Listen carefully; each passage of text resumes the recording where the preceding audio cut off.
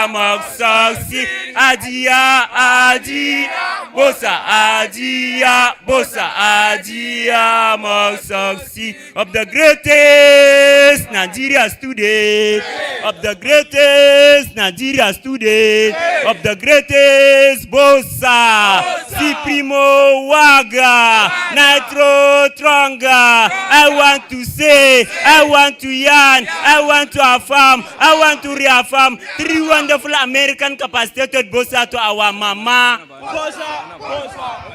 Dausa. Three Aya to her enemy. Aya. Three coronavirus to her enemy. Manata Manana Uridan Akula Uridan Ubasir Uridan Unazi Uridan Katima Ustaz الذي ليس له بشرة زمزم وبصر وبصا ومنانا منا أيها الله بالجامعة لا يتكنوا وأنتم ثلاثة Supremo Waga. I want to yarn. I want to reaffirm. I want you all call. I want you all call. Three Bossa for our great program WIFCOH. Bossa. They don't matter. Throw away. And of the greatest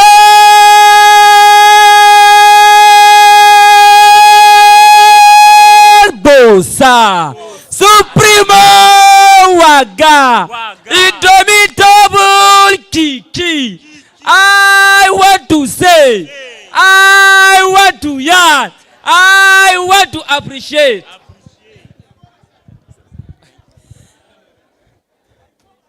Greatest Kano students, greatest Nigeria students, great. Thank you very much. So today is a very wonderful day, and I'm very happy to be here to see all of you attending the WIFCOH Purple Bow Youth Conference. Can we have one house? Can we all keep quiet? Are we ready to listen? Okay, let's listen. We have a long day today, and I don't want you to stay too long.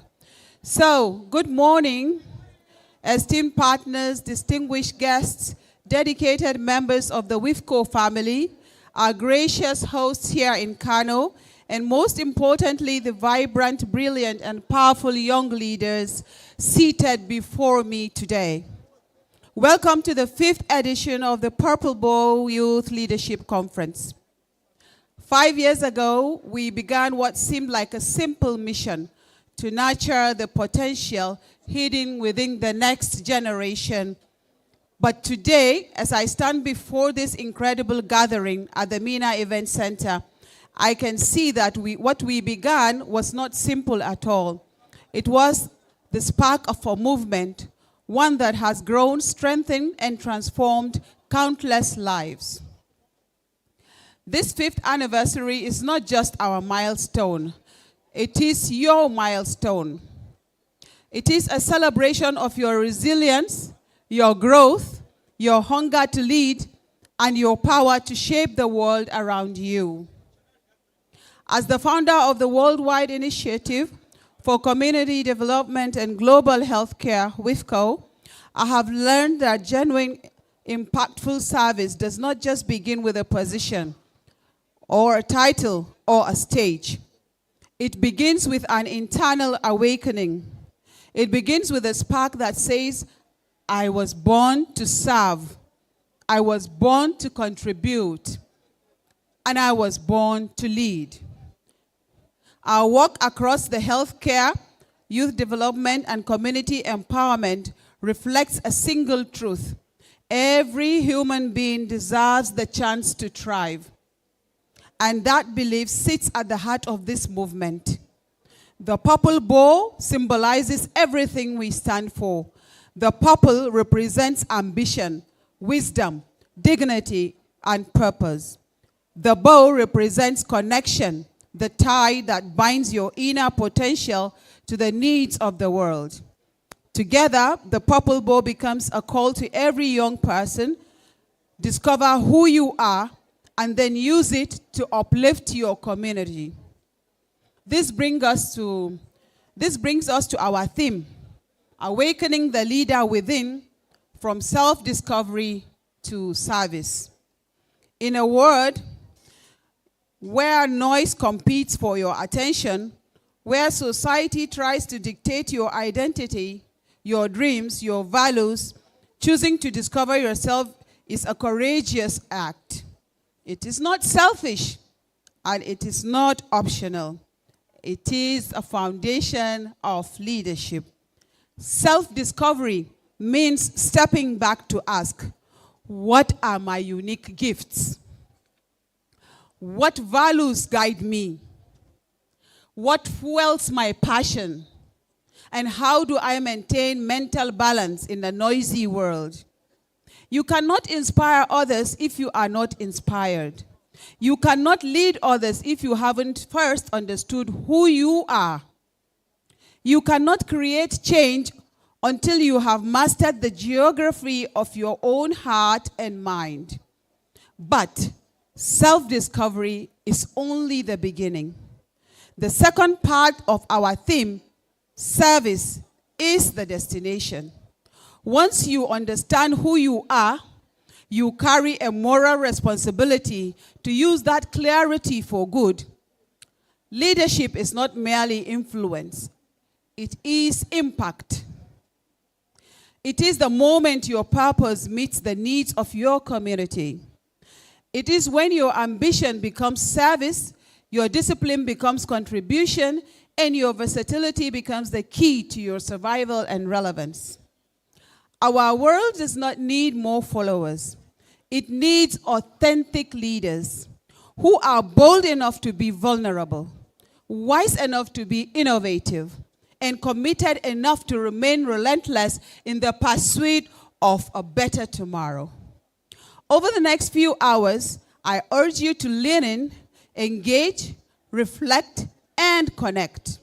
Learn not only from our distinguished speakers, but from each other, because the person seated next to you may be the next governor, the next innovator, the next community transformer. As always, today's program has been deliciously curated. It's a blend of thematic presentations, strategic plenaries, thought-provoking panels, and special features that embody the spirit of leadership transformation.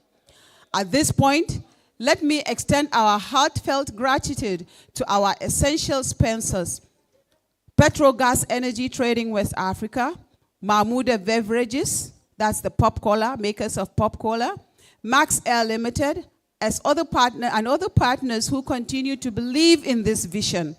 Your support strengthens this movement and keeps the doors of opportunity open for our youth. Young leaders, you are not here by accident. You are here because something inside you is ready to awaken. Today marks the beginning of tomorrow. You'll go out and change the world. Welcome once again to the 5th Purple Bow Youth Leadership Conference, and let the transformation begin. At this point, I'd like each and every one of you to say hello and good morning and shake your neighbor. Thank you very much and enjoy the session. Shake your neighbor, please. Shake your neighbor and say hello and welcome to the Purple Bow. Shake your neighbors. Shake your neighbors. Thank you. Thank you very much. Please put your hands together for her. As you can see, I've got to change my hat to cap. She didn't tell me that I was coming to see my fellow people. Great Nigeria student! Great Nigeria student! Great Kanu student! I want to talk. I want to yarn. I want to shout. I want to complain. I want to jump.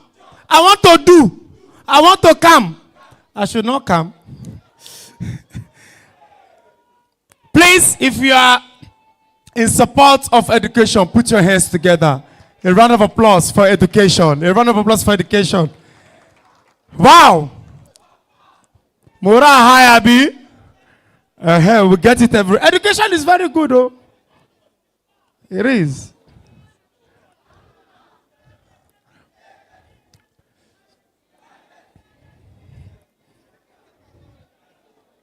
You see those people that are shouting those things, but go at chicken makarantama, they are backseater.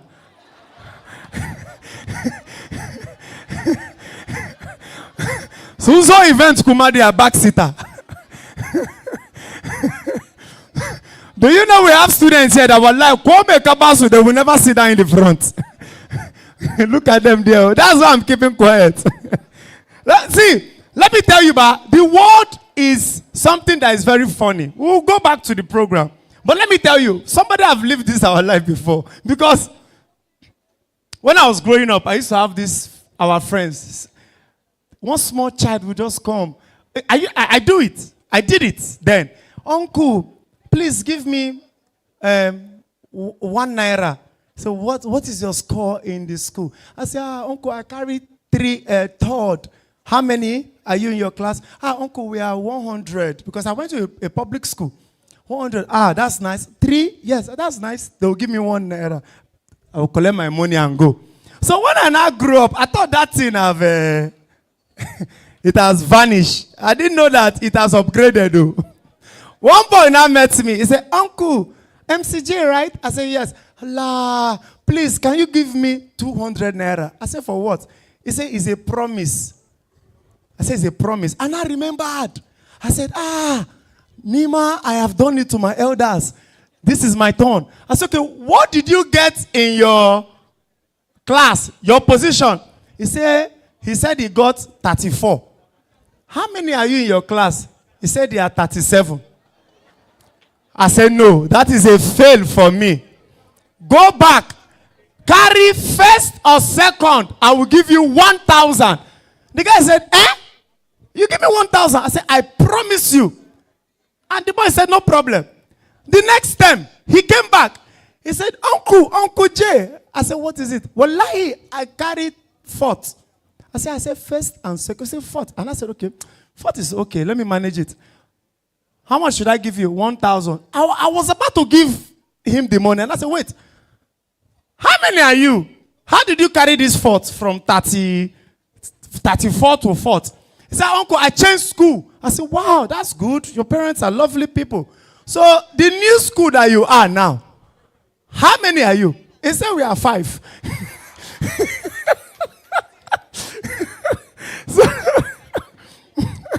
So I don't know. I was dumbfounded. I was like, wow. Ladies and gentlemen, the next person that I'll be calling here he has been looking at me eyeball to eyeball. But me, until I get a full citation, because I was a graduate of Bayero University. Sorry, I'm a graduate of Bayero University. Masscom. BUK. BUK, are we here? BUK, are we here? Any of the lecturers here? Lecturer Eliza. So please, let's relate now. I don't go change cap now. We are together. My mommy has brought me here, and it's a privilege to be here. It's not a small job. But this next person that I'm going to be calling up on stage, this is someone that supports Dream. He loves it when you walk, because even the devil cannot bless an idle man. So at this point in time, I would like to make a few sightings about him. He doesn't like it, but we have it here and I will do it. Distinguished guests, I would like to recognize the presence of a professor, a prominent Nigerian academic, seasoned entrepreneur, and dedicated public servant, currently impacting the economic landscape of Kano State. He presently serves as commissioner of a role he assumed as a strong mandate to do a lot in every region. Let's put it that way. Distinguished guests, he has held several key governmental positions, including beyond his government service, he possesses a significant private sector experience, notable as a former and consultant for development agency like focusing heavily on small and medium enterprise development.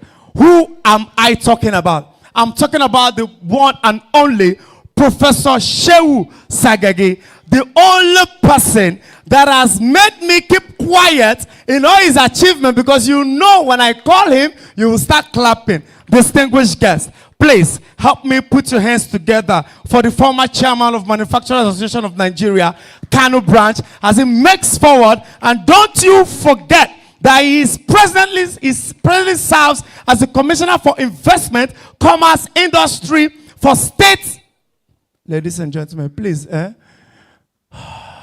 with swag, clap for the one and only Professor Sagagi, the big lion himself, as he takes us further in this program. His job is a keynote on population dynamics and opportunity. Please, distinguished guest, as he comes forward. I know he likes this, very quiet human being. Please, can we all put your hands together for him as he walks forward to take part in this particular program? Sir, with all due respect, sir, please, can we have you, sir? What could they clap now? Great Nigeria student! I'm on the make it.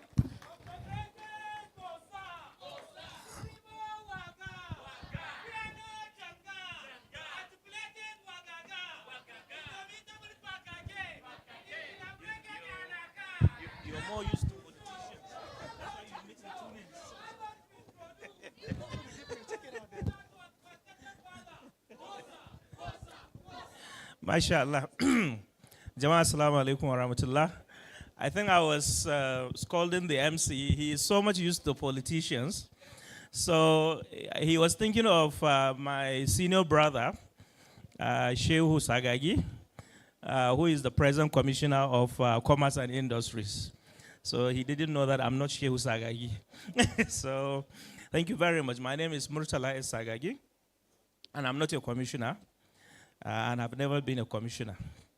But one day, probably, if one of you become the governor, maybe you can decide to make me a commissioner somehow.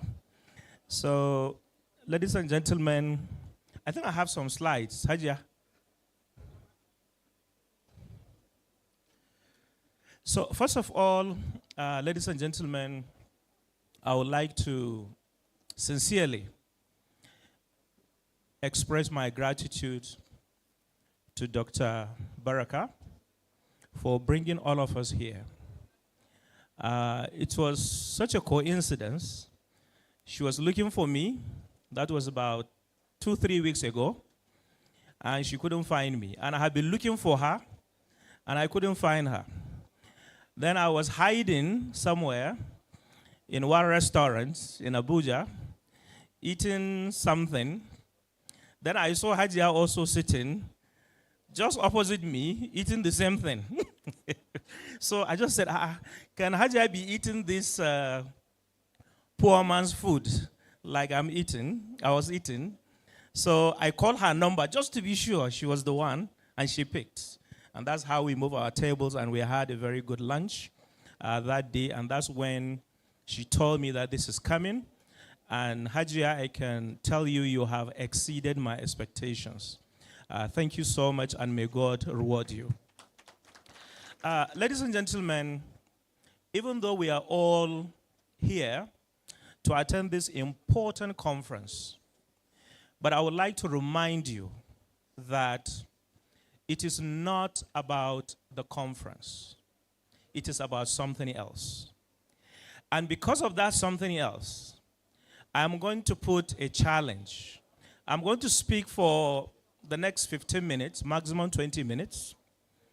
After I finish my presentation, the slides are here. I am not going to conclude. My conclusion is going to be one question. If you listen to me, you should be able to know that question. And anybody who screams the answer loudly, you will go home with 20,000 naira. And at the same time, I assure you the next time you're going to go back to school, I'm going to give you your 100,000 naira shopping. Did you get the bet? So you have 120,000 to win. by simply screaming the answer. And the answer is just 1, 2, maybe 3 words. That's the conclusion of my paper. Just scream it when I ask the question, and we're in business. Is that a very good deal? Can I continue? Thank you very much. Are you all listening? Thank you very much. So, Hajia asked me to talk about Kano State. What is going on? Meke parwa a Kano yanzu. What is going on? Most of us, we are from Kano here. What is going on? What are our dynamics, challenges, and what are some of those opportunities? That's what she wants me to talk about. And the reason why she wants me to talk about that is because most of us here are either in school or we have just finished school and we have started our career, and we needed some guidance and inspiration. Can you go to the next slide? Thank you very much. I always like these quotations. It's very powerful. Wherever I go, this is what I normally start. Let's do the first one. It is not the strongest of species that survive, nor the most intelligent, but the one that is what? Most responsive to change. Me muke faɗa anan shine, it doesn't matter how wealthy you are. A ce ka fito daga gidan sarakuna, ka fito daga gidan masu kuɗi, gidanku malamai ne, gidanku kaza. Rayuwa ba ruwanta da wannan. Kuma it doesn't matter how intelligent you are. Maybe kana ganin cewa a ajinku kai kake na ɗaya. Maybe kana ganin a cikin friends ɗinka ka fi kowa iya turanci. Maybe kana ganin a inda kake, duk inda wani yake da problem na mathematics ko physics, kai kake masa solving. Rayuwa ba ruwanta da wannan. Shi ne abin da wannan philosopher ɗin yake faɗa. Sai ya ce, wanda zai surviving kuma ya kasance cewa ya zama very successful a rayuwa, shi ne wanda yake what? Most responsive to change. Cewa ka ringa kallon rayuwa, duk lokacin da rayuwa ta canja, to kai ma ka canja. Amma idan rayuwa tana canjawa, kai baka canjawa, to ko menene da kai za a barka a baya. Me muke nufi anan shine, yau a ce ka yi degree, ka karanta sociology ko ka karanta architecture. A yanzu can nan da muke ciki, idan ba kai upgrading knowledge ɗinka over the last 6 months ba, most of the content of your degree ya zama ya tsufa. So kullum sai mun ringa updating our knowledge, our perspective, kuma muna kallon yadda rayuwa take kuma sannan muna adjusting. Shine abin da wannan Charles Darwin, in kuka karanta littafi na philosophy, in dai mutum yana karanta irin wannan littafin zai ga cewa yana ɗaya daga cikin manya-manyan tsofaffin marubuta a duniya. Then say one of my favorites shine tsohon shugaban kasar Egypt, Anwar Sadat, ya rasu fiye da shekara, I think Hajiya zai about 30 years da rasuwa. Kuma wannan mutumin Anwar Sadat, he happened to lead the transformation of Egypt. Ga abin da yake faɗa. Yake cewa, he who cannot change the very fabric of his thoughts will never be able to change reality and will therefore make no progress. Me yake faɗa nan shine, ba na muku magana cewa somebody has to change ba? To sai yake cewa duk inda ka so ka canja rayuwarka, duk inda ka so ka canja rayuwarka, ka yi karatu, kana da money in your bank account, Hajiya ita ce godmother ɗinka, duk wani problem ɗinka she's there. Duk wani abu da ake mutum ake so ya kasance yana da shi, kana da shi. Sai ce to duk wannan abu ya tashi a banza, you will not make progress idan dai ya kasance cewa ba za ka iya canja tunaninka ba. Canja tunani. Me canja tunani? Ka tashi a cikin al'umma waɗanda ake kiranta backward. Yawancin mu na mun tashi a gidan talakawa. So idan ka kasance cewa wannan talaucin shine a cikin mind ɗinka, baka canja shi ba, you won't achieve anything. A yanzu duk wanda yake zaune a nan wurin, the difference between you and Abdul Samad, ban sani ko kun san Abdul Samad buwa, kun san buwa ai, kun san yanzu ya shiga cikin list din mutum 10 na Afirka da suka fi kowa kuɗi. Kun san Aliko, kun san Adenuga, and kun san Hajiya Baraka. Duk kun san ta ko? So what we are trying to say shine anan shine, in dai kana son ya kasance cewa gobe ni a matsayina na mace yau Allah ya min arzikin da na zama kamar Dr. Baraka, ko wata mace da kuke ganin hamshakiya ce a rayuwa, su ga su Dora Akunyela da wane ne da sauransu, mata waɗanda duk duniya an san su, abin da kike bukata ba shine Godfather, ba shine duk wasu abubuwa, kawai abin da zaki kawai ki canja tunaninki shikenan. Me yasa nake gaya muku wannan? Akwai wata shekara, ina jin ba shekara 6 da suka wuce, Aliko Dangote zai je Ibadan, zai making wani presentation na paper. So he couldn't make it. Sai ya turo paper. Sai ce da ni da wani engineer Mansur mu je Ibadan mai masa presentation. A cikin presentation ɗinsa na ga menene ma ya janyo Dangote ya zama Dangote. Abin okay, so that I can move in myself. Okay? Abin da ya zama kawai yace da ni trader ne. Kawai in fita in je sukari, in siyo sugar, in siyo wane ne. Kawai aikin da nake kenan. Sai ce sai wata ran sai na je Brazil. Da na je Brazil sai na ga wannan sukarin da wannan gishirin da duk waɗannan abubuwan da nake tafafutuka nake zuwa, sai na ga duk a nan wurin suke yi. Kuma sai na kalli 'yan Brazil sai na ga ba su fi mu ba, ba su fi mu kuɗi ba, ba su fi mu waye ba, abin da suka fi mu. Ko abin da suka fi mu shine sun canja tunaninsu da su je su siyo a waje gara su yi a gida. Shikenan sai canja tunaninsa, yana dawowa sai ce to magarar ma in je ringa siyo abubuwa ina dawo da su ta kare a cikin gida zan yi. Shikenan wannan canja tunanin shi yasa yanzu kuka samu Aliko Dangote canja tunani. To shine abin da muke fata cewa yawancin ku ya kasance kun samu a nan. Now, wannan shine Najeriya yanzu.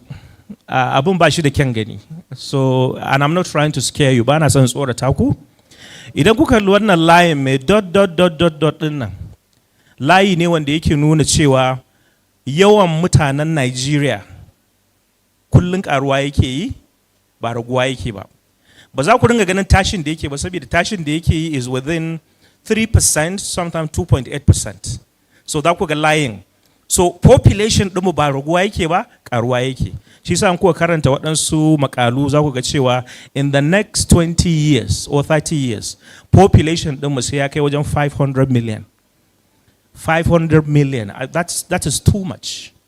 Unfortunately, me yake faruwa da economy, kana da mutane da yawa, to me arzikin ƙasa, kun ga wannan layin? Shine arzikin ƙasar Najeriya. Kun ga layin? Ku kalli population, ku kalli arziki. Wanne ne fi yawa? Population ya fi arziki. Kun gani? Kun gani? Kun ga arzikinmu? Daga 2021 zuwa yanzu shi ne ya kasance cewa arzikin Najeriya ya ɗan ɗara yawan population ɗinmu. Idan ka samu ƙasar da mutane sun yawa, amma kuma ba arziki. Me arzikin shine kasuwanni ba ciniki yadda ya kamata. Industries da sun rufe. Babu waɗansu hoɓɓasa, kamar yanzu kuka je Lagos misali. Kun ga 'yan matan nan da kuka gani ba su fi shekara 18-19 ba? Wallahi yawancinsu ba wacce ba ta da miliyan 10 account ɗinta. Na je wata hotel Echo taron wasu youth. Da naga suna fitowa, wannan ta ce ina da kamfani na kaza, wannan ya ce mun haɗa partnership da wani kamfani mun yi kaza. Sai na ce what? In a Kano ne sai dai irin su Alhaji su zo su yi wannan magana, amma ba da yara ba. Yara sun taking over the economy. Shi sa yanzu in ka je Lagos sai ga yaro ya fito ɗan shekara 28 ya ce ina da unicorn. Kun san me unicorn?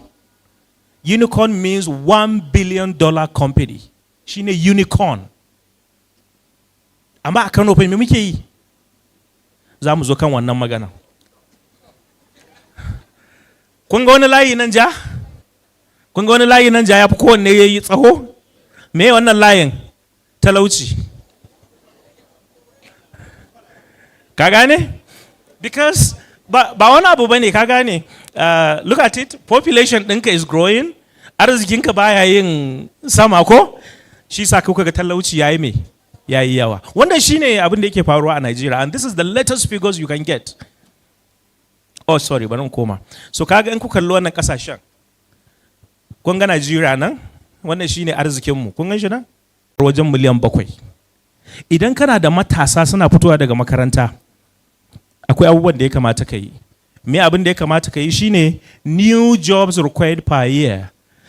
Ayyukan yi da ya kamata a ringa samarwa a Kano, ga estimate ɗinsu sai muka ce duk shekara sai ka samar da 342,000 jobs. Sannan ka ci gaba har sai ka kai wannan shekarar da muke ciki 400, almost 500,000 job. In ka yi wannan, to duk wasu rigima da kake da shi na yara da suke harkar daba, harkar kwacen waya, harkar shaye-shaye, to a lokacin za ka yi addressing ɗinta, because yara sun zama kamar yadda yara suke a Lagos. Sun samu aikin yi, sun samu arziki. Amma in baka yi wannan ba, kana da matsala. Ina tabbatar muku da cewa ku je ku gaya Ganduje bai yi ba, kuma yanzu ma Abba is not doing it. It's not doing it. We are not creating jobs for our young people. To tunda Ganduje bai muku ba, kuma Abba ma ba yi yake ba a yanzu, wa ya kamata ya creating opportunities for you? Za mu zo wannan tambayar.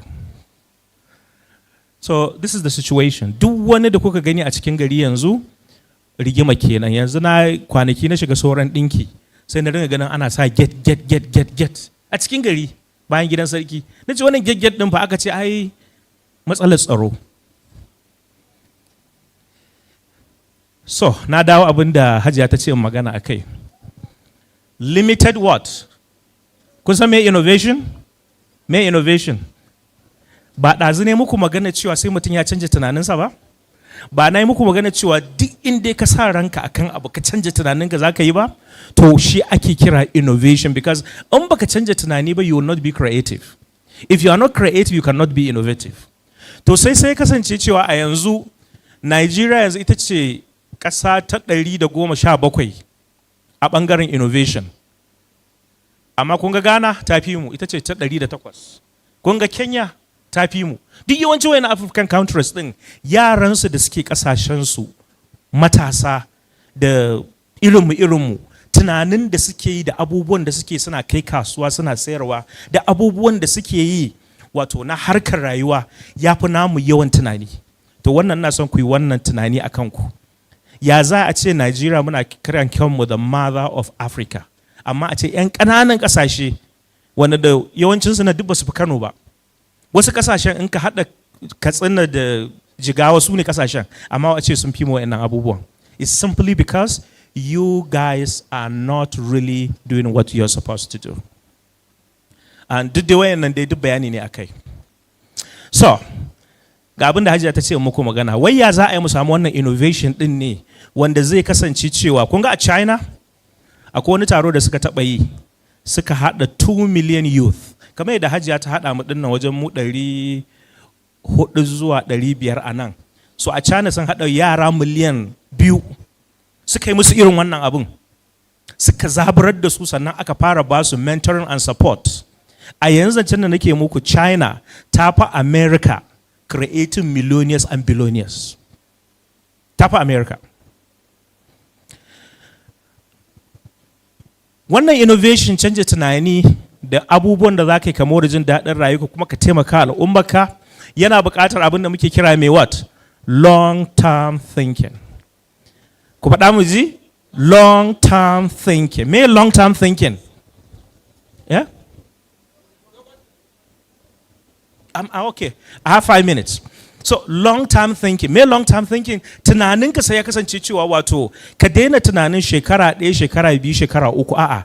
Daga yanzu zan kake ka ringa tunanin nan da shekara 10 a ina nake, me zan yi nan da shekara 10, nan da shekara 20.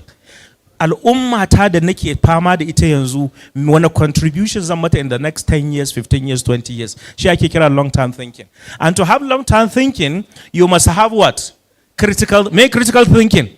You have to start asking questions. Wai me yasa nake da kiki? Wai me yasa bani da kaza, bani da kaza? Me yasa wancan ya kasance yana da shi ni bani? Ba wai kane masa hasada ba, a'a. Ni ma ya kamata a ce kamar da 'yan Lagos ɗin su me 'yan Lagos ɗin suka fi mu ne. You start asking question. Kana fara asking question sai ga idan ka ɗauki waya answers kake nema. And from there sai ka fara samun creative thinking. Kun gane abin da nake nufi? You ask question and then creativity will come. So wannan duk bayani ne akan wannan. And wannan I'm sure Hajiya za a ba su wannan slide ɗin and they can go around it and you see. So wannan shine framework ɗin my last slide. Wanda nake cewa idan muna son mu zama very successful as young people, we must have what? Vision, which is the long-term thinking. Ba magana ne, let me enjoy myself in the next 1 year, 2 years. How will I make my life in the next 10 years, in the next 20 years? Very successful. Inda kowa a Nigeria nan Africa a duniya na sai ya ji ni. Long-term vision. Kana samu wannan vision din? Then you start taking responsibility. Sai ka fara sana'a, sai ka fara aiki, sai kana abubuwa a ringa cewa kai wannan me yake faruwa ne, sai kaga innovation ya zo, sai kaga ka fara canja culture, sai ka fara associating with a very good team. Me a very good team? Let me give you an example. In ka cire su Hajiya Baraka and some few others, yawancin abokai na inyamurai ne, da Yarbawa da 'yan Akwa Ibom. Yawanci. Because su ne mutanen da in na zauna da su, sai in ji bana gulma, sai in ji tunani ne na ya za a yi kaza, ya za a yi kaza, ya za a yi kaza. Kun gana muke nufi? Alhamdulillah. Then sai ka ga ka fara samun what? Excellence. And before you know it, sai ka ga execution. Ka zama abin da kake so ka zama. Now this is my question. You know the answer, you scream it loud. The future of Kano depends on the future of Kano depends on. Yes, come. That's the winner. The future. Come here. Yeah. How so? That's a ganka.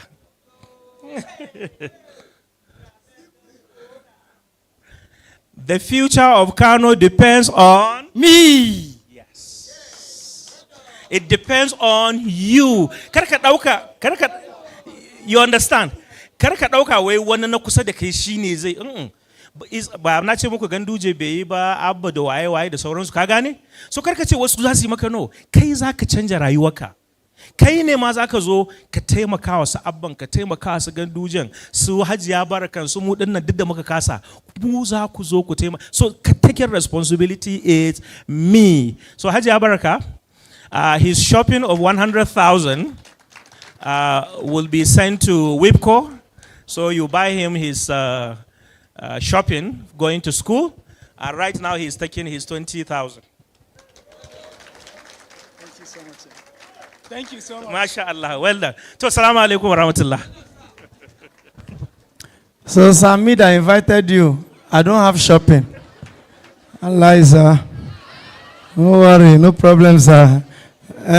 Now, some people are already saying that any question they ask now, the future of Nigeria depends on me. Don't say me, oh. They've gotten the answer already. Start thinking for another reason.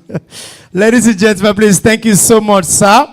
Please put your hands together for him. A round of applause for him. He has done justice to that. Even though we had a little bit of a glitch from his profile, he was able to correct it.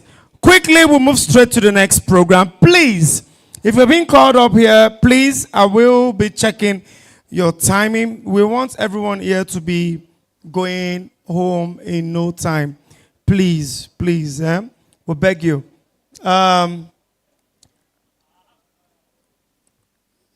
Quickly, we'd like to have the next agenda, which is the skills for 21st century leader: influence, integrity, impact, creativity, communication, digital skills, problem solving, photo section with panelists and founder. No, we'll hold on to that. But I want this to be programmed in all of you. Be ready, please. So when we call you, you come out quickly. The next we're having immediately. Amen. Okay?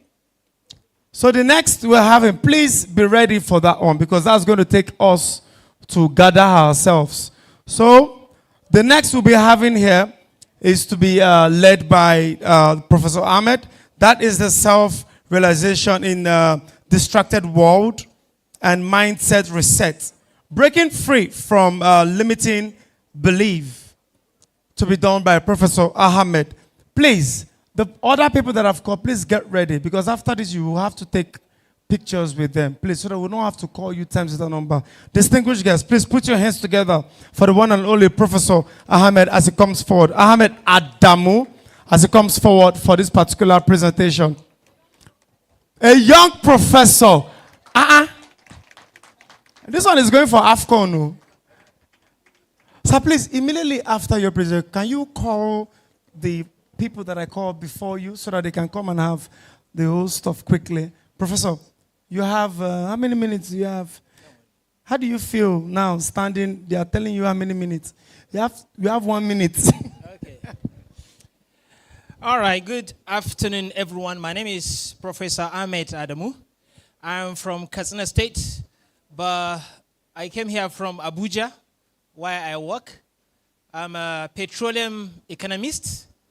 I'm the first elected global president of the Commonwealth Youth Council, the largest youth-led organization in the world, where I led over 1.2 billion young people from more than 50 countries around the world. And that experience has shaped me to return back home and contribute to the national development.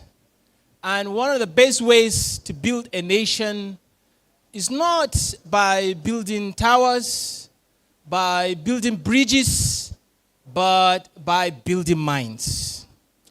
And I want to appreciate our distinguished, I call her Your Majesty, Dr. Baraka Sani, for putting up this amazing gathering with amazing participants.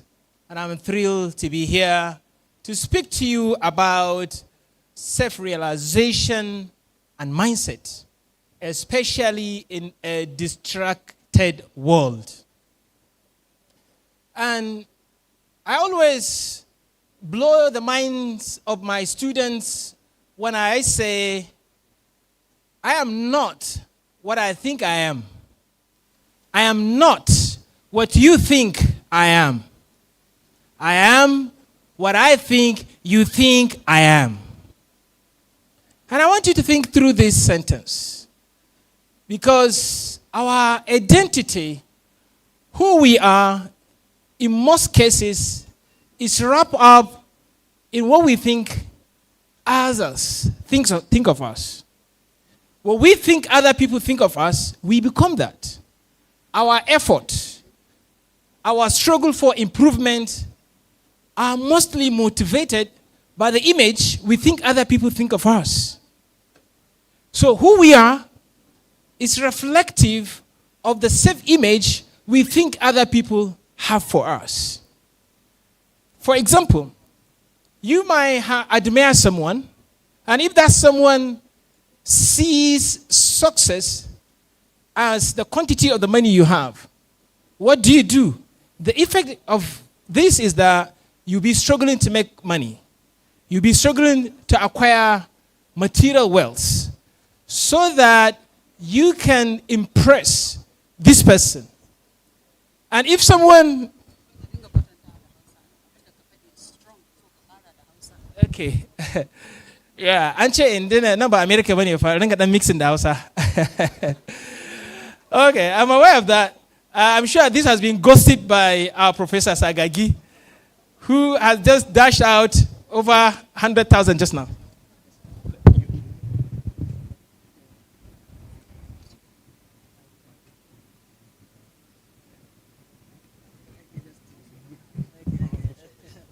Okay, Prof say what I said was very powerful, that I shouldn't go further without really saying it in Hausa. Yanda za mu gane. So magana da na yi magana cewa a rayuwa mu abin da muke ya kamata a ce mu zama ko a ce shine mu ba mu zama shi. sai dai mu zauna bari ga kallon ya wasu suke kallon mu, yanda suke kallon mu sai mu zama kamar hakan. Mu kuma sai mu aje essence ɗinmu, sai mu aje abin da ya kamata mu yi, abin da shine mafi alfanu, mafi alkhairi, wanda zai sa mu ci nasara, mu amfanar da al'umma, sai mu aje shi, sai mu zama abin da muke tunanin wani yana tunanin haka muke. Sai kasance mu ba ma jan kanmu, abin da ke jan mu shine abin da al'umma take cewa shine zamu yi shi zamu yi. Sai mu yi losing essence ɗinmu. Sai ka ga duk wani kokari da zamu yi improving kanmu domin abin da wasu ke tunani a kanmu ne. In ma misali kana tunanin cewa wannan yana kallon yadda kai dressing, to za ka ga kai ma ka canza dressing ɗinka saboda ka yi aligning da tunanin da wannan yake tunani a kanka. So abin da nake so na faɗa shine, because topic da nake magana a kan shi shine mutum ya san shi waye ne kan shi. Wataran sai mutum ya ɓadda kan shi, ya ringa bin zuga, ya dinga bin abin da media, ya dinga bin abin da al'umma suke cewa shine daidai. Shi kuma ga daidan kanshi sai ya batta, sai je yana yin abin da kowa yake cewa shi shine. Sai ya ringa rayuwa yana cezin rayuwar wasu, shi kuma rayuwar shi ya batta a baya.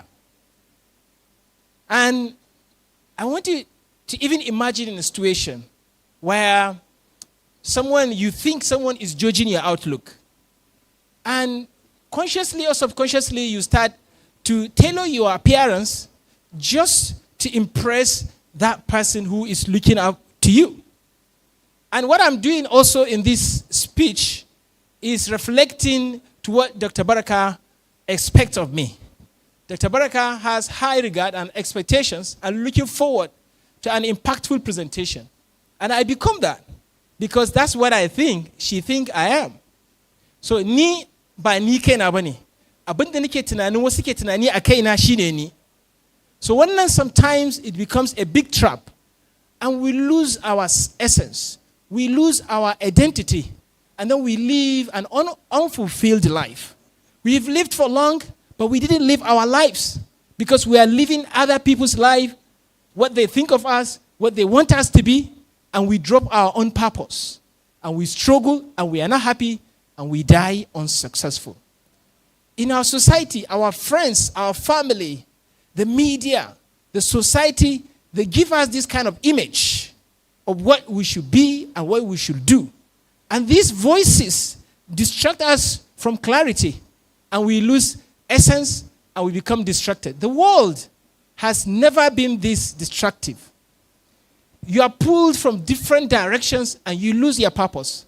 Kowa wane ya ce ma ai ka zama dan siyasa, wane ya ce ma ka zama engineer, wannan ya ce ma ai ka zama doctor, wane ya ce ma ka zama, kai ka rasa me ma kake so ka zama, kai ka rasa makanka menene identity ɗinka. So you lose yourself. Kuma clock is ticking down every minute. So therefore, purpose of wannan magana da nake yi is to guide you to have focus, to have purpose, to have self-realization, to get your own true identity. Koda ko duniya ta ce kai yamma, kuma kai ka ce kai gabas shine identity ɗinka, keep going in that direction. Close your eyes. Close your ears. Filter the noise and look inward. Look within. What's inside you? Everyone is sent to this world for a purpose. Everyone has their calling. What is my calling? Are you listening to your thought? Or you are distracted by the noise? Now we have the screens. We have notifications. We have the noise. We have the pressure. We have the distraction. We have the expectations. People have different expectation of who we are. How you look at me is different from the person sitting next to you is looking at me. What I think of myself is different thing. I'm different thing to different people. But who truly am I? You need to define the first step to take. Domin mutum ya samu identity din shi is to identify your values. What are your values? What do you think is the most important thing in life? For example, kamar ni, abin da nake tunani is the best value a rayuwa shine freedom. Ba abin da nafi so a duniya irin freedom. Freedom to choose what to do when to do and how to do it. And I can lose money. Zan iya asaran kuɗi domin na rike freedom din nan. Kuma ba abin da na fi so irin flexibility. Sannan na uku ba abin da na fi imantawa shine na yi wani abu da zai sa rayuwar wani ta canza. Musamman ma ta hanyar karanto ilimi da kuma sanar da ilimin. So idan na samu wannan shine value dina. So duk yadda duniya ta ce na yi wani abu wanda ba wannan zan samu ba, to ni ko ba zan yi shi ba. Saboda me? Saboda ba zai bani wannan value dina din da nake so ba.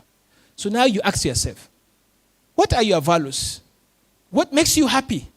What that thing will you want to achieve? Yanzu misali idan na tambaye ku anan ciki, na ce muku idan aka cire mulki, babu president, babu governor, babu senator, babu councillor, babu chairman, babu celebrity, babu fame, babu beauty, duk wani abun ba su duniya, me kake so ka cimmawa a duniya? Me za ka cimmawa ka ji daɗi a ranka? A ce ba a zama president, ba a zama governor, ba a zama commissioner, duk wani political appointment ɗin duka babu su. To me kake so ka zama? Me kake so ka gani a rayuwa? Wannan shine value ɗinka. So now listen to yourself. In aka cire duk wannan attractions ɗin, what do I want to achieve in life? Wanda suke bibiya na a pages ɗina, a last year annual program da nake yi na yi magana wani principle da ake ce ma principle of dharma. Dharma shine mutum ya rayu rayuwa ta jin daɗi mai gamsuwa. Ka rayu a happy and fulfilling life. But this happy and fulfilling life can only be achieved doing two things only. And I call them varna and seva. Whoever will be successful and happy and fulfilling life is someone who live a life of dharma and varna and seva. Varna and seva. To menene varna kuma menene seva? Varna shine kai identifying menene skills ɗinka kuma menene passion ɗinka. Akwai wani abu wanda da an ce ka zo ka yi shi za ka yi cikin sauƙi, kuma ka ƙware ko kowa sun ce kai ƙwararre ne a wurin, kuma kana da passion a kan shi, kana son yin abu, idan ka yi abu mokan ka ji ka gaji sai ka ji ma farin ciki. Duk abin da kake yi kana jin daɗi, wani kuma yana yin shi yana jin wahala, to wannan abin shine passion ɗinka. Sannan akwai abin da kuma ka ƙware a kan shi. So whenever these two things come together, your passion and your skill come together, it becomes your talent. Anything that you do it happily and you do it very well, that's your talent. Keep that. Ka riƙe wannan, kada ka yi wasa da shi. Kana son yin abin kuma ka ƙware akan abin. So kada ka yadda wani ya ce ma kada ka bar wannan abin. In dai abin alkhairi ne, ko bai sa ma addini ba. Sannan seva shine ka gano a cikin al'umma menene matsalar su, kuma me za ka yi ka warware musu matsalar su. So now sai ka ɗauko wannan varna ɗinka, skills and passion ɗinka, sai ka yi helping society to fix its problem. Yin wannan ne kawai za ka samu happy and fulfilling life. Akwai president ɗin da suka mutu, inda za ka dawo da su duniya a ce ka ce su takarar president, wallahi ba za su yi ba.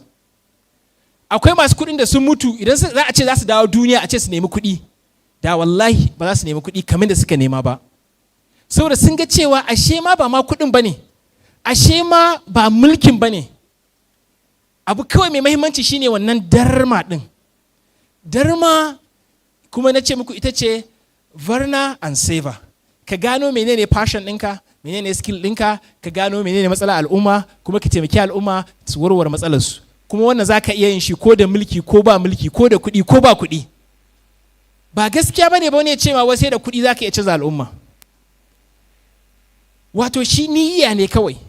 Kuma dukkan mu ahalce mu ne for service. It's in us. Wanda zai muku magana a kan shi a gurguje. So varna and seva, kada ka rayuwar darman wani. Wani ya ce ma ai ga abin da ya kamata ka yi, kai kuma it's not in line with your varna and your seva. Ka ce kai dole sai ka yi shi. Kaman kifi ne yanzu ka ɗauko shi ka sa shi a waje a nan sama. Zai ji daɗi? Kifi will not survive. But if you pick a fish and you put it inside the water, that's when the fish is happy. But fish will never be happy outside of water. So you are fish. Did you find your water? Or you are outside of your water? Always find your water and swim in the ocean of your purpose. But the quest of finding that purpose is critical. And that is why I want to share with you some principles that you are going to use to help you achieve that. And when I was in the Commonwealth, I had opportunities. I traveled around the world. I have seen places. I met presidents and prime ministers. I sit with them in the same table to represent the young people. I had connections. I could have stayed in the Europe and walk over there. But I felt something inside me that I have to come back home and give my best. Some people call me to Abuja and they say they want to award me. Why? Because I was the president of the largest youth organization in the world, but I came back to Nigeria and I went back to classroom. And that's one of the most humble things to do. And I grabbed the microphone and I said, no, that's the most proudest thing to do. To impact people. To make people appreciate life. And what made me happy was even the tour I took. When I returned back to Nigeria, people were calling me for their events, taking pictures with me, see me as a celebrity. 30 minutes, 20 minutes, MC is disturbing me, 20 minutes over. The fire was ignited, but there's no action. And the flame goes down immediately. And I said, let me come out with a leadership school. And I was traveling around Nigeria, different cities. I came to Kano here. And I did a leadership program for 3 weeks. One day I came to Kano and I didn't have enough money. Budgeted for Kano. And I got a small accommodation. I didn't like the accommodation. And I said, okay, let me try sleeping in my car. And I went to my car. I tried to sleep inside the car. It was hot. And then I wind down the glass so that I can get some breathe. And soon mosquitoes started coming into the car. And it was difficult for me to sleep. And I went and got insecticide and fleet the entire car. And I could not sleep inside the car. It was tough. It was difficult. And I wore my suit the next day and went straight to the lecture room. My participant didn't know the struggle I had a night before. But I was willing to give them. And I was happy doing it. Despite the pain, despite the struggle, I was happy doing it. I studied petroleum economist. 99% of my colleagues, they're all in the oil and gas sector. But I choose academic. And I endured. I made sacrifice because that's my Varna. And I want to use it for my savor. And one day, someone called me on the phone and he said, my name is Salis, one of your leadership students in Kano. You've changed my life. My life is different now. From that moment, I found my purpose. And now I'm doing very well. He's now a successful businessman in Lagos from Kano, from one leadership program. And that to me is more valuable than 1 billion naira. And that is my purpose. And that is my identity. If people say, you study petroleum economics, you have PhD in petroleum economics, why are you doing training? Why are you impacting people? I say, no. I close my ears. I don't listen to the noise. Because if you listen to every noise, you become confused. You don't know what to do. And now, the thing I was doing free to help people, now I'm paid millions. And most times in dollars to train people on leadership and personal development. And I teach not only young people, I teach chief executives, high-level government officials in different countries. I've trained in more than 10 countries just to go there and speak to people to help make them better. And that's exactly what I was doing here in Kano for free. And I was suffering. So anything that you are not doing, you are not willing to do it for free, you will not be paid for it. In Canada, skills, Canada, passion, ka ce kai ba za ka yi ba sai an biya ka kuɗi, to nan gaba ba za a biya ka kuɗin ba, saboda kai yanzu ba za ka yi shi for free ba. Lokacin ni ina da skills, ina da passion, and I was willing to give my skills, give myself up for free. And now I've been paid for what I was just doing for free. In na kalli kuɗin da suke bani, I say, okay, this is a bonus. I'm happy already doing this. You paid for my flight, you put me in 5-star hotel, and you fed me, and now you're bringing dollars and you give it to me. And sometimes I tell them, I don't want the dollars, just give me naira. I say, oh really, Prof, you don't want the dollars? I say, I'm not American. I live in Nigeria. So I'm just telling you this just to inspire you, not to impress you, because you have a task of discovering yourself, developing yourself, and then utilizing yourself. We are all resources, but we don't even recognize we have the resource in us. We are not even developing the potentials. We don't even know our real strengths and weaknesses. And I always ask people, do not focus always on your weaknesses, but focus more on your strengths, because life is too short to keep focusing on your weaknesses. You cannot be perfect. Find the areas of your strengths, and that's form part of your varna, and go and do your savor to help society. And what I want you to do to avoid to close your ears from the noise is to create a quiet time, a moment that you listen to your thought. Kunga kwakwalwar wannan tana kunshe da tunani, da shawarwari, da wahayoyi daban-daban, da ba ma saurare. So that's what you call quiet time for thinking. Listen to your thought. And that is where you hear your purpose. And that's where you hear your calling. But people, we are distracted. Even yesterday, in a chicken jirgi, the people around me were playing games on their phone. And I say, what a moment lost. Reflect. Get a moment to listen to your thought. And you remove yourself from the digital world. Sometimes try to do that. Even our prophet, Muhammad sallallahu alaihi wasallam, said ya keɓanta kanshi daga duniya, from the noise, from the distractions, from the expectations. Ya je ɓoye kanshi a kogon Hira. A nan ne ya samu revelation ɗin shi. A nan ne ya samu duka tunanin shi ya daidaita, ya gane cewa ashe al'umma abin da suke bautawa ba daidai bane ba. There must be one true God. So purpose, realization, and that your calling can only be listened, can only be identified if you listen to your thought.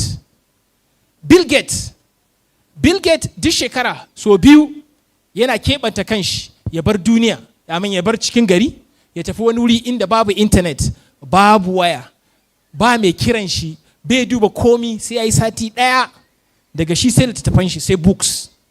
Ba abin da yake yi. Ya ce a wannan lokacin ne yake samun duka wani wahayin da yake zuwa a cikin tunanin shi, da yake kawowa a kamfanin shi, da duk wani visionary idea da yake da ita a gaba a wannan moment din da yake samunta. Amma a duniya kullum we are distracted. We are always reacting. Ba ma natsuwa mu saurara mu samu quiet moment. And look at how busy Bill Gates is. And kullum yana samun time every year, 2 weeks, doing nothing but thinking. And that is when you get your revelation. And you too, dirana kaware awa biyu, awa uku, babu waya, babu call, babu internet, babu komi, babu noise, quiet moment, reflect, listen to your thought. Because if your mind is so busy, is very reactive to present, you cannot be visionary. You cannot think of ahead. If you are busy thinking of now, you cannot deeply think about the future. Most of the breakthroughs, babban abubuwan da aka samar a duniya an samu su ne a lokacin solitude. Ma'ana lokacin da mutum zai keɓanta da kanshi ya ringa sauraron tunanin shi. Lokacin da aka yi coronavirus, most people found ideas, revelation, and I used my quarantine time to create ideas, to do a lot of training. I came out with one of the most unique trainings. The one that I was able to serve people more than my professional degree. And I want you to create that moment to identify yourself, isolate yourself. And that is when you get your revelation and get your purpose and get your varna. And dukkan munan an halice mu ne for service. akwai wata yarinya a TV sai ta ga wani ɗan siyasa yana kuka, sai ta ɗauko handkerchief, ta ɗauko tissue, sai ta tafi jikin TV ɗin tana so ta share mishi hawayen shi. Compassion. She's 2 years old, but amma already is instilled inside her before she become distracted by other demands. But now, deep inside her, she was born with that care. And for you to serve people, you don't need to have money. It's just like the story of Sinduta Sekpal. Sinduta Sekpal, wata yarinya ce tana yan shekara 12 aka aurar da ita. Tana da yara 3 ga kuma ciki wata 9. Sai aka kore ta daga gidan mijinta. Aka je aka sa ta a garken shanu. Sai naƙuda ta zo. Ita da kanta ta ɗauki wani dutse. Ta haifi yaron, ta ɗauki wani dutse, ta yanke wannan cibiyan. Ita da kanta ta aihu. Gashi tana buƙatar abinci, ba mai kawo mata abinci. Ta tafi kan titi tana bara domin ta samu abincin da za ta zo ta ci ta shayar da yaranta. Haka har yaron na ya girma ba abinci. Sai dai ta je ta yi bara, ta je ta samu abinci ta kama yaron nan. Wataran Sinduta ta fita gari tana baran abinci, sai ta ga wani yaro shi ma yana tsaye bai da mama kuma yana neman abinci. Sai ta ce mai yaron me kake a nan wurin? Ta ce neman abinci nake yi. Sai ta ce yaro zo, zauna tare da yaro na anan ku jira ni, zan je in baran abinci in kawo muku ku ci. Ta kara tafiya ta ga wani yaro, ta zo ta hada da shi, ta ga wani yaro, ta hada da shi, ta ga wani yaro, ta hada da shi. Sai gashi ta hada yara 20 ta aje su a wuri guda, sai dai ita ta je ta yi bara ta samo abinci ta kawo musu. Har yanzu magana da muke yi Sinduta a duniya tana daga cikin wanda aka yi yaba mawa. Yanzu haka tana da orphanage wanda tana da yara fiye da 2000. Kuma kowa yanzu ana bata award, ana girmama ta, ta samu kuɗi, ta samu ɗaukaka. Da ta ce ba ta taimaka mutane ba saboda ba ta da kuɗi, da ba ta zama abin ta zama ba. So kada ka jira wai sai ka samu kuɗi sannan za ka ce za ka taimaka ma al'umma. Wannan identity ɗinka shine serving people. Duk abin da kake yi idan babu mutane, ba jama'a a ciki, ba al'umma a ciki, to wannan ba identity ɗinka ba ne. Our natural identity is to serve people. And even our prophet said, khairukum man ta'allama, khairun nas man yanfa'un nas. The best of people is the one that help the people. And that's your target. That's your vision. Kada ka ce wai kai sai ka zama governor, sai ka zama commissioner, sai ka zama kaza. Waɗannan ba su ne ma'aunin cin nasara ba. Dama ne domin ka je ka ci nasara, amma ba kowa ke cin nasara idan ya sa wannan daman ba. Sannan a ƙarshe zan yi magana akan mindset ba tare da tsawaita magana ba. Because shi purpose yana zuwa ne ta hanyar mindset. Mindset shine ya haifi purpose, shine ya haifi identity. So you cannot have the identity if you don't have the mindset to create the identity. Now, did I tell you the story of Thomas Edison? Some of you that watched my last lecture for last year, I talk about the story of Thomas Edison. Thomas Edison a duniya, a tarihin duniya ma, idan ana maganan waɗanda suka kawo gudunmuwa na ƙirƙira, ba da gudunmuwa wurin ci gaban fasaha a duniya, dole ne sai an sa Thomas Edison. Shi ne ya kawo wannan fitilar da ke haska ni, fluorescent. Shi ne ya kawo kyamara, shi ne ya kawo video, shi ne ya kawo hoto, shi ne ya kawo telegram, shi ne ya kawo telephone. Ya yi improving telephone. Duka wannan shi ne genius. Thomas Edison. America yake. Thomas Edison wata ran yana yaro. Sai malamin shi ya rubuta mishi takarda. Sai linke takardar sai ya ce, kai Thomas, zo ka kai mai mamaka wannan takardar. Thomas yana ta murna, sai ya tafi wurin maman shi, sai ya ba maman shi, mommy an bani takarda daga makaranta gashi ki karanta. Maman shi ta dauko takarda sai ta karanta. Maman shi kawai ta fashe da kuka. Tana karanta takardar nan tana kuka. Sai ya ce, mama me aka rubuta a cikin takardar nan? Sai mama ta ce mishi, abin da aka rubuta a cikin takardar nan shine, dear mamar Thomas, ya ke mamar Thomas. Thomas yaro ne mai hazaƙa, yaro ne mai ƙwaƙwalwa, yaro ne mai ƙoƙari. Ƙoƙarin shi ma ya fi ƙarfin wannan makarantar. Saboda haka mu ba za mu iya koyar da yaro mai kwakwalwa mai dubara irin Thomas ba. Saboda haka ko dai ki kai shi wata makaranta ki tafi wannan kokari ko kuma ke ki koyar da Thomas da kanki. Thomas sai ya ji murna, ya ji daɗi, ya ce a lalle alhamdulillah I'm good. Thomas aka ce shi daga wannan makarantar ya ci gaba da kokarinsa, ya je ya kawo kyamara, ya kawo video, ya kawo fluorescent, ya improving telegram, ya improving telephone shi kadai. Wata rana bayan mama shi ta rasu, yana bincike a gida, yana duba abubuwan family, sai ya ce ya duba wata durowa. A cikin durowa a can kona akwai wata takarda a linke, sai ya ɗauko ta, sai ya buɗa irin menene wannan kuma, sai ya karanta, sai ga abin da aka rubuta a cikin takardar nan da mamashi ta karanta mishi. Abin da aka rubuta a cikin takardar nan shine, ya ke mamar Thomas, Thomas yaro ne da ƙiƙi, bai da ƙwaƙwalwa, bai da fahimta, bai iya tunani, yana da confusion. Saboda haka wannan makarantar ta fi ƙarfin shi, ba zai iya karatu a wannan makarantar ba, ko ki canza mishi makaranta ko kuma ke ki koyar da shi da kanki. Thomas sai ya kula takardar nan, sai ya fashe da kuka, ya yi ta kuka for days. Bayan ya farfado sai ya ɗauko takarda, sai ya rubuta, sai ya ce Thomas yaro ne daƙiƙi, mara ƙwaƙwalwa, mara tunani, wanda bai iya tunani, mai confusion, amma saboda jarintar mamashi ya zama shine the greatest inventor of the sanctuary. Inda mamashi ta gaya mishi abin da aka karanta mishi, aka rubuta a cikin takardar nan, ta karanta mishi, da ta kashe Thomas Edison. Da yanzu kila muna cikin duhu, da yanzu ba kyamara, da yanzu ba video. The power of mindset. Do not play with your belief, with your thinking, with your feeling. You become what you think and you feel. It's magnetic. Duk abin da kai tunani kai feeling din shi zai zo ya same ka. But who has the power to change your thinking and change your feeling? The answer is you or myself. Like Prof taught us that it's not always this way, it's this way. It's me.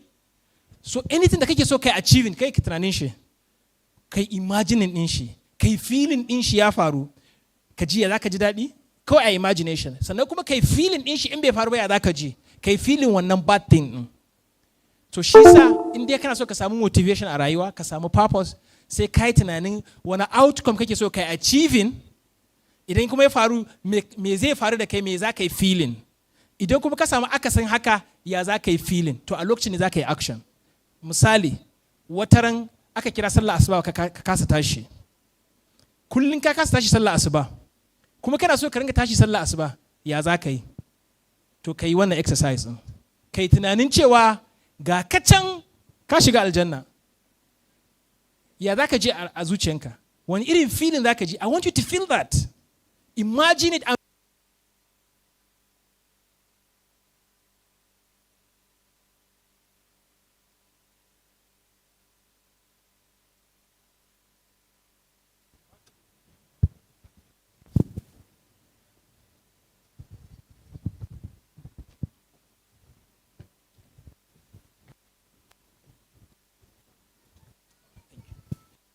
Sannan sai kuma ka imagine wal iyaz billah, mutum ga ya can an sa shi a wuta, yana ci, yana babbaka, yana konewa, ana ƙara dawowa da jikin shi, yana ƙara kone.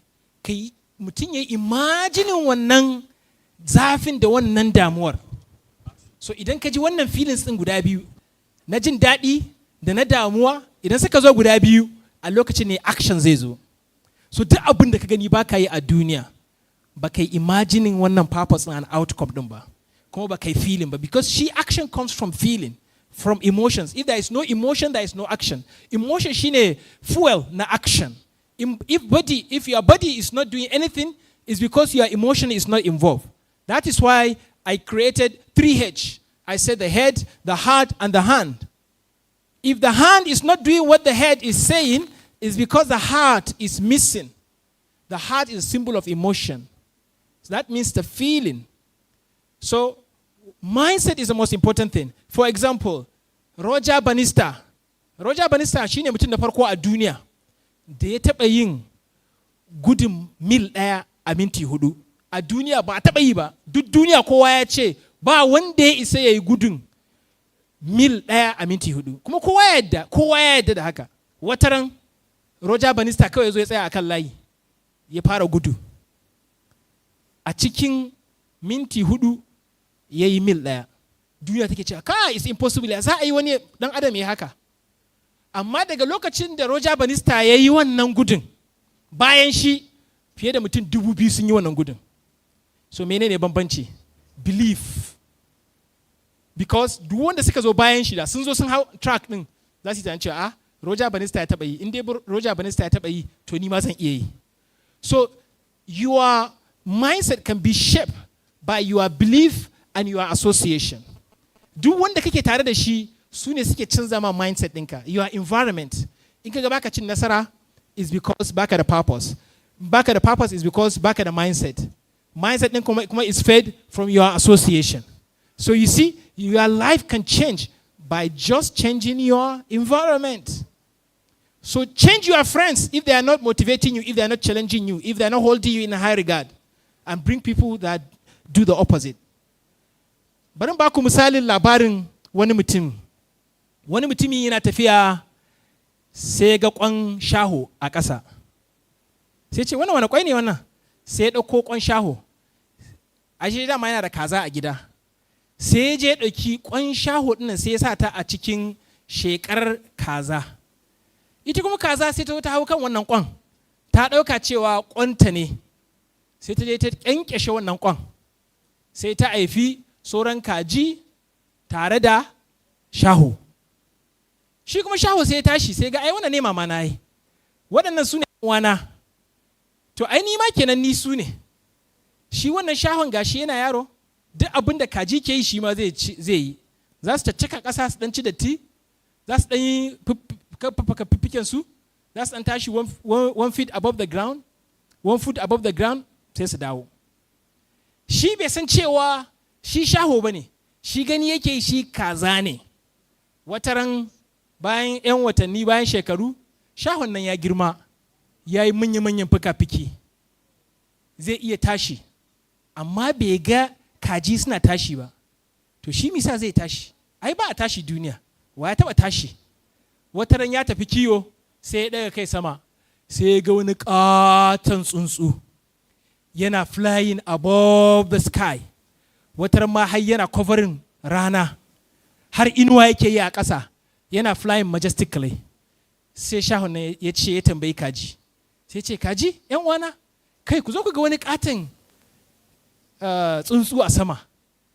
Sai suka ce mishi, ai wancan shaho ne, ai shi ne sarkin tsuntsaye, shi ne master of the sky, kai ba za ka iya yin kaman shi ba, sai da ka zo mu je mu ci gaba da kiwon mu.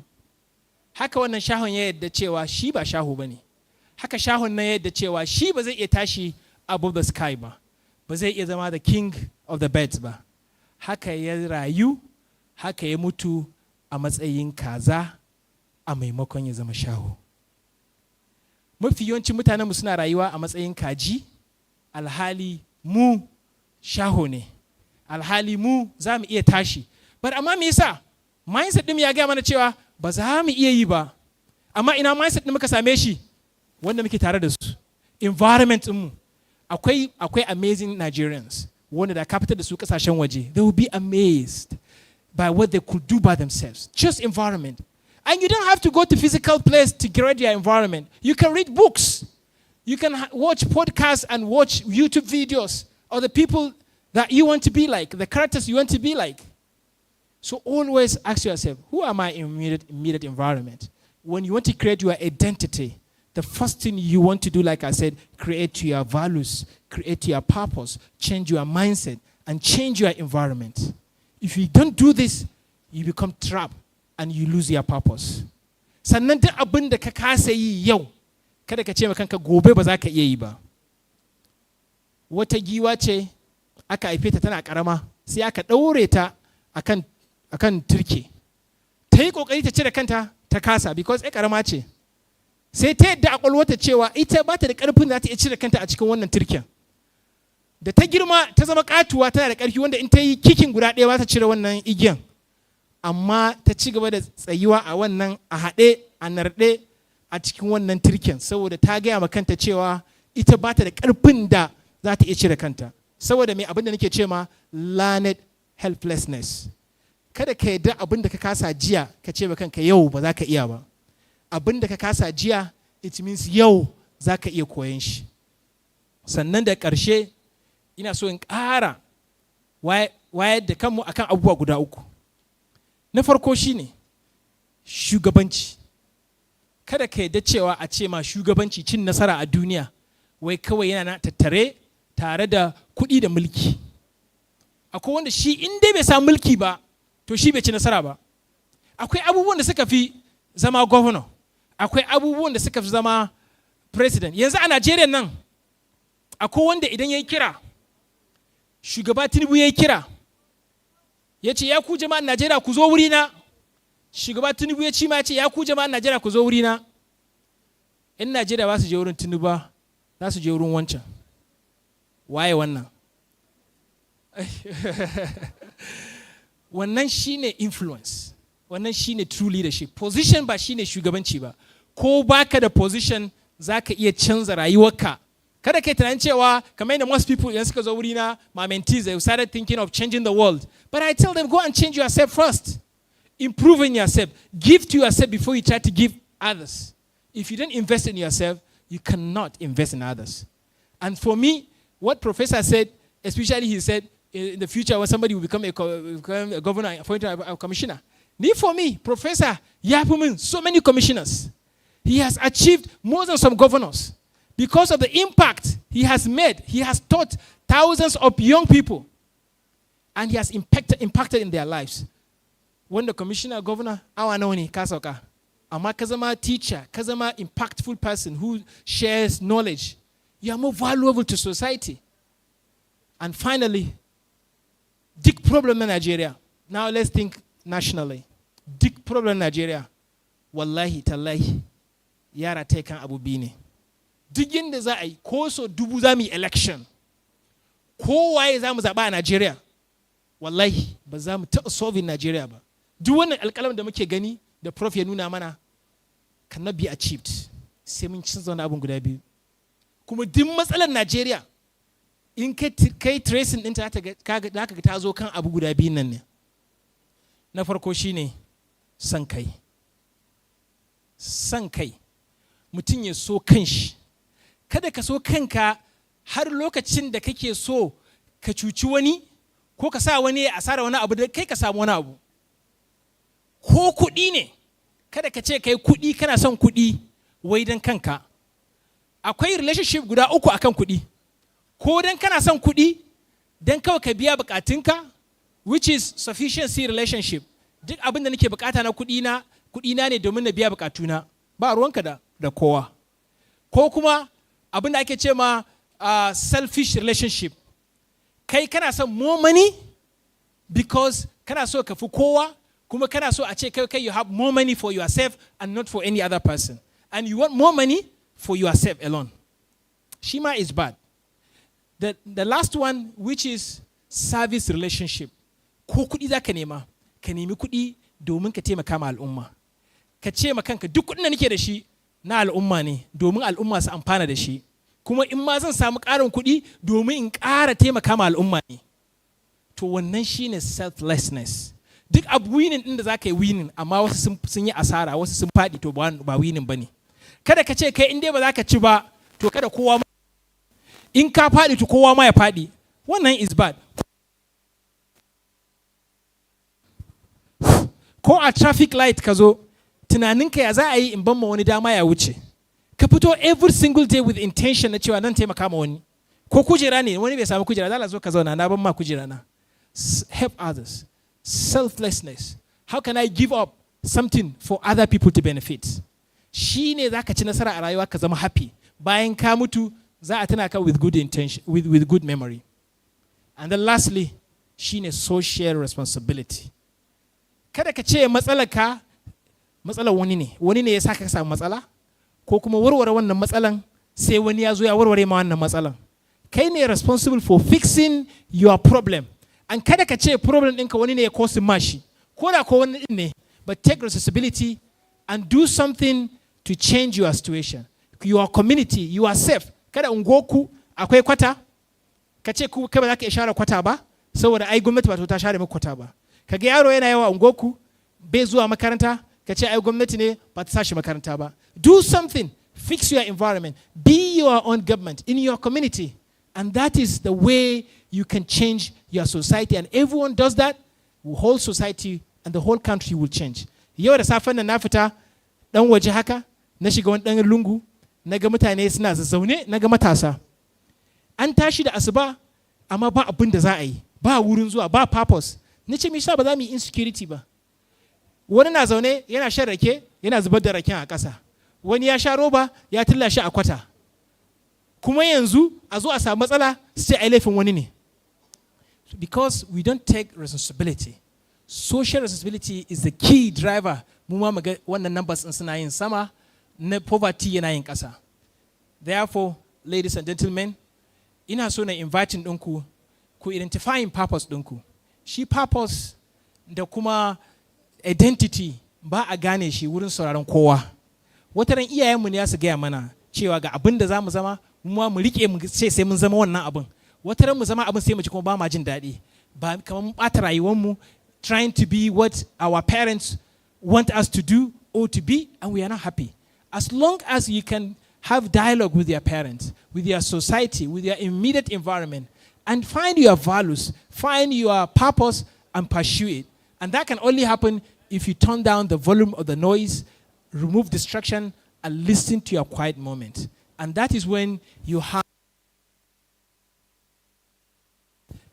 and that is when you live your Dharma life. Because Dharma life is comprising of how many things? Dharma is comprising of how many things? Two things. Dame ne. Kun dauka kuɗi zan bada? Dr. Baraka, kowa ya ci ansa ya zami da su kenan yanzu. Na ɗauka mutum ɗaya ne. Question ɗina ba mai tsauri ba ce ba. Prof, Baraka was very tricky one, but actually the major benefit in the knowledge, you implementing it in your life. Ka je ka gane cewa mene ɗinka, mene ka. Sannan kuma me za ka yi ka taimaka ma al'umma. Kada ka ce kawai ka yi siyasa. Kada ka ce mukami. Because yanzu kai ma mai mukami ne. Kana da skills, kana da passion, a ungoku, a garinku, a ƙasarku akwai matsala, kuma za ka iya warware wannan matsalan. Da wannan zan ce na gode. Assalamu alaikum wa rahmatullahi wa barakatuh.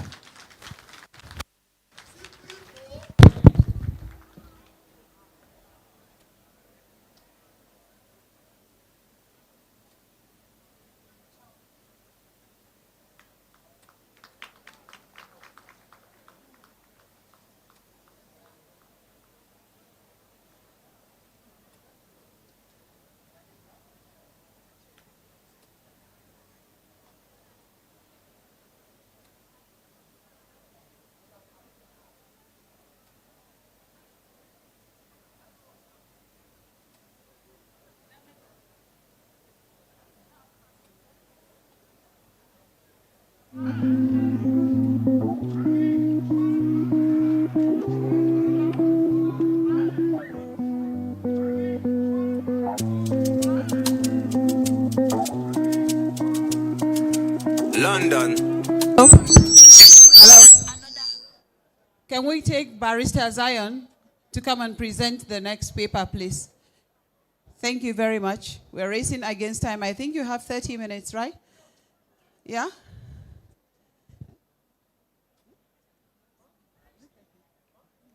It's 30, then you have the plenary. I think it should do. Okay.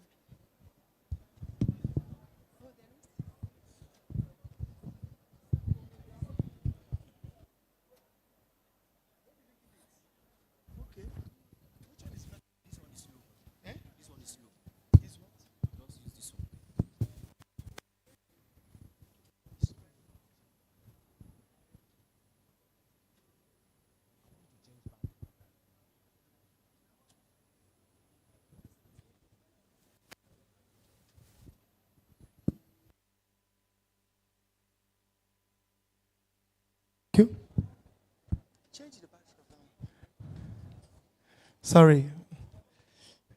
Let's get your programming and loading, though. All right. Distinguished guests, please. Thank you for your patience. Please, we need more of it to execute this particular segment. Are we set? Sound? We're good? Okay. All right. Thank you very much. If not that mommy is seated just right at the edge of my chair, I wanted to take off because two professors already spoke. How dare me come here and speak after the professors had already spoken? What do I know? Can you imagine? Okay, I should speak louder. Can you hear me at the back? No? Okay. I said I wanted to run away because of the professors that spoke earlier. I want to honor them for methodically going through this, getting this highest pedigree in education, because it's not easy to be a professor. If you can hear me at the back, say na so. All right. I want to especially seize this moment to thank Mommy for giving me this opportunity to come here for the first time. I'm coming to Kano and to meet all you wonderful people.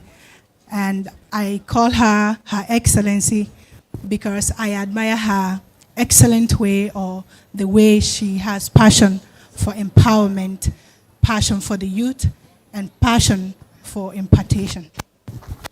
So I've been mandated to give you or to walk you through this topic today: why upskill and positioning for all-round opportunities. And before I begin, I want to appreciate the first speaker who gave us some statistics of the job market. We have many youths, we have numbers of people who are not employed, and the job is quite little. And he says something that is all about creativity and productivity. So we have to think outside the box, we have to think long term. So regarding my presentation this afternoon, why upskill? Why do you need to acquire more knowledge? I'm not talking about what you're studying in school, if you are an art student, if you're taking mass communication. I'm not talking about that.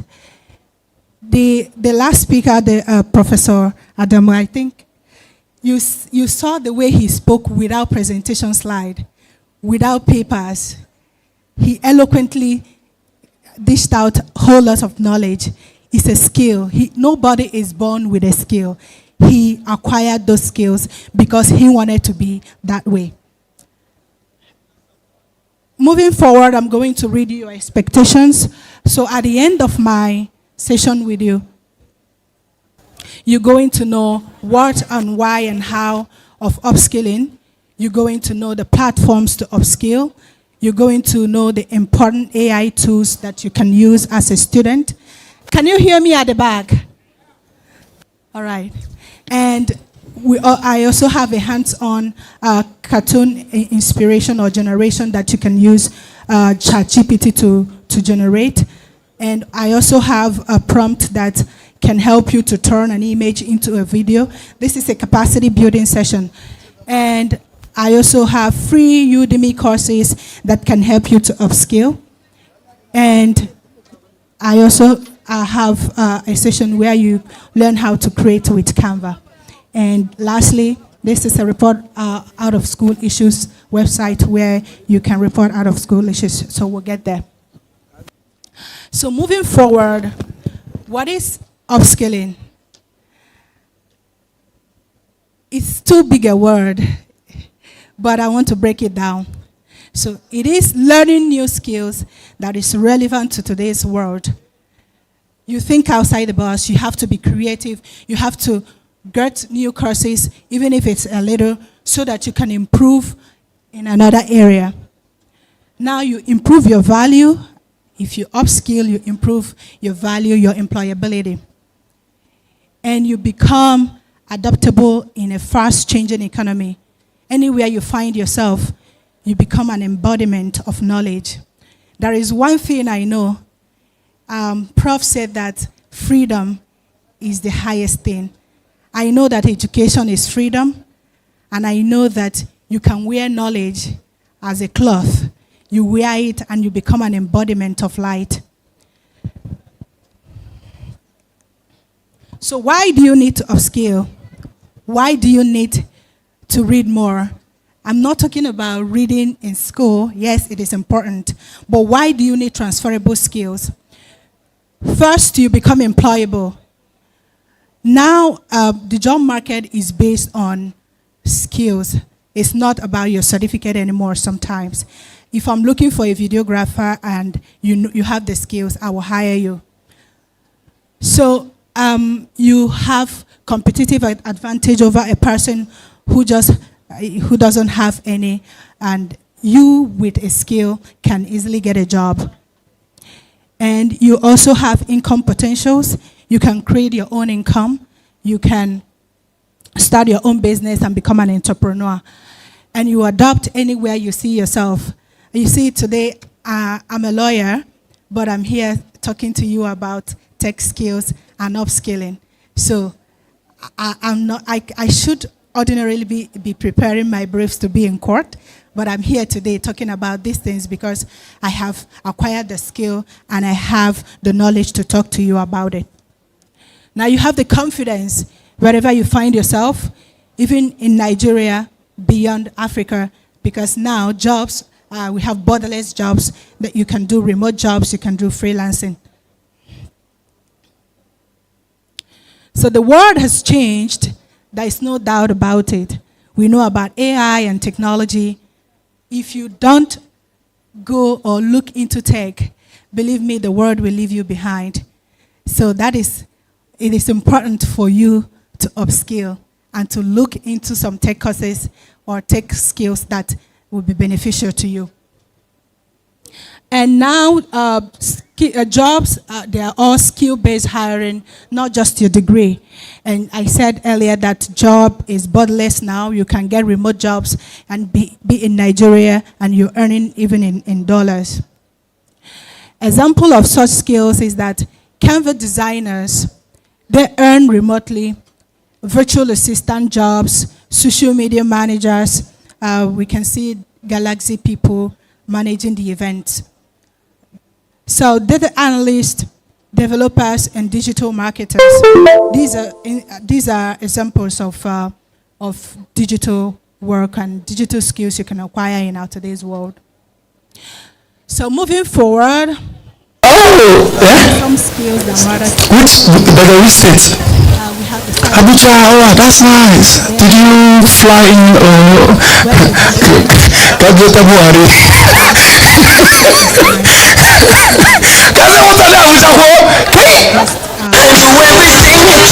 change because of you. I spent my life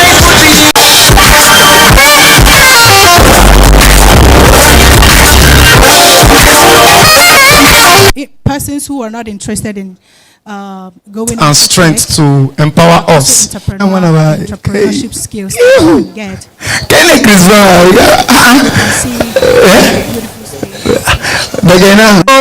We are together. I go Chris Brown. Properly, you can successfully make income. Chris Brown. Prize and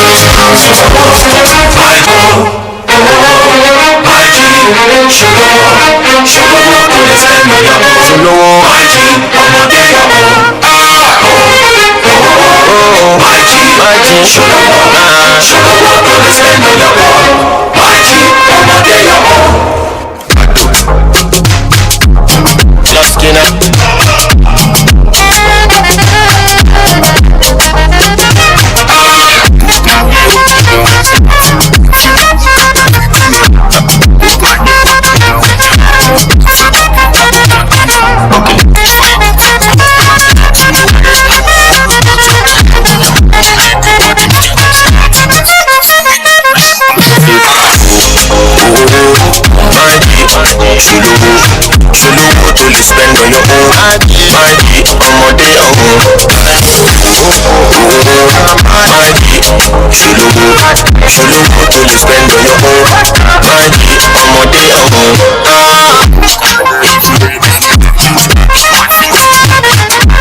I can guess say you stay with your mommy and daddy at 35 was like.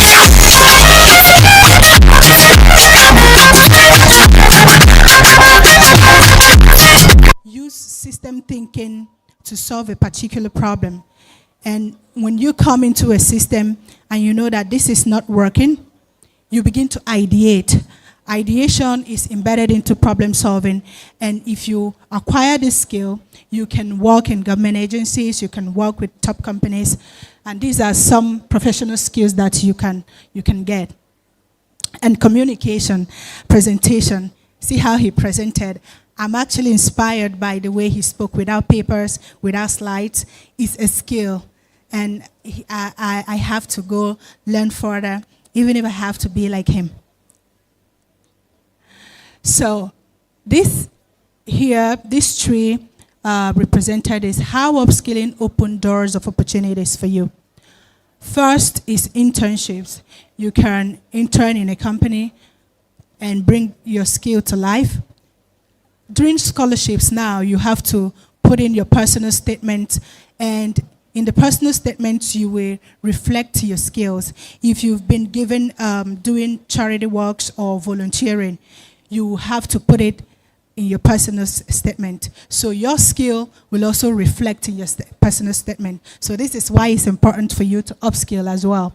Entrepreneurship, you can start your own business, and freelancing, which is also the same as remote jobs, and international opportunities. You can work across border, and NGO and humanitarian work. If you know project management, design, monitoring, and evaluation, you can manage nonprofits successfully. So how do you start upskilling? Where do you begin? First, you need to discover your interest. You need to do what I call career mapping. You sit down and say, I like this.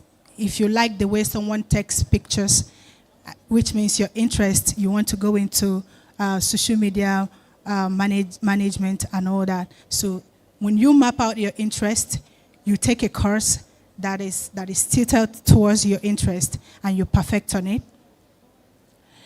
And then you take free or low cost courses. We have Udemy, many platforms. Even on YouTube, you can take all of these courses. And you have to also practice. It is system. You have to methodically acquire this knowledge. Consistency is what transforms average to normal. Also, you need to look for opportunities early. Don't sit down and wait for it to come. As you're learning, once you know you have enough knowledge to say, I know how to do this, start looking for an opportunity. It will push you further to learn more and to become better in that aspect. And join communities. This is for the introverts and those that say they are extroverts. You cannot stay alone.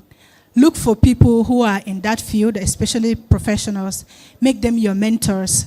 There is something they know that you do not, and they can guide you successfully to take that journey. And you can build small projects of your own. For instance, website. Individuals can have websites. You can have a website for yourself, not just for organizations. So you can build little projects around yourself, and then you perfect on it. Are we still together? Hello? All right.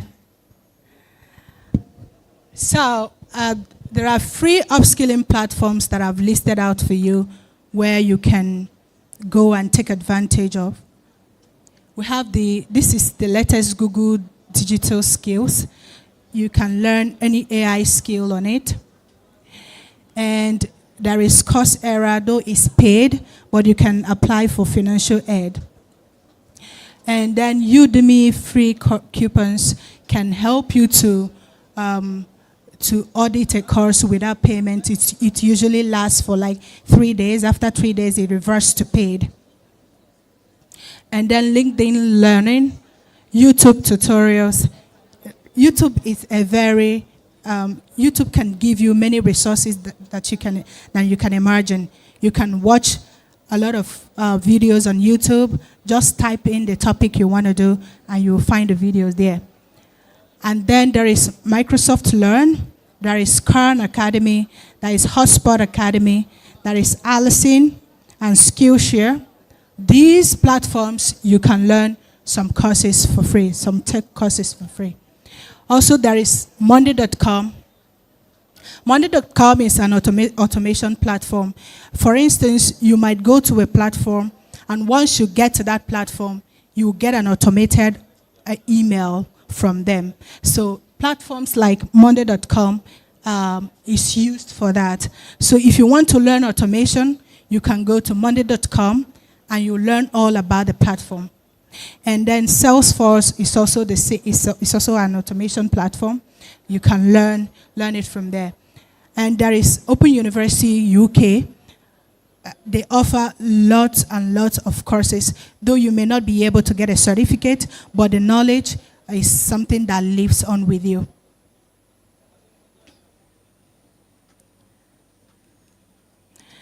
There are some mistakes that students make. I made it in my own time, but I don't want you to make it. I don't want you to repeat it. First is waiting for the perfect time or waiting for opportunity to come to you. You have to seize your own moment. You have to create your own time. And you focus only on your certificate, not anymore. If you do that, I'm a freelancer, I'm a lawyer, I do customer service, I do graphic design, I do website. You cannot imagine. And I'm a mom, I'm a mother of 2. So don't depend on your certificate alone. And developing skills, you just run away when it gets hard. It's only when it gets hard that you find a way and your creativity comes into play. And you don't practice. When you do the first course, you abandon it and run away. And you ignore networking. I talked about the importance of having a community. Get somebody that is also into what you want to do. They will teach you 1 or 2 things that will help you to grow and scale through. And not having a portfolio. If you don't have a CV, sorry for you. And you need to start early. Don't wait until you graduate. Build a CV. Even if you're studying mass communication, I don't know why I've been calling mass communication. You can also have a CV that says you know how to code, you know how to do project management, you know how to use AI tools. There is nothing that is stopping you from getting those transferable skills. So if you want to position yourself for opportunities, you build your CV now, you create simple portfolios, you have a professional email. Please, don't have abc12345@gmail.com. Have a good email address. You can use your name and put it together, and you have a good email address. Because if you send an email to somebody with the other one, you know, it looks fishy. And use LinkedIn. If you are not on the platform, you can create it tonight, especially if you're aiming to become a professional, if you're aiming for international recruiters to notice you. You build a LinkedIn profile. Volunteer a lot. If you see non-profits, it will build your CV. Don't say they're not going to pay me. The experience, the CV you're building is something that money cannot buy. Now apply for small roles first. You show consistency and clean your social media. If I want to hire you now, I will ask for your social media handle. That is what recruiters do, especially in Abuja, I can assure you. So they look through what you've been posting, what you've been doing, and that can automatically disqualify you. Please clean your social media if you want to build your brand. You showcase your work often there. If you know how to brand, how to use Canva to create posters, post it often. And post your learning journey. Join LinkedIn, I've said that before. Connect to mentors and attend webinars and offline events. You will learn a lot from people. You see what professors, see how they spoke eloquently. Looking at them alone is learning, even if you cannot understand whatever they're saying. But the way he spoke without papers, without presentation slide, is enough learning for me. And it's an inspiration. So when you attend events, you will do more, you grow better. So I'm getting to the interesting part where we do a hands-on.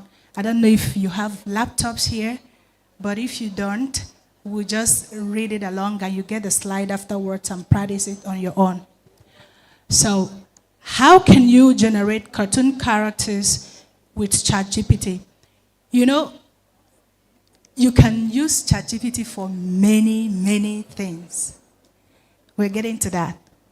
So you need your laptop, your internet, your ChatGPT. If you're on free plan, you can generate 5 images per day. And there is an app called Minimas Halio AI. This Minimas Halio AI can turn images into a moving object. It turns it into a video. Initially, when they started, when you join in, they give you 1,000 credit, and every 24 hours, they give you 100 credit. But I don't know, somebody gave a lecture on it, and many Nigerians started using it. So they stopped giving 24 hours credit. They just give you a one-off 100 credit, and you use the credits to generate the videos. But what I do is, you know Canva? Do we know Canva app? So what I do is, I'm on paid plan Canva, which is about 2,800 per month. So you can use Canva app to turn an image into a video.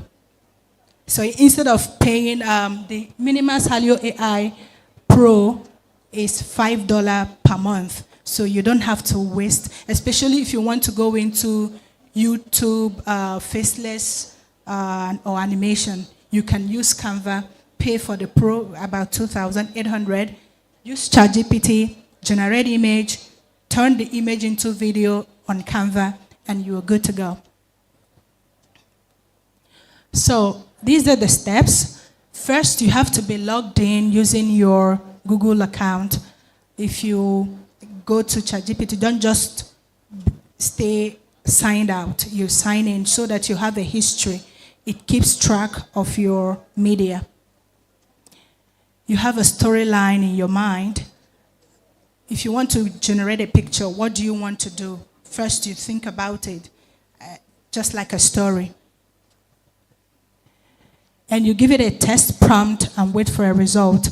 In the world of AI, test prompt is the magic. It is how you guide the machine learning into giving you an accurate representation of what you have in your mind. So you have to master test prompt. There is a course here as we proceed that will help you to master how to generate a test prompt. And once you give it a test prompt, you wait and then you download the image. So this is an example of a test prompt.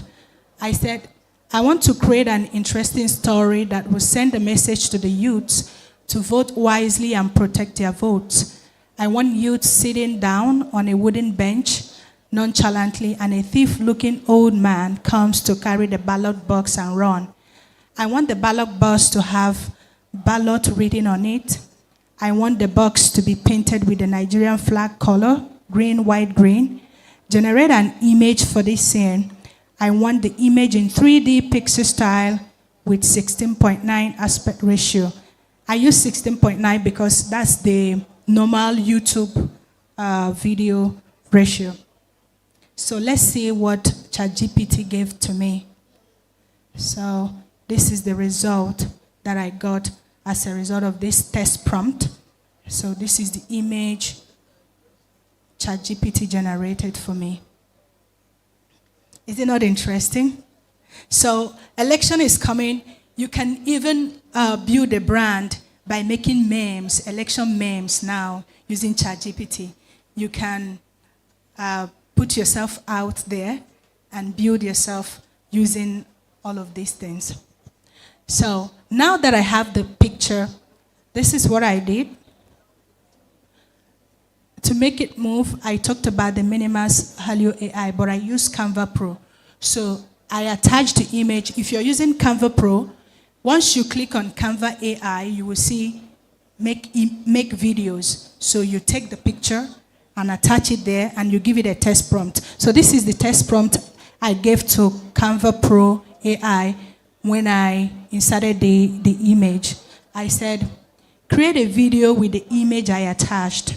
It is a scene of a thief-looking old man stealing a ballot box. The old man runs away, and the youth sits on a wooden bench doing nothing but talk to themselves. The eyes of the youth blink, and their mouth move, and the old man runs away. That is a short video. Can we have the video so that we can see the result?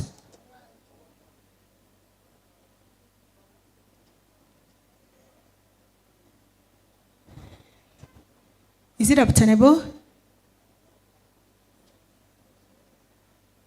Media, can you present the video? There is a short clip, the result of this test prompt that turned this static image into a video.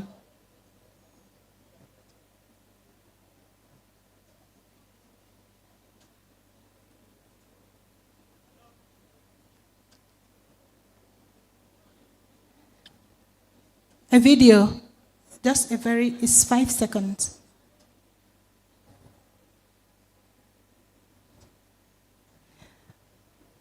Okay, I'm not going to wait. I will just move along and they will come back. So what other thing can you do with ChatGPT? You can learn how to build a website. I learned how to build a website using ChatGPT. So I urge you to go on YouTube. You search how to create entire website with ChatGPT, in bracket, no coding, by Website Learners. He's an amazing guy.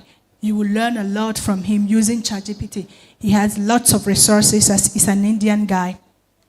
And then I learned how to do Excel data analysis, ethical hacking, any course you want. You just have to get the right prompt and give it to it. It will give you the answer and guide you on how to learn it and give you the course content.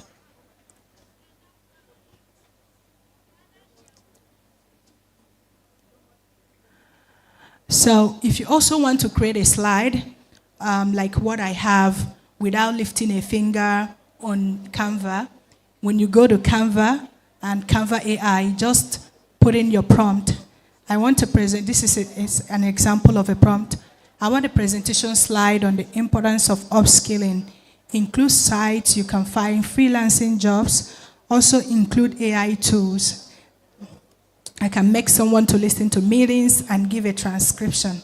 Let the slide be beautifully decorated with cartoon characters to depict the upskilling. So if you don't want to lift the finger, you just want to sit down and give it a prompt, but you have to guide it properly.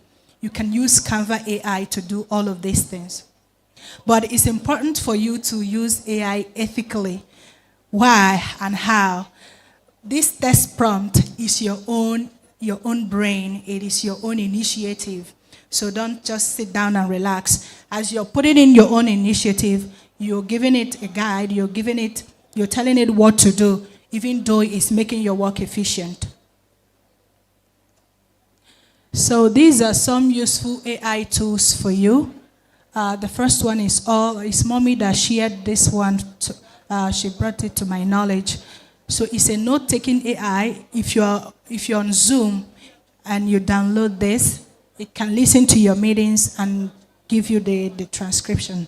but it's only free for 3 days. So if you have an important Zoom meeting, you can download it instanta and it will give you the transcription. But after 3 days, you won't be able to access it anymore. Then there is Perplexity AI, Quillbot, ChatGPT, Grammarly, Smoothing. These ones write Sonic. Sorry, can we have one house? And Tester AI. These ones can help you to do your thesis in school. But you, like I said, do it ethically and humanify. When it gives you a result, you change it and make sure your story is inside. There is Canva AI, Leonardo AI for image generation, if you want to generate an image. And there is Mestra and Nota AI for note-taking. If you are on any meeting, Google Meet, they can take notes. It's free. And then there is Palabra AI, Wordly. These ones, they translate English to another language in real time. If you are speaking to somebody or a client who is Spanish and you are speaking English, as you speak English, these ones here, number 6, they will speak Spanish to the person. Are we learning along? All right. So I have free Udemy courses for you that you can take advantage of. These courses, they're going to be available for free for just 2 days. After that, it will revert to a paid version. So if you have your phones now, you can scan the QR code and it will lead you to the website. You enroll immediately. But if the slide will be shared, mommy, to be shared? Okay. Please make sure you enroll between today and tomorrow so that once you enroll, you can learn at any time. But you have to enroll within the window. If not, you have to pay for the course. But it will be free today and tomorrow. Can I move forward? No? Okay. I have limited time. All right. Okay, so the first course is an advanced Canva. So it will teach you everything you need to know about Canva. Design, AI, image generation, name it. So please take advantage of it. I urge you. The next course is project management, how to implement it, the tools. There is Asana, there is Trello. So this course is going to guide you. It will teach you how to do project management effectively. Can I move forward? All right. And this is digital marketing mastery. If you want to go into digital marketing, social media management, so please, this course is for you. It's for free now. Within 2 days, it's going to revert back to paid. I'm not the owner of the course, so these are free coupons that I sourced, so you can take advantage of it.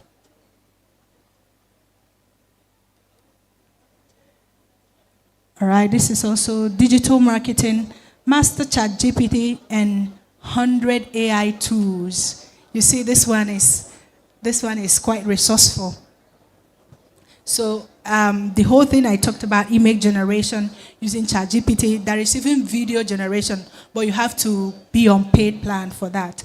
So this course is going to teach you everything you need to know about ChatGPT and then other AI tools as well for digital marketing.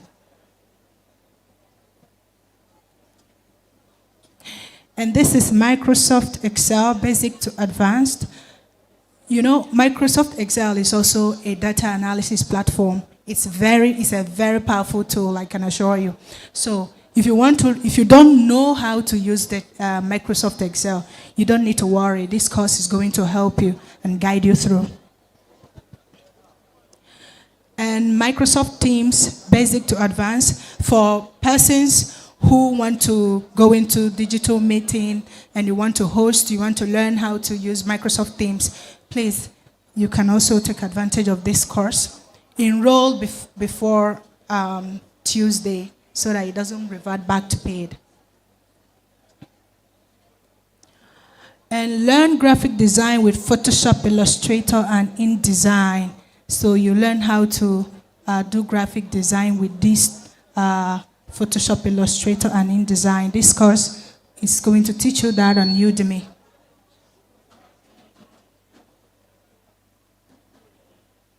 And full stack AI generator, how to add audio, video, images, and Google Adobe. So this course is the right one for you.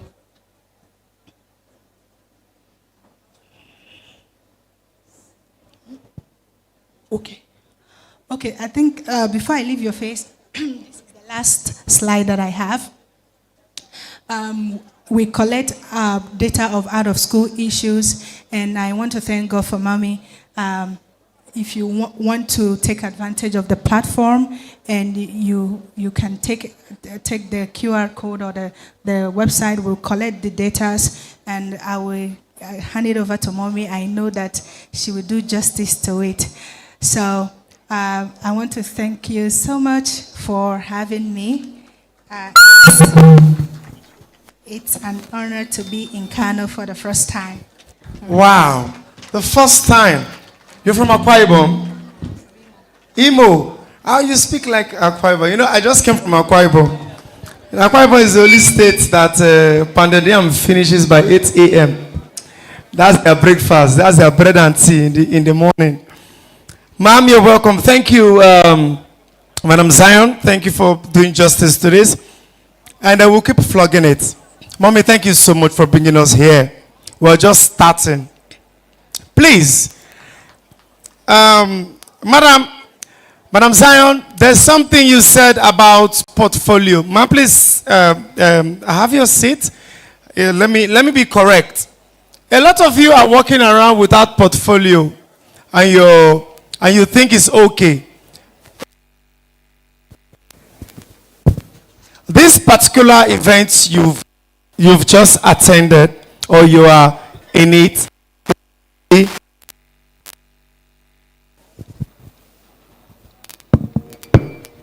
is actually a portfolio for you. Please, pictures, videos, what you've done is a portfolio for you. Please, she made it very, very clear. It's not about your certificate. Let us face the world the way the world is now. Technology. People are making money from social media. It is crazy. Do you know that even me, I have not monetized my social media, and I have up to like I think like $190 something, and I have not monetized it. So you need to learn about. Even me, I'm so ignorant about it. But look at it now. People are making money, and she shared something which is very, very important. You might post and you don't get money. You might have 5 million views and you are having $1. And the video that you posted 5 years ago is already generating $200 to you. It's because that video is more interesting than the one you just posted. That one is reading. So please, let us take it very, very serious. Hard work pays. That is why you see this guy that is reigning now. You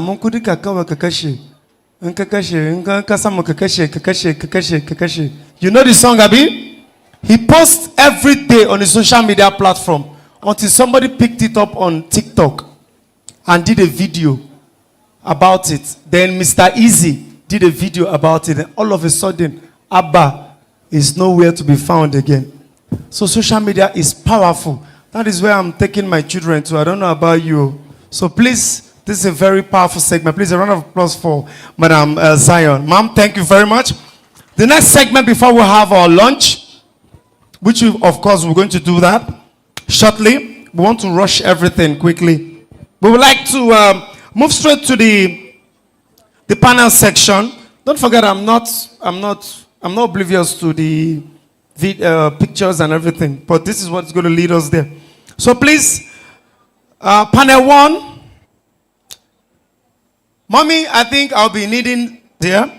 Panel one, skills for 21st century leader, influence, integrity, impact, creativity, communication, digital skills, problem solving. I think that's what we're starting with. So I've asked for something earlier on. I believe it's supposed to be ready by now. Are we good? Okay, ma'am. Okay, sir. Let's have it, please, huh? This thing. That's when Mama said, are you available? I said, I am. Who am I? Mommy, anywhere you're going, I'm available. Anywhere, I'm available. Sir, okay. I like people like you. You don't want to stress us. But please, we will still have to recognize you. Yes. Yes. So, but they are sitting down, right? Because I have to give them their microphone. They will have to be here. So we'll take them one after the other. Okay. So, distinguished guests, what we'll do is this, very simple. For panel one, we'd like to hand over to the yes. To be moderated by Professor Sani Yakubu. Sir, I hope I did justice to your name and position. Please put your hands together for him. That Allah could have permission. Round of applause. Sir, enjoy yourself.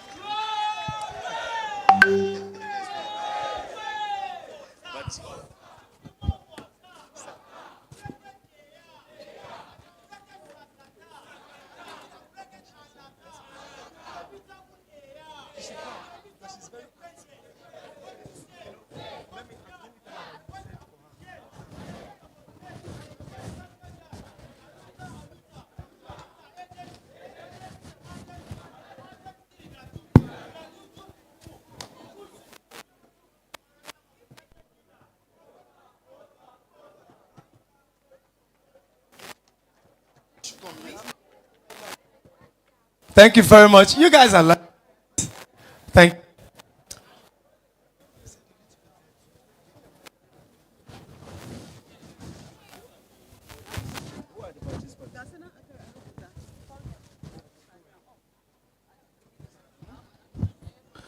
Professor Adamu, Barrister Zion, Ambassador Umar Galadima, Comrade Ghazali Amin Yusuf. Are they around, please?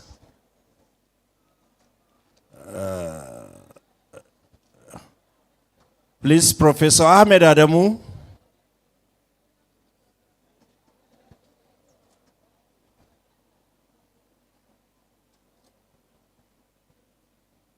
Professor Ahmed Adamu.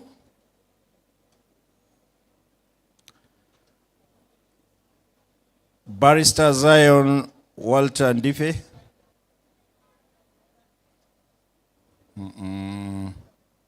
Barrister. Ambassador Umar Galadima. Ambassador Umar Galadima.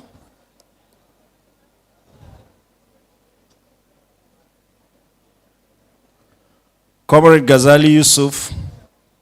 Comrade.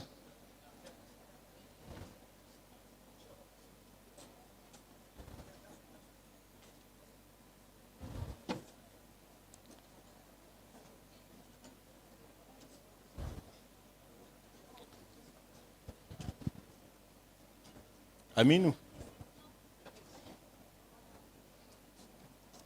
Aminu.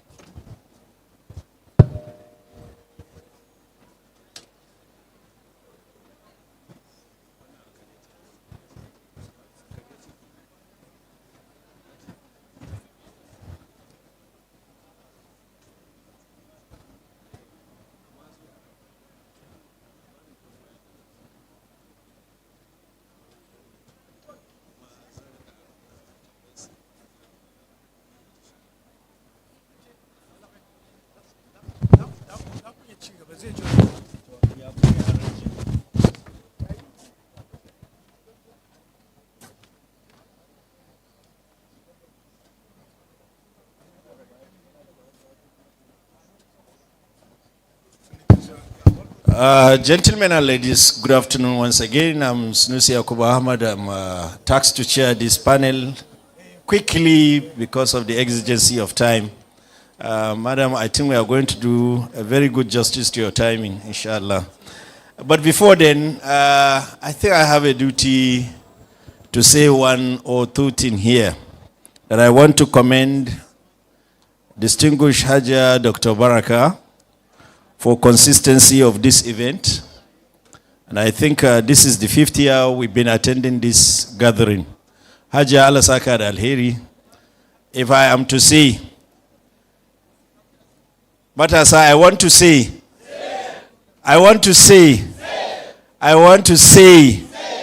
please, a very good bossa to Dr. Baraka for this wonderful job. Okay, abin da yasa na ce haka, this is the 5th event, da ni aka fara the first event, bai kai mutum 50 ba in yayi ma matuƙa kenan. And wannan yayi ramin da abin da Professor Adam yake faɗa, self-determination. Tana jin cewa za ta iya haɗa ku matasa saboda abin da yake damunta a matsayin uwa, ta ga cewa kun san abin da kuke, daga kanku ne Najeriya za ta canza. Yau gashi muna gaban sama da matasa 200. Hajiya ke uwa ce, and you have been doing a wonderful job. Congratulations. Kuma ina so ku sani wannan da aka hada gaba daya is for your own good. Saboda ku ne a gina rayuwarku, ku kuma ku gina rayuwar Najeriya ta gobe da rayuwar Kano ta gobe, wanda abin da yake damun mu kenan. Ina ganin kokarin Hajiya ba ta so da a ce ta fara wannan abin shekara 20 baya da suka wuce. Yan uwan mu dinnan matasa za ku ji duka ba su fi shekara 27 downward ba, da suke a jeji suka rike bindiga suka hana mu shiga wasu garuruwa, da ba su yi ba. Da wannan abin an fara shekara 20 da suka wuce. Congratulations, Hajiya. To the participants, you're welcome. They say I should join you, but I feel as a teacher, I should stand up by doing it. Congratulations and welcome to you all. Let me sit down with your permission. I think you're a barista. And Umar Galadima and Ghazali, comrade. So our task here is to ask you certain questions. And I think the first question will have gone to Professor, but I will allow it to flow within you. That what does leadership mean to young people in today's Nigeria? I've been corrected that over 1,000 are gathered here. I know there is a launch ticket that we can count and balance. So, Aja, congratulations. It's not even 200. It's over 1,000. We started with less than 50, and we are getting over 1,000 now. Next year, maybe you will get additional venue. I think the concerned youth are more interested again. And I will call your attention that even the disabled are curious that there are some who are determined and they want to join, think of what Nigeria will be tomorrow. We will discuss that later. Thank you very much. Let me start with you, Barrister. What does leadership mean to young people in Nigeria today? Well, if we're talking about what we see, I would say that people think that leadership is all about getting into power, grabbing power, and then acquiring wealth for your siblings and for your household. And one problem that we have, not just in Nigeria, but in Africa, is a leadership problem. And it is important for us to start early to train the early generation, the next generation, that what you know as leadership, grabbing power, acquiring wealth for yourself and for your family, it is actually not what leadership is all about. Leadership is transformational. And what is transformational leadership? Your ability to inspire others through motivation, not by coercion, not by intimidation. You see how Mommy has inspired us all through her desire for societal transformation. That is what leadership is all about. That one you think it is what leadership is in your mind is not what it is. That one of grabbing power, of being selfish, is not what it is.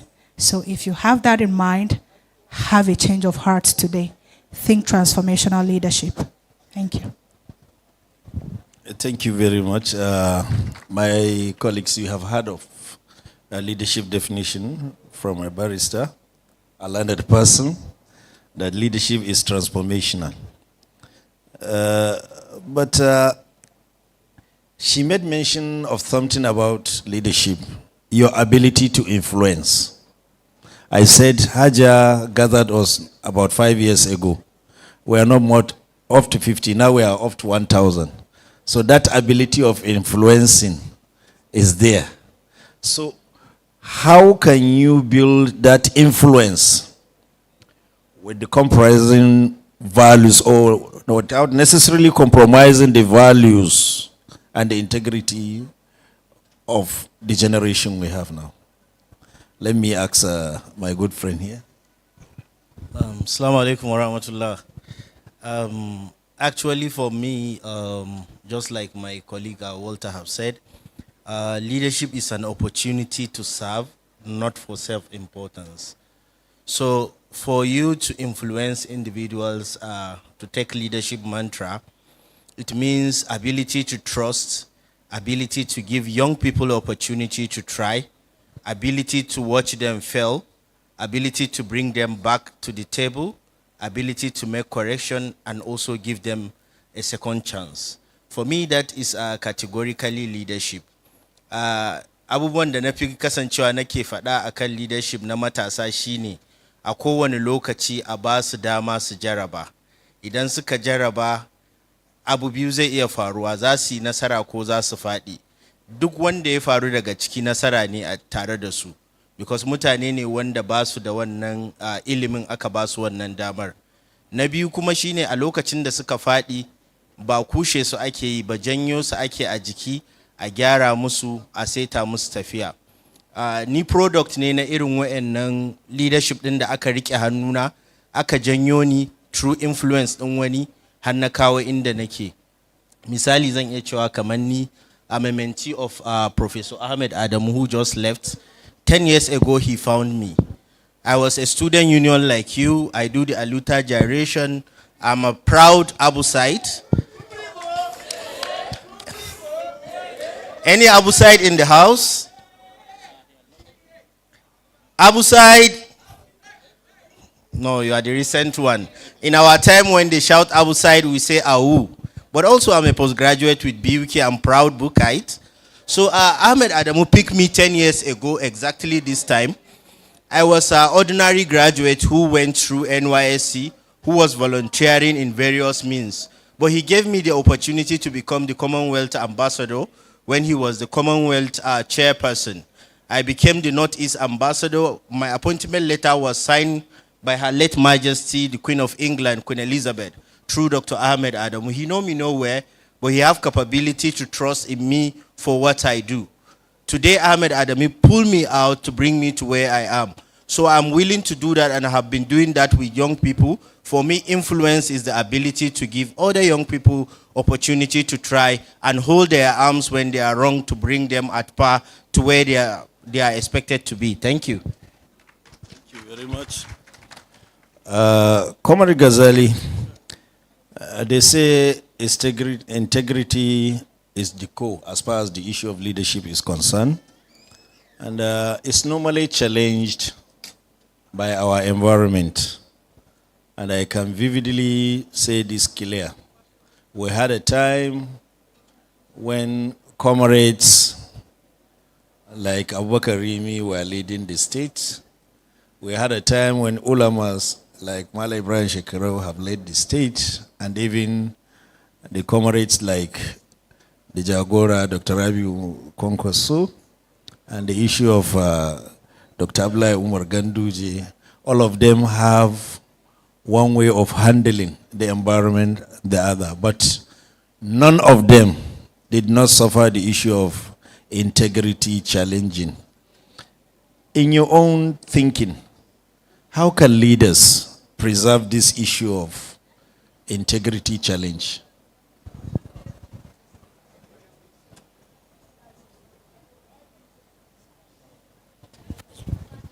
ko kuma in ƙara faɗa in ce dangane da shugabanci akwai wani abu na al'umma da yake na ƙalubale mai da yake damun shugabanni sosai shine duk mutuncinka sai an keta shi, duk irin kuma aƙidarka in ka hau mulki musamman a nan jihar Kano sai an keta ka. Mun ga lokacin da masu aƙida ta gurguzu irin su Malam Abubakar Rimi sun rike wannan jiha, wasu sun zo da aƙida ta addini irin su Malam Ibrahim Shekarau wanda ake ganin wannan aƙida ita ce za ta hau saboda kashi 99 daga cikin 100 sun yi imani da maganganu na addini. Wasu da yawa kamar irin su Dr. Rabi Musa Kwankwaso, irin su Dr. Abdullahi Umar Ganduje sun zo, da yanzu shi kansa Alhaji Abba Kabir Yusuf kowanne yana iya ƙoƙarinsa ya ga cewa duk da dambu in yi yawa baya jin mai, ya ga yayi abin da zai kubuta daga zargi daga hannun al'umma. Amma kullum kana buɗe rediyo zaka ji ba mu da wani abu na ƙalubale a jihar nan illa taɓa mutuncin shugabanni.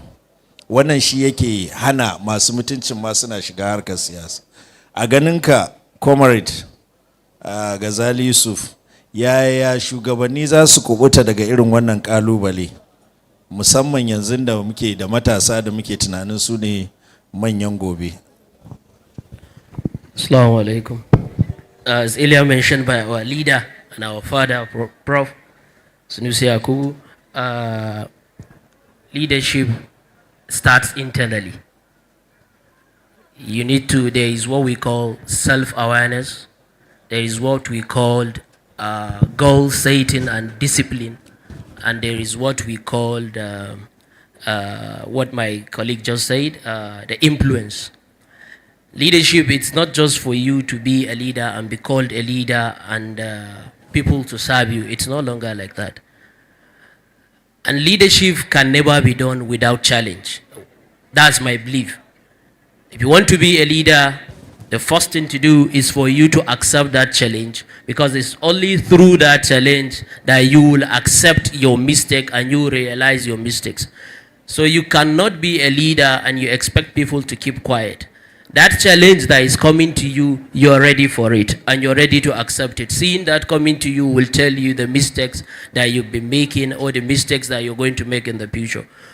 So to me, I cannot call it's a right thing for what is happening in Kano. The way we are channeling the challenge is not the appropriate way of doing it. It's becoming, it's displaying it's demoralizing the young leaders that are coming.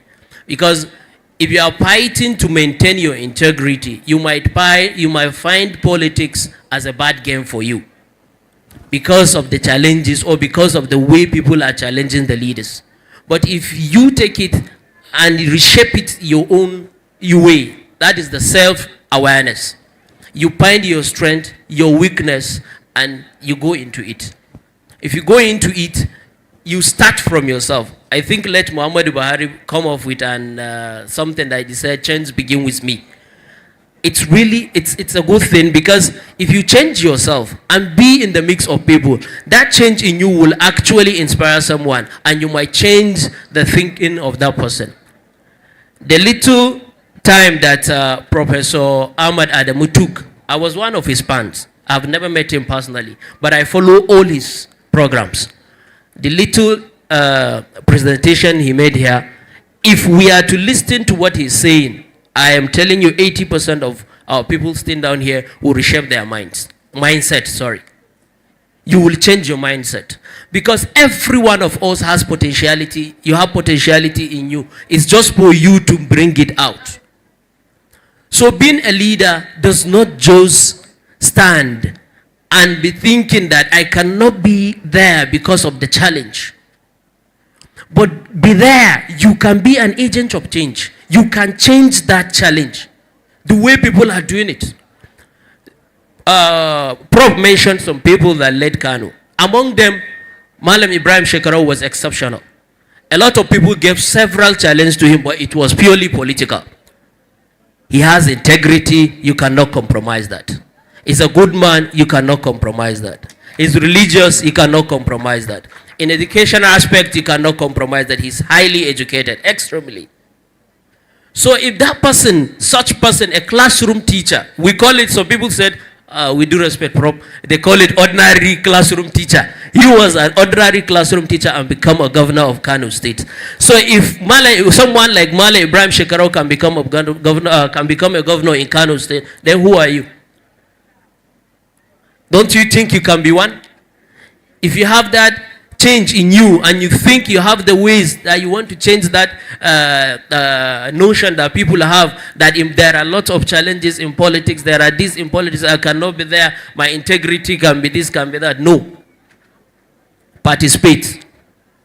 If you took your part, when you left, people will get to understand that this person, it's really a good person. There are lots of things that he has contributed. But what is happening in Kano now can never be changed without your hands.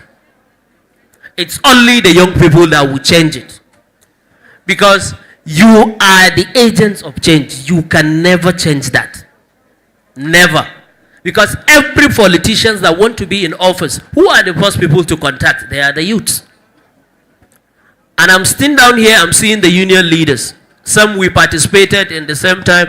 Some have seen them in the struggle. Some are our juniors, some are our seniors. But we still do things together.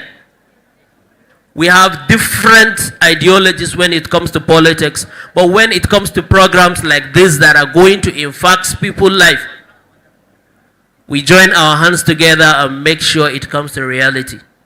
So if we can do that when it comes to this, I'm seeing thousands of faces here. If we can do that to change our mindset, then why can't you flush out the bad ideas in the politics? We have the capacity to do that. We have the integrity to do that. And we have every means to do that. The elder ones cannot support us if we don't have our hands joined together. You heard us as a union leaders, the prof here is one of our mentors. Whatever we do, we make sure we consult him, and he will give us the fatherly advices that this is how you go with this is how we go with that. I attended the first program that happened under WIFCOH, and look at me here attending the 5th one as one of the discussants. So this is an achievement to me. At least I'll be glad I said I started as just a participant, and now I'm one of the discussants. I'll consider that as an achievement. And this is how everyone starts. If he's telling you, a colleague here just give you a brief story, how he was picked by Professor Ahmad Adamu. And looking at them, they might be an age mate or something, but at least look at him now. He's still commending what Prof did to him. If he has not enjoyed that, he will not say it before us, and he's saying it to inspire us.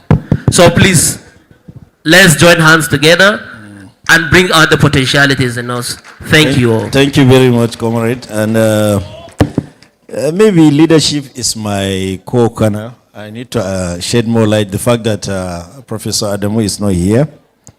One thing I know about leadership is you need to build trust and confidence in people and be guided by your conscience. They say, how do you preserve your integrity? Ignore what people are saying. Just focus on what you feel is important and is impacting. When I go to CAS as an institution, people thought I cannot make it. The first thing I did was to build confidence in the youth there by creating a union leadership. And I think most of them are here. That is why you had that gyration.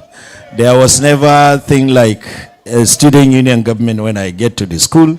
But I believe those that are pillars that will hold the institution are the youth. And that is why I initiated the student union leadership.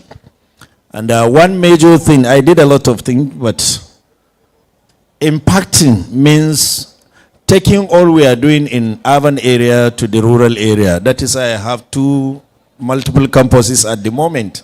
even as I'm existing out of the campus.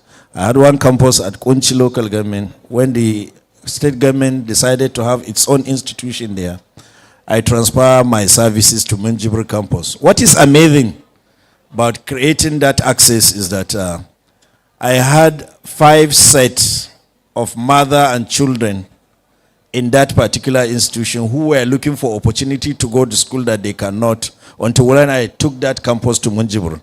Now about 5 sets of mother and child, mother and daughter, mother and a boy, that could have the opportunity to attend a tertiary institution within Minjibir and its environ. So which means as a leader, just try and create an opportunity for people to get impacted. We don't know, in the next 10 years, among those that will have their NCE there, maybe there will be governors of Kano State. So this is what you will do to preserve your integrity. And I figure out some of the disabled. One of them teaching in secondary school. I brought her on transfer of service to the college. Now she is a PhD in view holder. Very soon she will have a PhD and a lecturer of psychology within that institution. I want her to be the first lady professor in Kano State. And I think the support will come from Dr. Baraka as far as if she learn and she can join the youth. So I think what you do to preserve integrity is a lot. You make sure that your integrity is at stake whenever you decide to go airy. People will see it and will say it when you leave. But while you are on power, you cannot finish, you cannot impress, you cannot fulfill all you have. That is why Sardauna Gamji yake cewa shi mulki ba a gamawa, ba a iyawa, kuma ba za a yaba ba lokacin da kake yi. Amma an ka gama, Allah ma zai fi kowa yabawa. That's good. Thank you. Back to you, Barrister.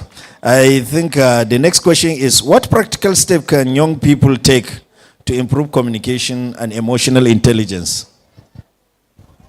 All right. Thank you for this question. I have a non-profit, an NGO. We train teachers within Africa. On Friday, we concluded our virtual exchange program. And one of the topics we try to resound in the heart of the teachers is social emotional learning, which is also emotional intelligence. And I want to thank you for bringing it up. So what is it all about? If I meet you for the first time, I would love to know how you think, where you're coming from, so that I won't do anything that will piss you off or make you not to talk to me again. So it is your ability to understand, to keep network, and to maintain a relationship, because you already know what is happening inside of you. You know you have hot temper, so you know how to curtail yourself. That is what social emotional learning is all about, or emotional intelligence.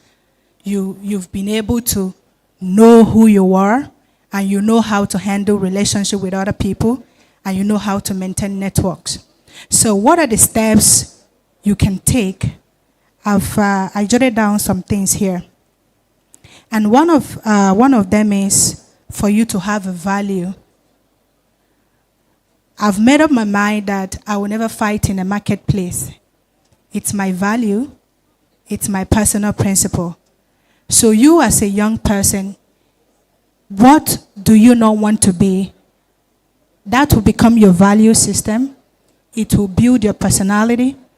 It will become a guiding principle in your life. So one of it is you build a value. You become empathetic to other people. Make excuses for other people. You might be judging somebody that is going through a lot. So just think about it and say, if he didn't come on time, what if he had a flat tire? So you become empathetic. That is another step. And be mindful of cultural differences. We're coming from different homes. We have many family orientation, family background. So in your response to another person, in your dealing with other people, know that they have different value as you are. So be mindful of cultural differences, and have self-control. Control your impulse. Don't act in anger. It is important if you want to be emotionally aware of who you are. And then when you do these things, the society will thrive, the school will thrive, you also will become a happy person. And you do things from your heart. My professor is here. Anything I say wrongly, he's going to correct it. So you did things from your heart, from a place of love. You can use love to practically correct everything. And some of the benefits, okay, one thing again, one step is you become assertive but not rude. I can tell you to remove this thing in a polite way and not say, get out. But I can say, please, is it okay if you take this away? I will achieve the same result and both of us will become happy. And the benefits of being emotionally aware of or benefit of social-emotional learning is one, you become joyful, you become a happy person, and you transfer that energy. You see it's just like a light, and everybody will just be happy around you. That will become, believe me, a blueprint. If you can give a smile, it's one thing you cannot buy from the market. And you become resourceful and you can make decisions. If you're emotionally aware, because you've been able to identify your weaknesses, you know how to curtail them, you've made conscious efforts to become better, you can make better decisions. And lastly, you enjoy relationship at school, at work, and within your environment. Everybody will thrive together. So, thank you, sir. Thank you very much. Improving communication, you made mention of several practical steps to take, and I enjoyed that. One time I met one professor analyzing these steps. He said there are three: intelligence, artificial intelligence, emotional intelligence. But when you want to what is very strange, and spiritual intelligence. And when Professor Adamu was delivering his lecture, I can see he used to fix in that spiritual intelligence in his analysis. So I think people should take note of that. What is that spiritual intelligence, if I can ask you quickly? Well, we're all religious. And one thing you cannot take away is that religion shapes our behaviors.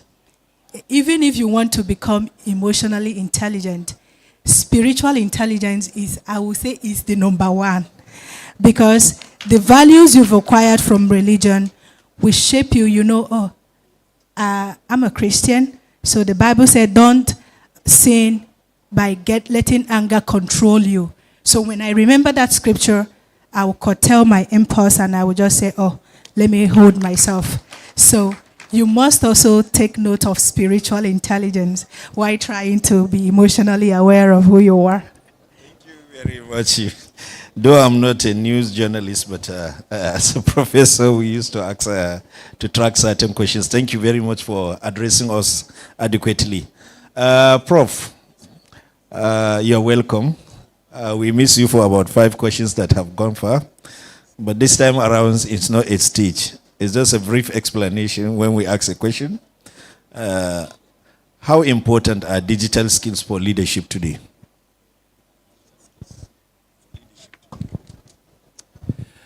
Well, I believe one of the most important skills in 21st century is adaptability skills. More than 90 million jobs will disappear in the next 2 years. And the good news is more than 100 million new jobs will be created. And these new jobs are for people that have the following things. One is problem-solving skills, adaptability skills, and creativity skills. And all these things require digital skills, technological skills. The biggest tragedy that can happen to anyone is to believe that I'm going to stick to what I study in the university. I had our colleague here talking about it online when I just left here. She's talking about, don't rely on your degree. I said, that's it. Because for me, I studied economics. Yeah, I studied economics, but I was able to serve more people than I was able to serve people with my degree in economics. And if I say, okay, I'm just an economics, the only thing I will do is anything related to economics, I would have lost the service I had offered to these people. So technology is the future of the country and of the world. And if there is any future oil, the future oil is technology. And the competition is not about how much natural resources you have, but how much the population can embrace and adapt technology. For example, my job is at stake. As a lecturer, as a teacher, the need for teacher will not be there very soon. You don't need a physical teacher, you don't need a physical lecturer to teach in the university because we have AI.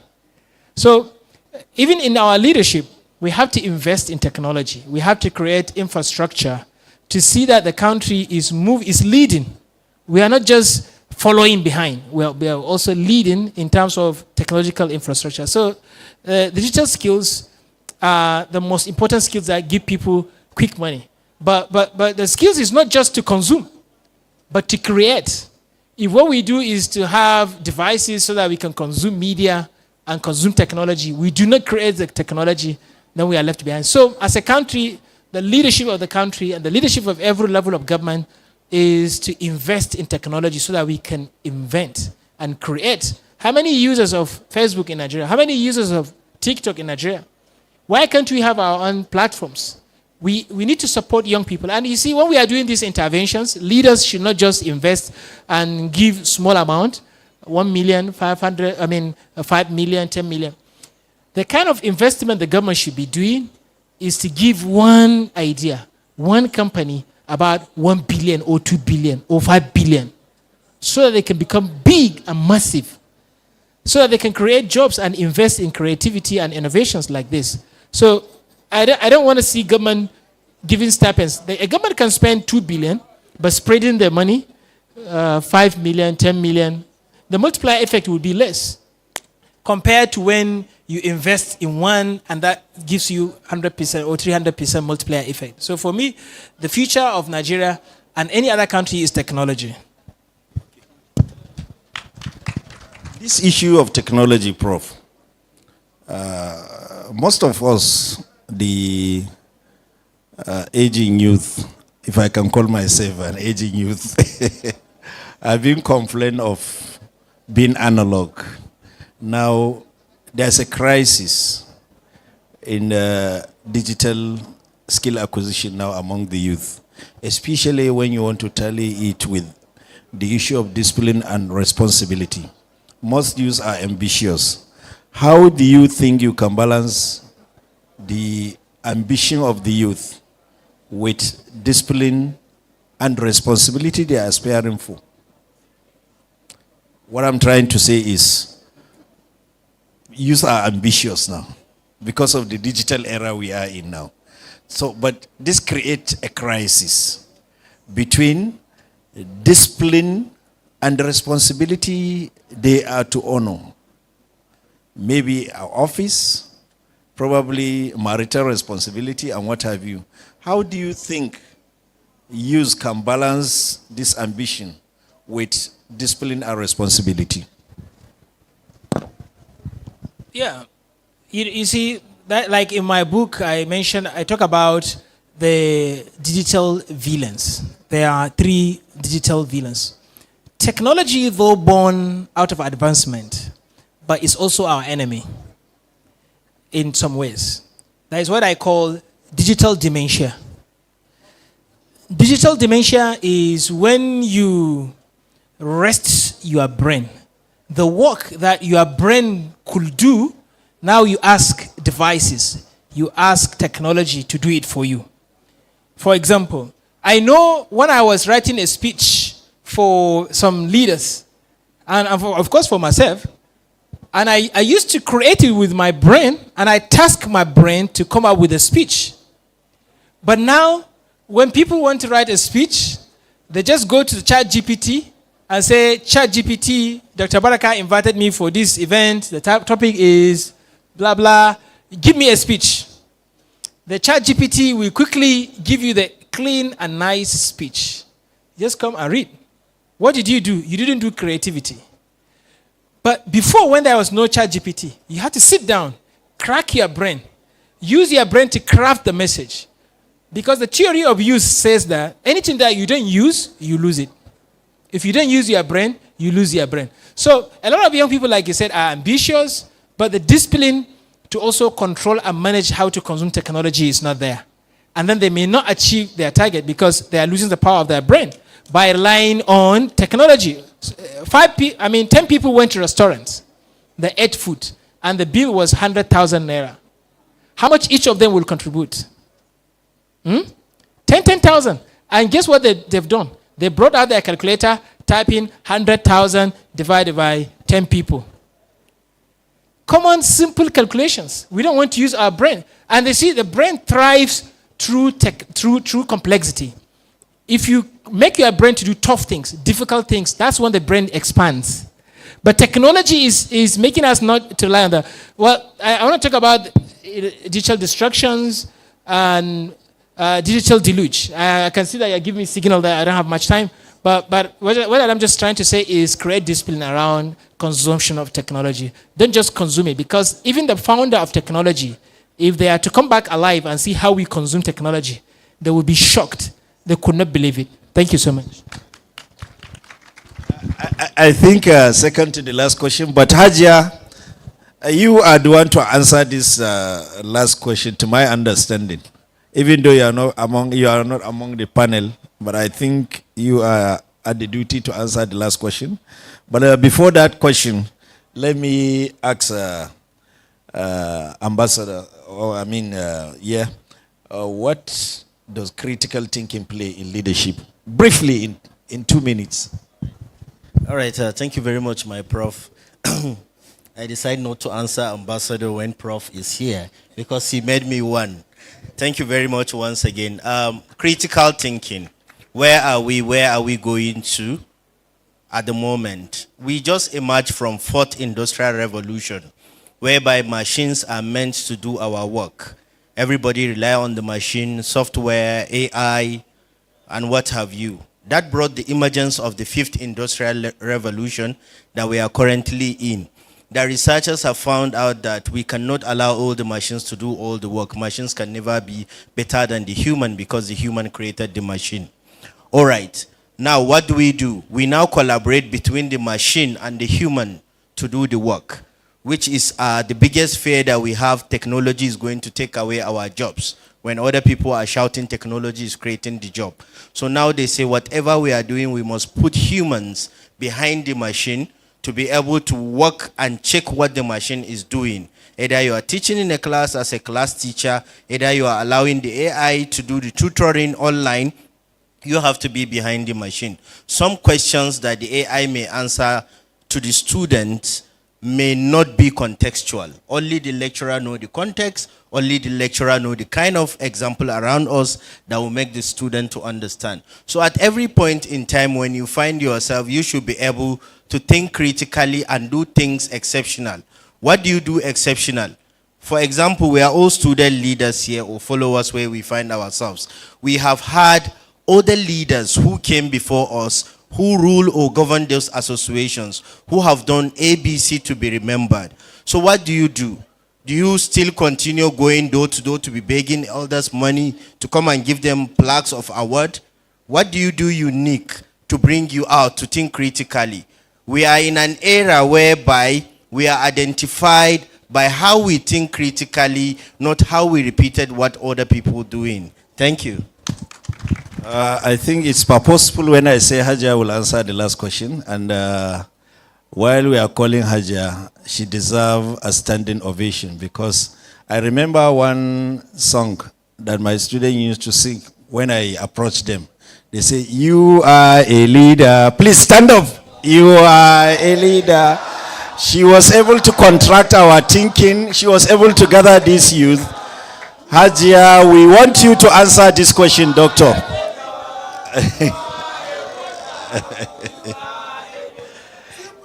Yeah.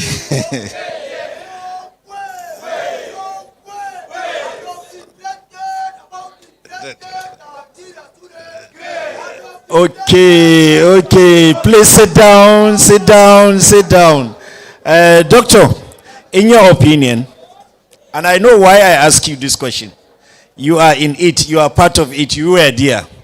In your opinion, what is the biggest leadership gap among Nigerian youth? Thank you.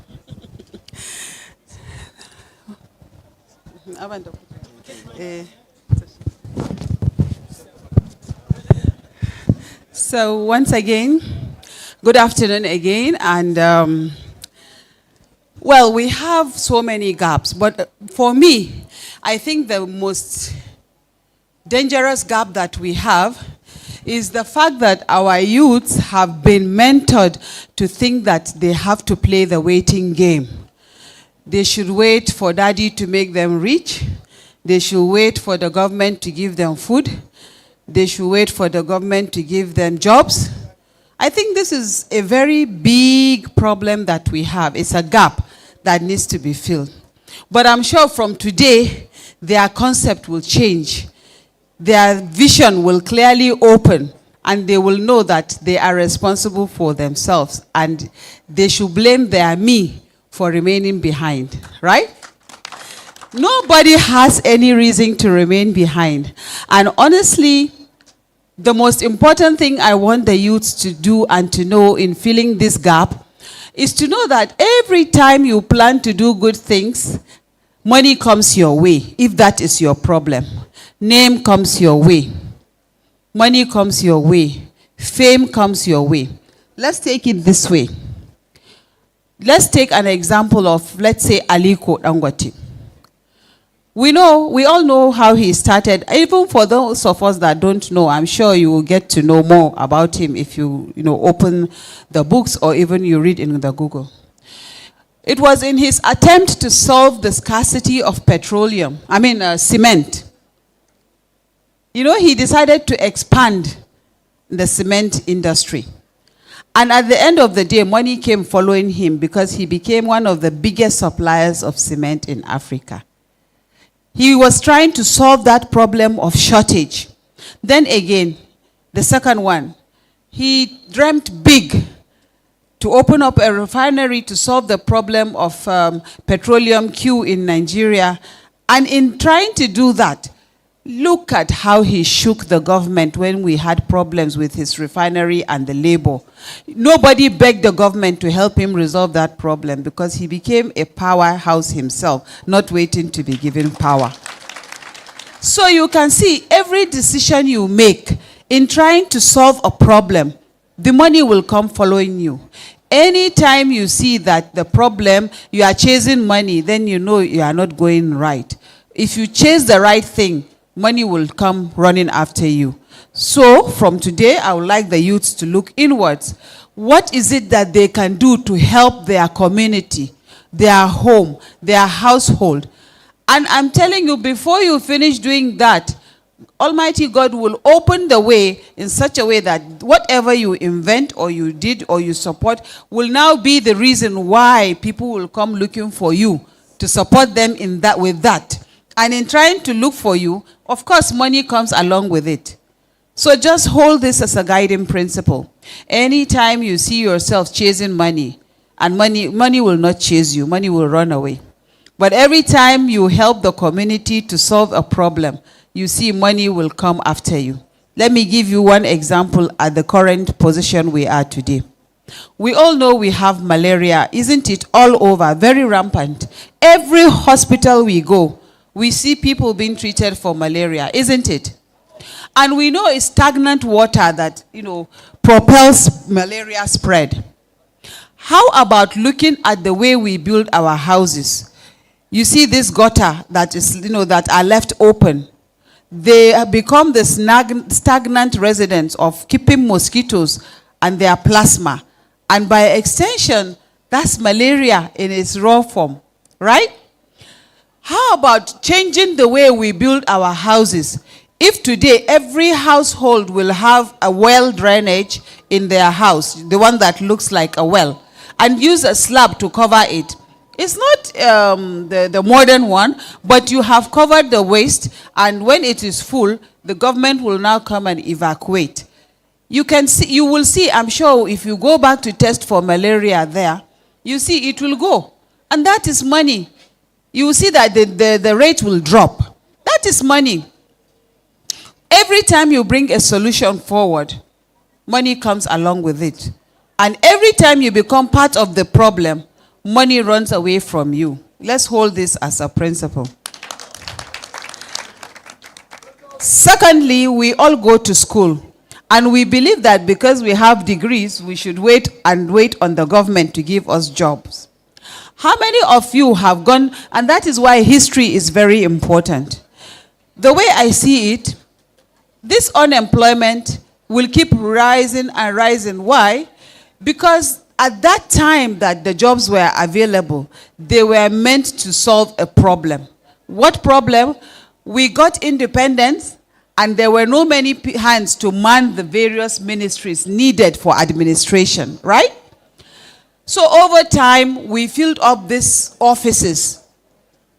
We should have known that since the offices are filled up, we should now not look at the government again, not that side. We should look at another side, because all the offices are full, so there is redundancy. So it means we should change our perception. We know that we go to school, get a degree, but not to wait for the government to give you a job. Anybody that depends on job, it will be difficult for you to get rich if you depend solely on getting a civil service job and making money. So if you want to be rich, that is not where you should look for if you want to keep money. But if you want service and you are contented with just eating and sleeping well, then that is where you go to. So for all you very young, promising young boys and girls right here, don't depend on civil service for jobs. It is already saturated. You will only be frustrated, and you will become myopic, thinking that that is where you should make your living. That is where, and even the girlfriends you have will run away, because if you don't have money, they won't even listen to you. Most of them will run away, because let's face reality. If you can't take care of me, how can I live with you? And if I'm living with you, you are sure that I'll be frustrating you, because there are numerous demands. And that is why you have to upscale. That is the subject, the theme of Barrister Zion's paper. If you want to be successful nowadays, you have to become an octopus. You have to be multi-talented. You have to be versatile. I didn't go to the fashion school. I didn't go to the cooking school. I went to the political school. Of course. Yes, in way back when I graduated from Bayero University. Of course, I graduated as the best student of my department, of my faculty. But I want to tell you, I don't depend on politics. And every disciple that follows me, I tell you, politics is not a job. Politics is a system that is needed to move the community because of the policies that are important. You have to find another job that will give you the money you need so that you have your dignity. And if you have your dignity, power will come to you. Because the politics we play in Nigeria today, you have to buy your stake. And if you don't have money, how can you buy your stake? You will never be at the table. And if you are not at the table and your leader is not at the table, your plate will remain in the dustbin because nobody will give you a portion. So why would you come out and say, I'm just a politician? Unless if you want to steal government money or be rich through another way. So you have to be versatile. I established the first indigenous fast food in Kano State. Today we are 28 years old. Macbana's fast food is still there. Some of you were not even born then. But it was a Lebanese business. Nobody saw a black person in fast food business. But we opened it. I said, anyhow, let's try. There is no harm in trying. Don't ever believe that you cannot do anything.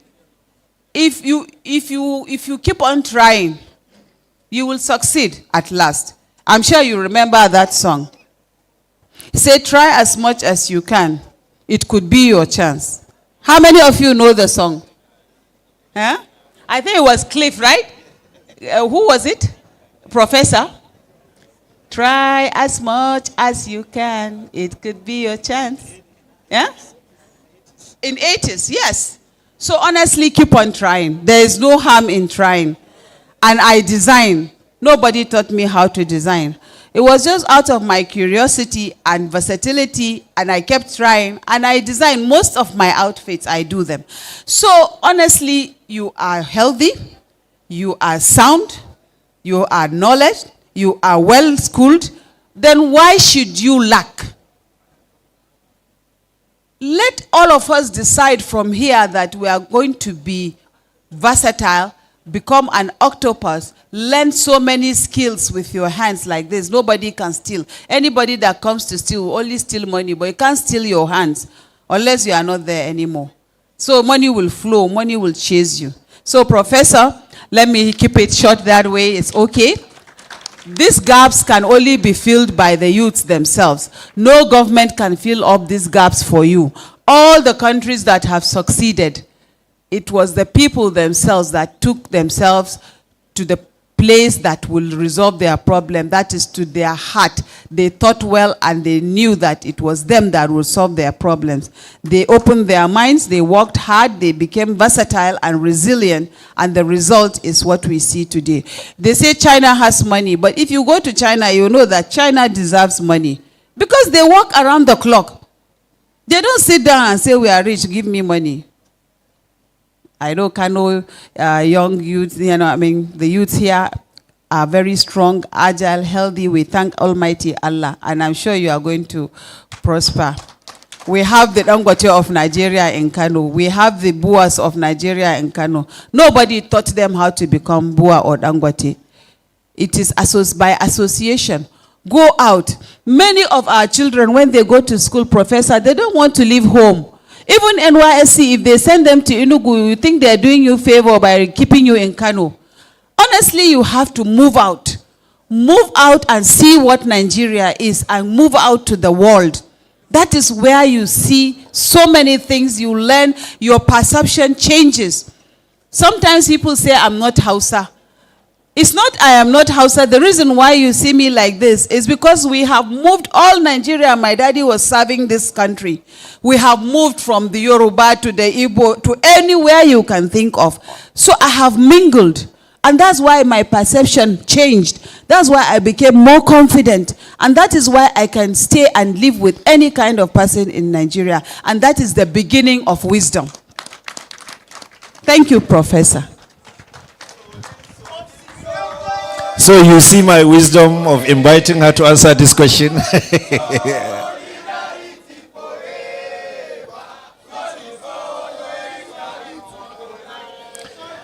Thank you very much, youth, for the time. I think my time is off. I need to hand over this mic to the MC. I want to thank all the panelists here, from Professor down to my colleagues, comrades. Thank you very much. And we are waiting for your next invitation next year, inshallah. Thank you. Thank you very much. Please put your hands together for them. They've done justice to this. There's something he said. So I think you said something about chat, GT, yes, yeah, GPT. You know, you don't want to think. Yes. You know, I had a conference, like I think it was in Abuja, and they were saying that AI would take over videography, photography. No, they can't take MC. No. ChatGPT can it make you laugh? When they were saying that, one guy just shouted and said, wallahi, thank God I'm a carpenter.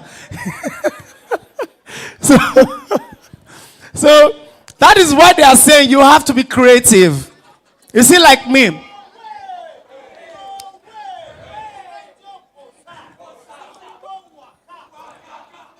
Doctor, Mama, you were born to raise people. Please don't get tired. Please, a round of applause for her. Some of us, God just give us this gift. I can't believe that as of 3 a.m., we were talking.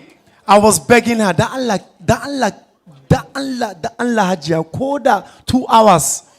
Sleep before we proceed for tomorrow's event. She said, don't worry, I will sleep. I said, Mama, please sleep. Don't worry. So for the guys here, a woman will always be a woman.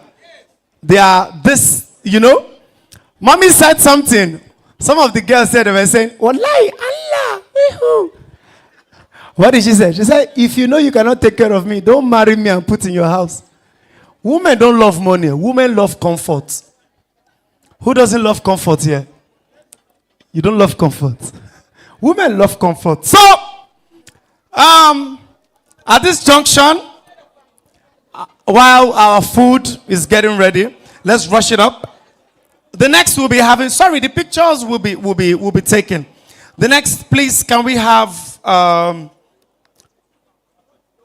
presentation, mental health and the leadership mind, resilience, balance, emotional strength, to be done by Dr. Muftau Mohammed. Please, a round of applause for him as he comes forward. Sir, you're going to help us with your time, please. If you can bless us with 5 minutes or 10 minutes, we will appreciate it, please.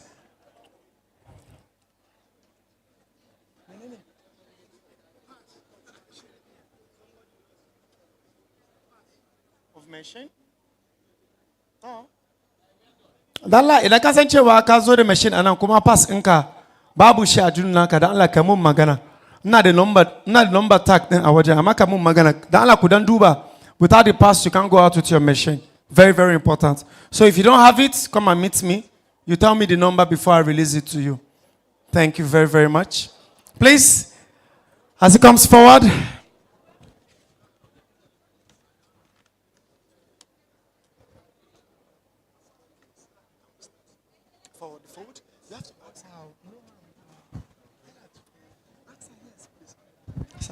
Are you good, sir?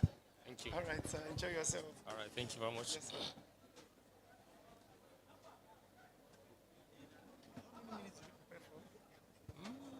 Around 30 minutes. Okay, let's crop it down. Because of time. Okay. We're supposed to leave here by 4. Okay. All right, that's fine. Okay, that's fine.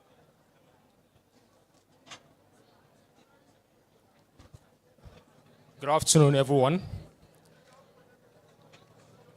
Well, my name is Dr. Muftau Mohammed. I'm a consultant psychiatrist and senior lecturer, Department of Psychiatry, University of Abuja Teaching Hospital. I'm a research affiliate with the Institute of Psychiatry, Psychology and Neuroscience, King's College London.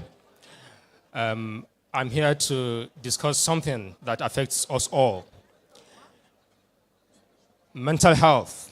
We all know that health is an important and integral part of our life. And now we'll look at another important part of that that health, which is mental health.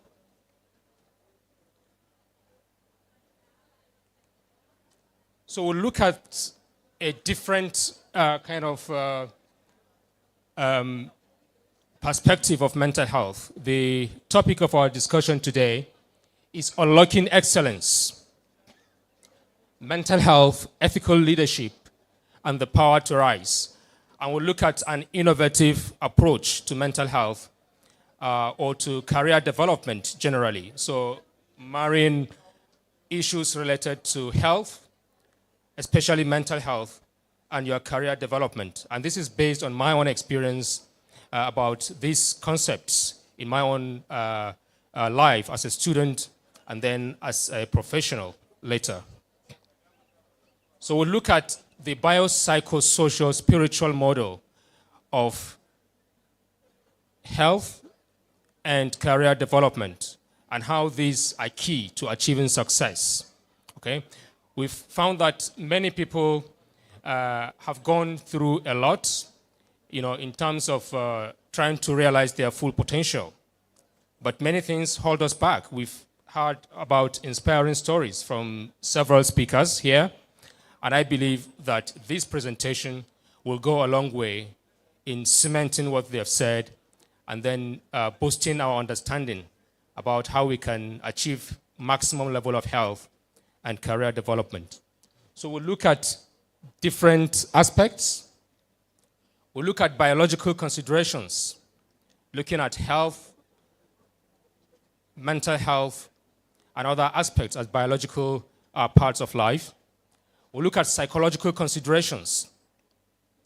We'll also look at social considerations and psychological aspects. We'll look at how you identify opportunities and how you craft applications to apply for competitive awards that can propel your career. Young people really need these opportunities to propel their career and achieve their full potential. So we'll give some examples of those and how you can portray that. And we will, at the end of it, we'll consider what Pursue Excellence is. I'm a founder of an organization called Pursue Excellence, which is aimed at supporting young people reach their full potential through mental health, mental resilience, and the opportunities to thrive. So let's start. We do know that the early career period is a period of significant distress for young people. The World Health Organization estimates that 1 out of every 4 people is at risk of having a mental health condition in their lifetime. And over 90% of those who need mental health care are not having access to evidence-based medications or psychosocial interventions. But mental health conditions can sometimes hold us back, and our ability to secure opportunities and training programs can really be key in achieving our success. So we look at the biopsychosocial approach, looking at the benefits of pursuing excellence and unlocking your potential, enhancing your competitiveness, and then looking at the biopsychosocial spiritual model. As I said, the World Health Organization defines health as a state of complete physical, mental, and social well-being, and not merely the absence of disease or infirmity. Which means health is not just the absence of an illness, but it's your ability to have full range of health benefits in terms of your physical, mental, and social well-being. And we'll look at all of these. We do know that this can lead to more fulfilling lives, can lead to your ability to build resilience, enhance your productivity, and achieve success. And of course, prioritizing your physical and mental health can really help you to realize your full potential. So let's look at the psychological domain. Throughout my education, I specialized as a psychiatrist after my medical school, graduating as a doctor. I specialized as a psychiatrist, and I trained at a neuropsychiatric hospital called Federal Neuropsychiatric Hospital in Kaduna. So one of the mindsets I observe amongst young people is the belief that someone has the potential to limit your ability to reach your full potential. For example, some of my colleagues will believe that if you pursue excellence or you pursue opportunities, then that can threaten your seniors or your lecturers. And then that can limit your ability to get other opportunities or even to pass your exams. Okay? One other negative mindset many people hold is that when you prepare for an exam, for example,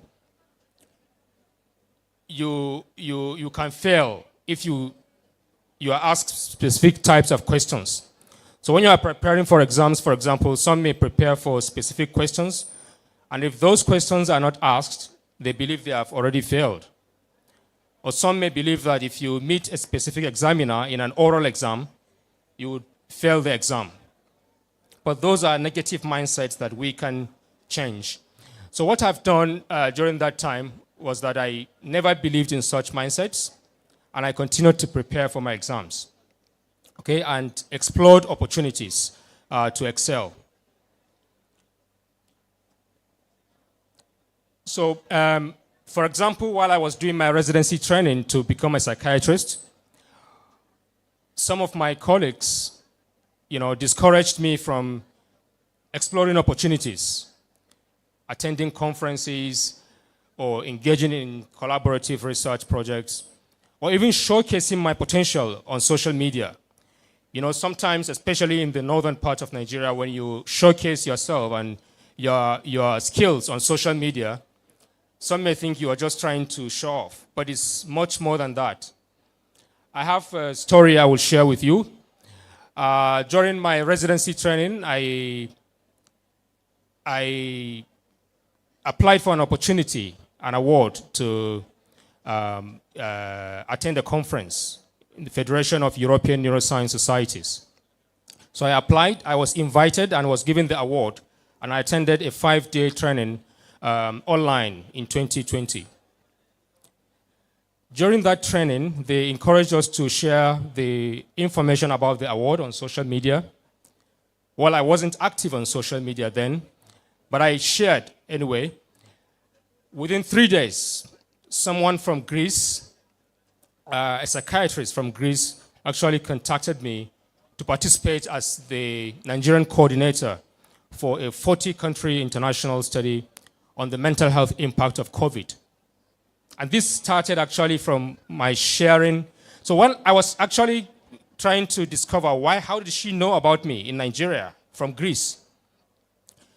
I now looked at my post on social media, sharing the awards I got and all of that, and I found that she liked those awards and what I shared as a psychiatrist in Nigeria and all of that. And that's how she got me, and reached out to me to participate in that study.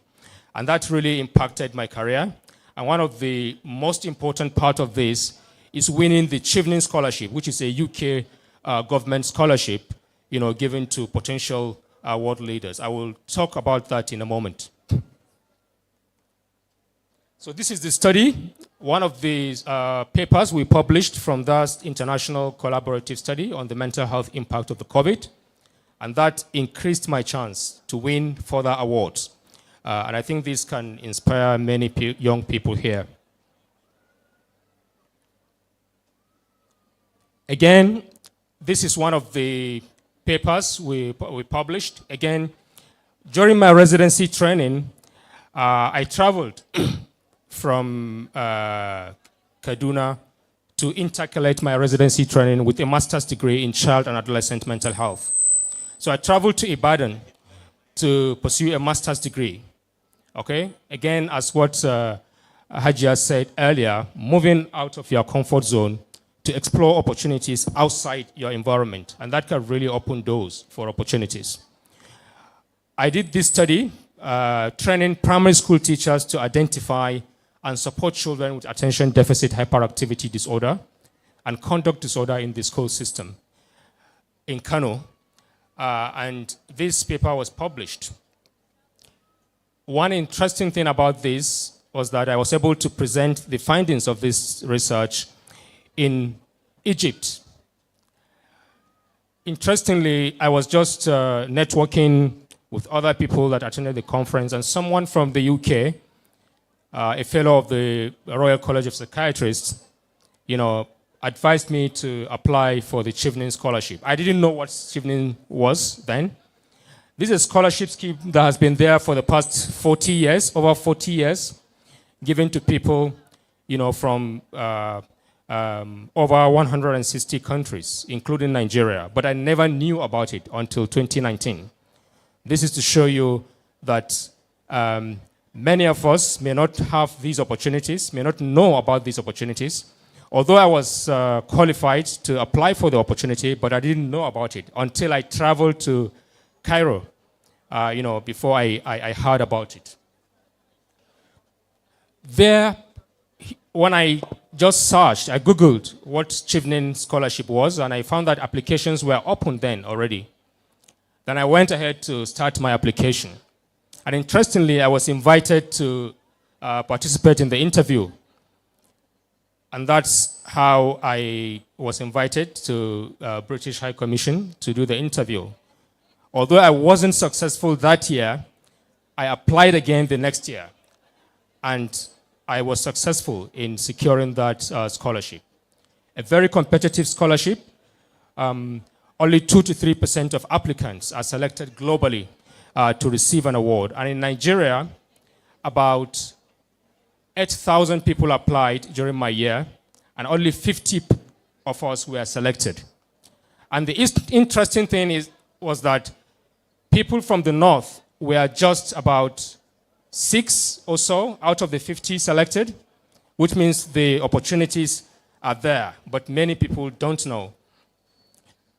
And I was the only one from Kano, from those selected for that scholarship.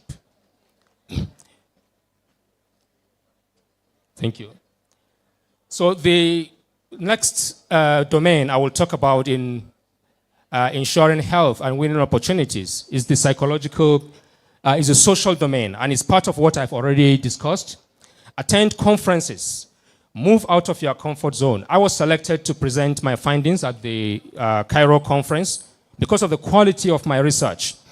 The research I did in Kano, which I showed you the paper, was an innovative study, the first in Africa, looking at training primary school teachers to identify and support children with attention deficit hyperactivity disorder and conduct disorder. These are child developmental conditions that hold children back from achieving their full potential.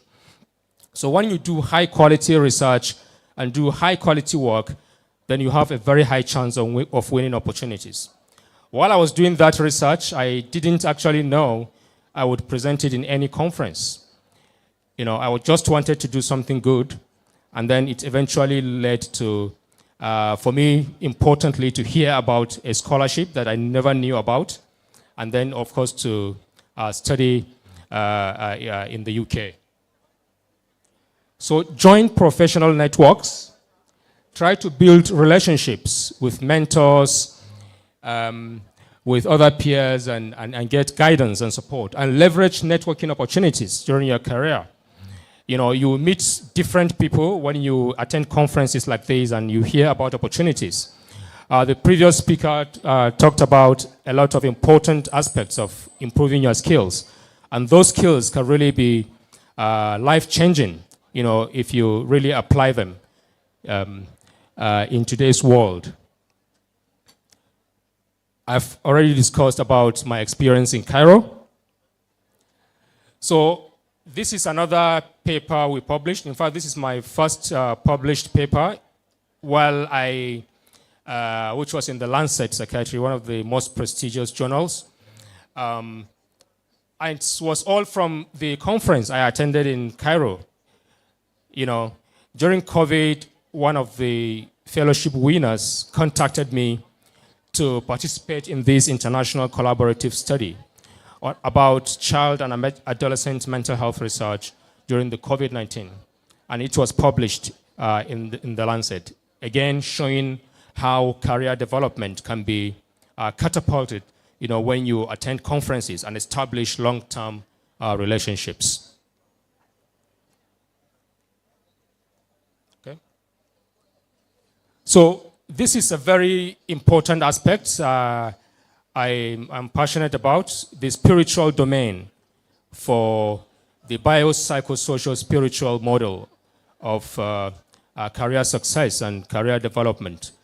Again, part of what I experienced, during my residency training, where I've found people with great potential, but being held back.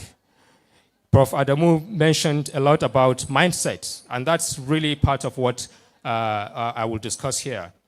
Our mindsets, hold us back a lot. Many people with great potential are held back because of negative mindsets.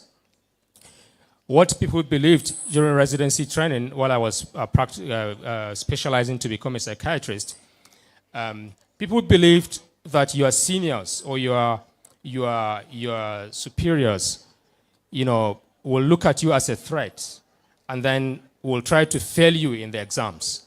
When you go for exams, professional exams, for example. I found those as very negative mindsets.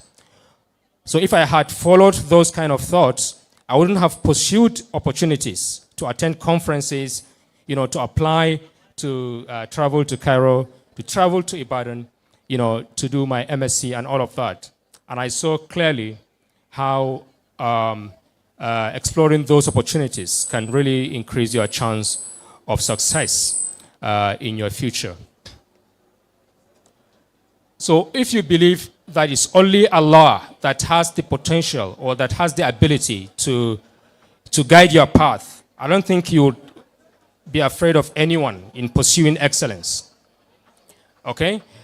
Those negative mindsets are sometimes fueled by, your inability to understand yourself, this kind of self-awareness, to know who you are, and to know that your path cannot be controlled by any human being.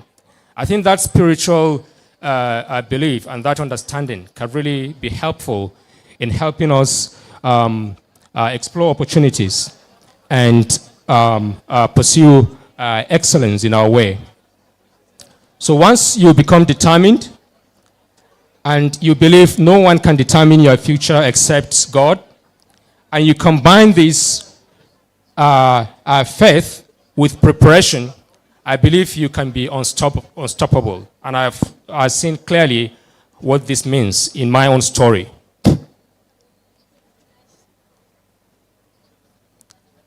So just about identifying opportunities, I think it's important to turn your ambitions into reality through networking. Now you are here, you can connect with different people, you hear about different opportunities. Something you can hear here about your scholarship, your opportunity, your career can really be what can change your life. For me, attending the conference in Cairo really changed my life, because that was where I heard about the Chieftain Scholarship. I never knew about a scholarship that existed for over 40 years. So attending such events and networking can really help you in achieving your goals. And you can explore opportunities by just simple Google searches, okay? For example, when I heard about the Chieftain Scholarship, I just Googled to see what Chieftain was, and I saw a range of other opportunities that were there that could be potentially important.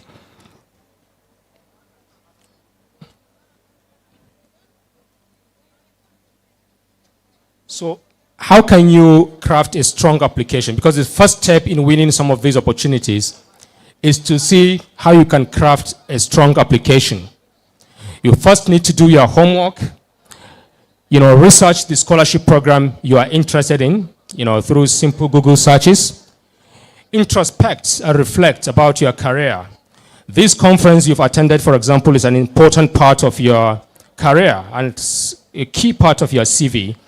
And that can improve your chance of winning opportunities in the future. Okay?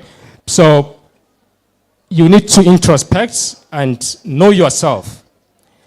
Other speakers have talked about how you can really look at your identity and your special skills, to utilize that in your career development. Consistency is key. When you apply for something and you craft an application, of course, we now have a range of tools, artificial intelligence and other tools that can really help you in editing and all of that. So that's really key in preparing applications. This is the scholarship, Chieftain Scholarship, when I was selected in 2021. 8,000 people applied. I was fortunate to be one of the 50 people that were selected in Nigeria. And I think many people would have heard about this scholarship for the first time, but it's an opportunity for you to research about the scholarship and to apply. Many people have the skills, many young people have the skills to win these scholarships, but many people are not aware of them. And I think for you to you need to look at some of these things and improve your chances of winning the scholarship. So you need to demonstrate originality, show evidence of thoughtful planning when you're applying for these scholarships, and ensure consistency, throughout your application. Get feedback from your mentors and colleagues. And this is an example. I'm sure you'll receive the slides and just have a look on how to look at how you can craft a strong application. This an application I made, while I was doing my residency training to attend a conference, to a training opportunity at the WHO Collaborating Center for Mental Health Research and Training at University of Ibadan. So you have some time to look at the slides and look carefully on how you can craft applications. Most organizations or opportunities will ask you to write a personal statement. And for you to be selected for some of these opportunities, you need to craft a compelling personal statement, especially with opportunities that are highly competitive, globally, okay? Well, just this part of the personal statement. Well, just to show something about ethical leadership. Interestingly, while I was in Ibadan, I think this story is really pertinent and many people may resonate with this story. While I was in Ibadan, in my cohort, I did the most rigorous research, an interventional research, control study. But unfortunately, that research wasn't recognized there. During a time where prizes would be awarded, I believed if one person would be given an award in my cohort, I would probably be the first. Okay? So 3 people were given awards for this, for the best dissertations. 1, 2, 3, third positions, first, second, and third. But I wasn't recognized. I wasn't called to receive an award. Again, I made an external defense for my dissertation. Again, when I entered the class the next day, our juniors shouted that I had the best presentation. Again, it wasn't recognized.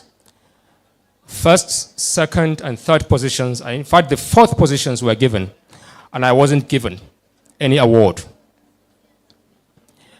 And this is something that is really key, and it's common not only in the southern part of Nigeria, even in the northern part of Nigeria, it's common. Tribal and religious biases are some of the key things that hold us back in this country, and we must change that.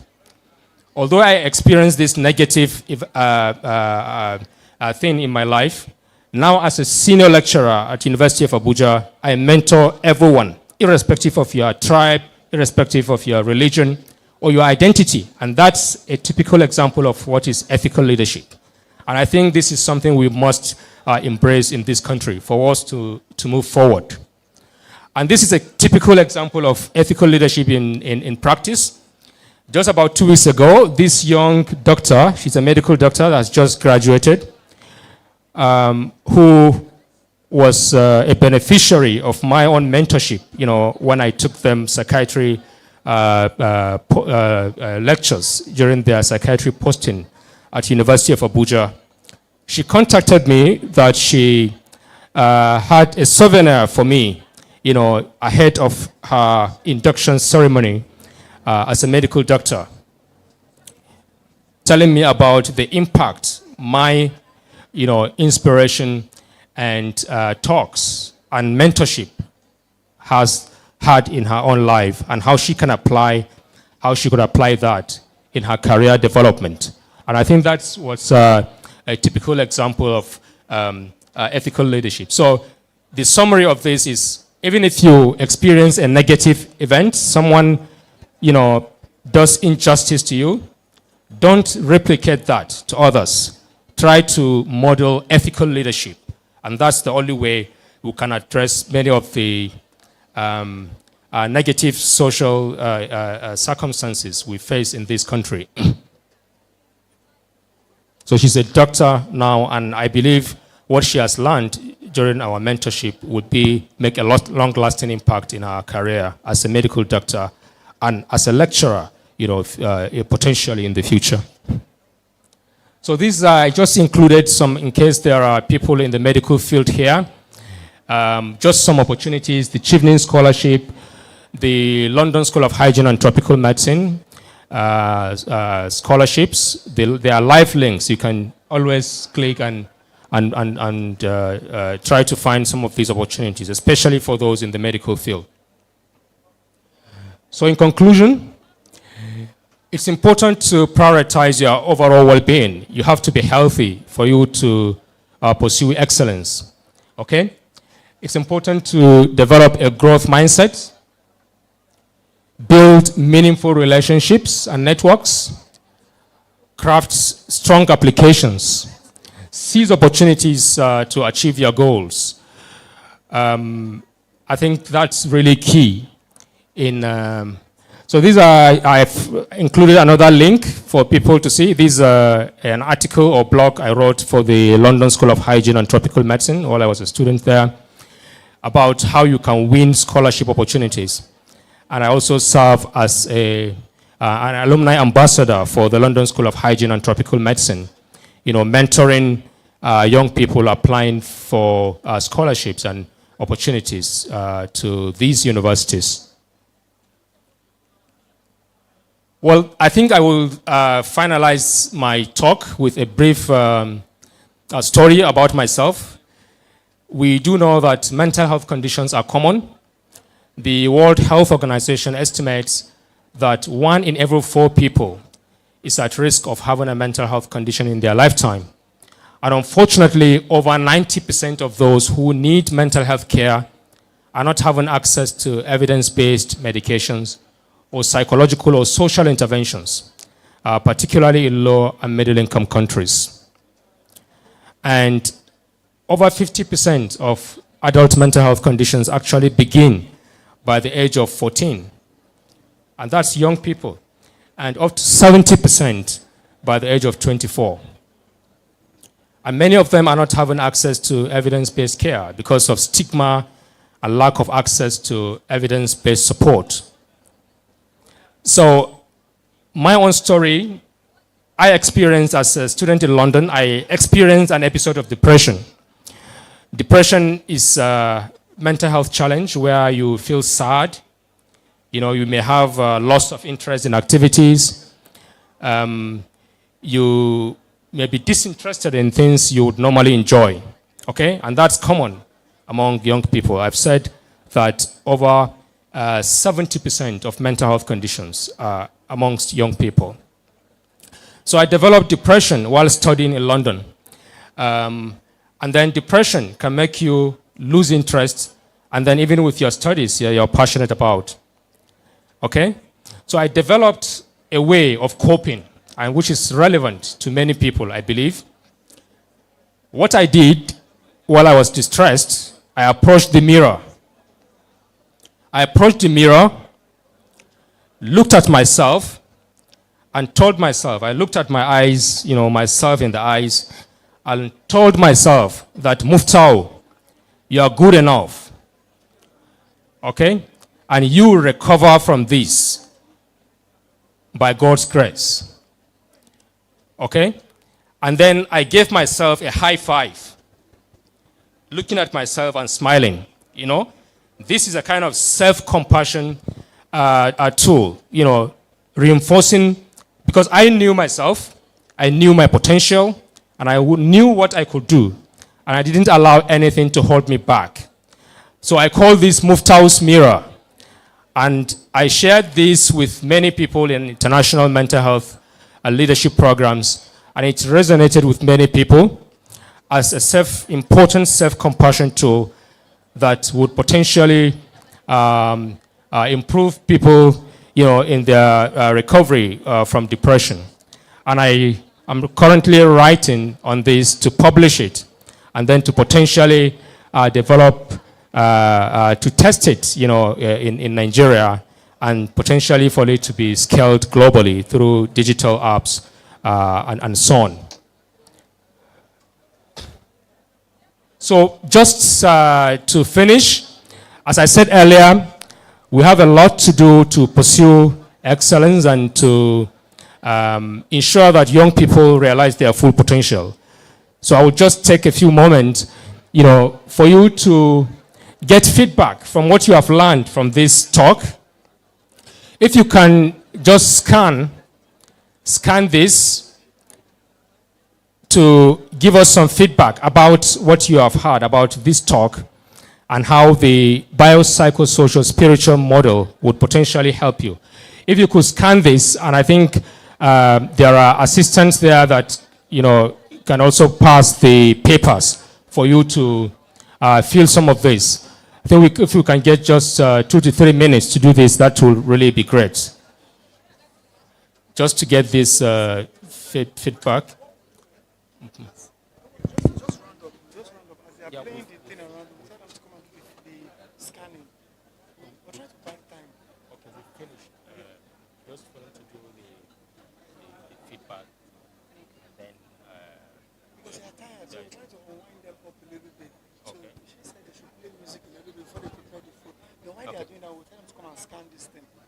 Okay, so that's fine. Because there is this, then there is the next one for the sign up. So I don't know how that will work. Sorry? How do we do? He said there's this. Yeah, we need that feedback. And then he said there's another one for conclusion. That is the next one after this. Just not more than 5 minutes. To conclude, then we'll leave this one and I've been cheap break so that we get the input. Okay. Conclude that one. We give you feedback so that you'll be making emphasis. Yes. As we're eating, as we're eating, other thing. The first person, let's check. Yeah, so because of the first. So no, I finished my. Yeah, so if this is okay, then I can do the sign out. There's another form after this. That's the end. Okay.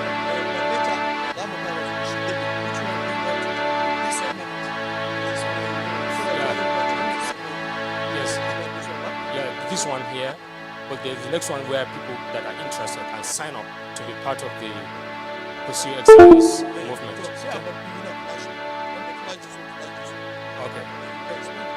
Okay. So what do I do now? Okay. Yeah, so this is the feedback I would like to gain from you. And then the next slide is actually a sign up to say how people can join the Pursue Excellence movement, which is a dignity-centered framework for mental health, ethical leadership, and inclusive education. It's something that has to do with empowering young people to realize their full potential through winning scholarships, gaining opportunities, and their ability to scale excellence. But because we believe that excellence is something everyone can achieve. So thank you very much. It will be great to have your feedback. And I would like to use this opportunity to thank the organizers. Particularly, I would like to thank Dr. Baraka Sani for inviting me to be part of this important initiative, which is really important in helping young people. It's a great initiative, developing young people to reach their full potential. And I look forward to engaging more in these kinds of discussions. Thank you very much. Thank you so much, sir. Please, we have where you can, we need you to come and scan it, please. Please, as we are having our break now, you have to scan this, please, for your feedback purposes. And also there's actually where you can actually sign in if you're very much interested, which I believe you should be interested in that. So, sir, I think this is the one you scan. Okay, this is feedback, pursuit of the excellence. So you can scan this one. Can you control it from where you're seated? So I don't know if the frequency will help you.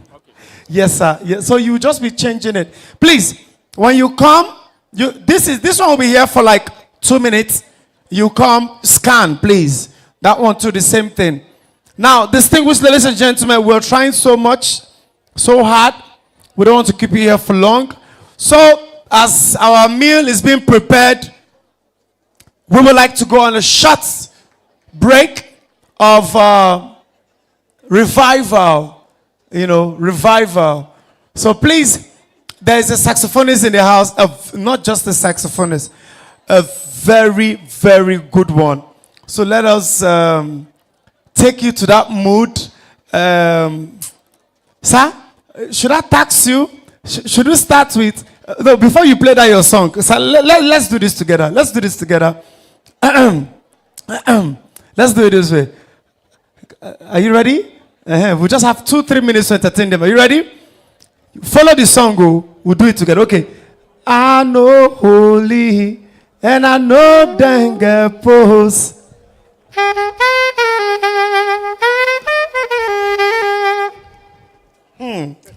This guy good though. Slowly at the top.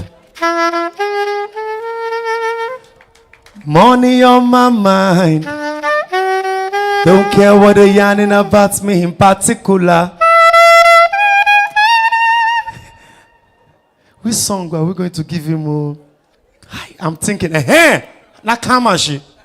Nakamashi. Dagesunji denki dana.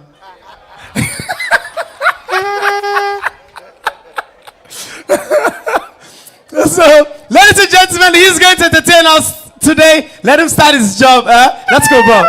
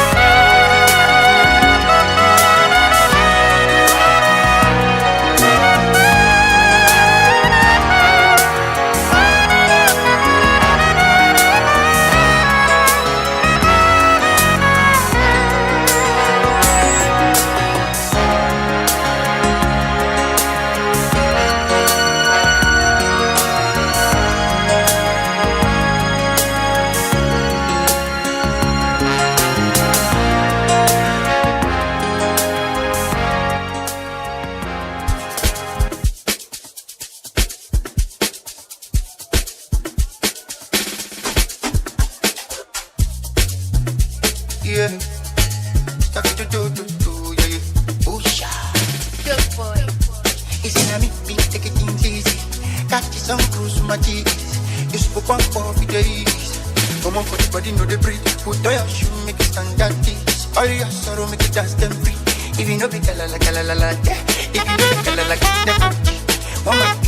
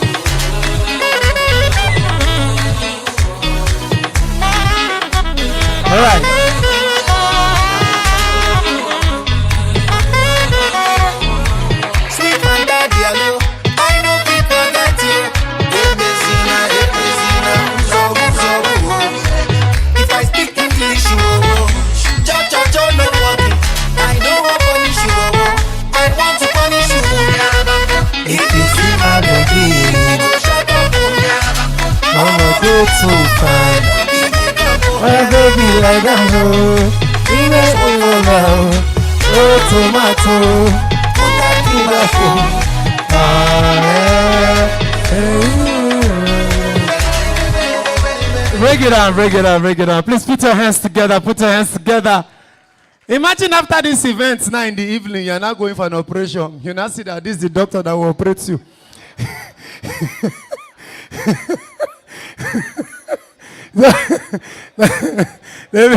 They've given you operation time, 10 p.m. So after this show now, you now get to the hospital. They say, God, doctor, you now open your phone. You see this doctor like this. Will you operate? How about, why do people think that because you're working, you cannot have fun? No. It doesn't work that way. Distinguished guests, my name is MCJ. A lot of you are meeting me outside and telling me that, Ajia, mommy, they are saying they got Abuja. Sorry, it's not from Abuja. They are wonderful people in Kano State. So I'm from Kano here. It's not from Lagos or Abuja. Kano is blessed. Quote makers, they tell you, so Kano is blessed. If you follow me up on my Instagram, you see. Doctor, mommy, they are saying you went to bring FC from Abuja, Lagos. I'm telling them that it's not from Abuja, it's Kano. We just travel to do work. Kano is a very big place, so we need to do it.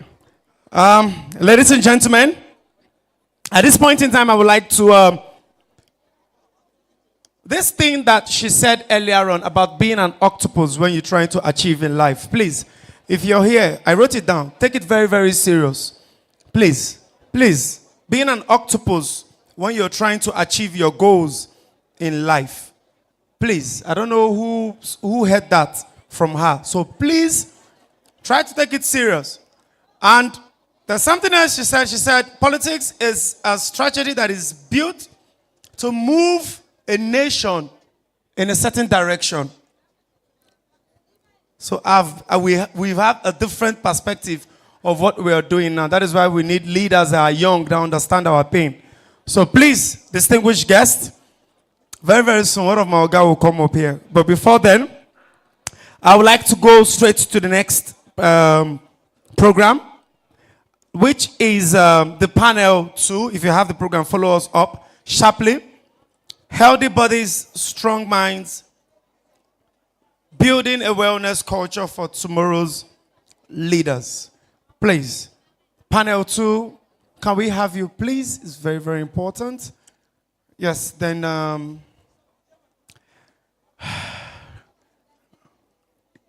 please, yes. Let's do it very quickly.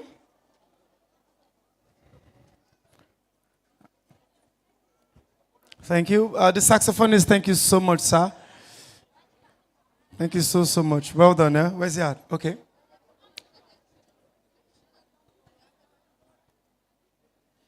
Oh, now I see why you've been writing since. Oh, okay. Okay, so I believe you know the rest of the panels. Okay, please, help us out. Save us time, eh? Okay. Hi, good afternoon, everyone. So we're just going to jump into this since we're working on very tight schedule. So please help me invite to the panel Dr. Zakia Sadiq Abubakar. Thank you, ma'am. Dr. Muftal Muhammad. Please join us. Ambassador Mukhtar Gashash. Abdullahi Isaac Jibril.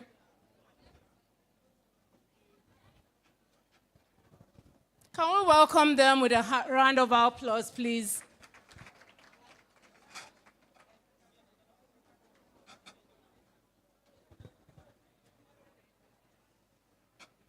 Dr. Muhammad, please. Okay. Ambassador Mukhtar.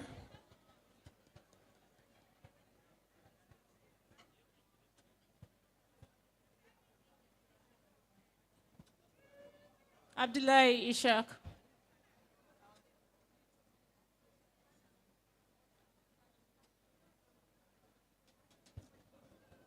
Welcome, sir.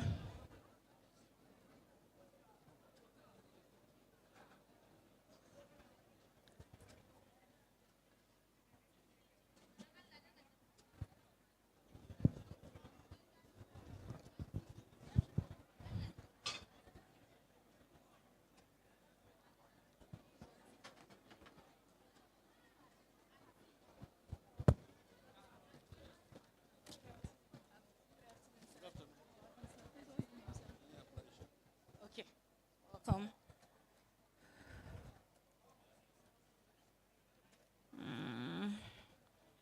We're waiting for Ambassador Mukhtar.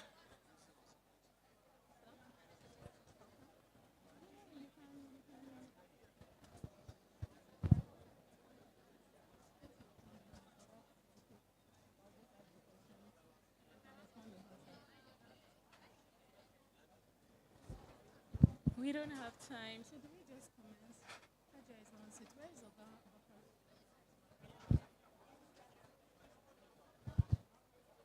We should go ahead. Okay. All right, so while we're waiting for the other panelists to join us, we're just going to commence the session. Thank you very much for joining us. We're going to be discussing on the theme Healthy Bodies, Strong Minds, Building a Wellness Culture for Tomorrow's Leaders.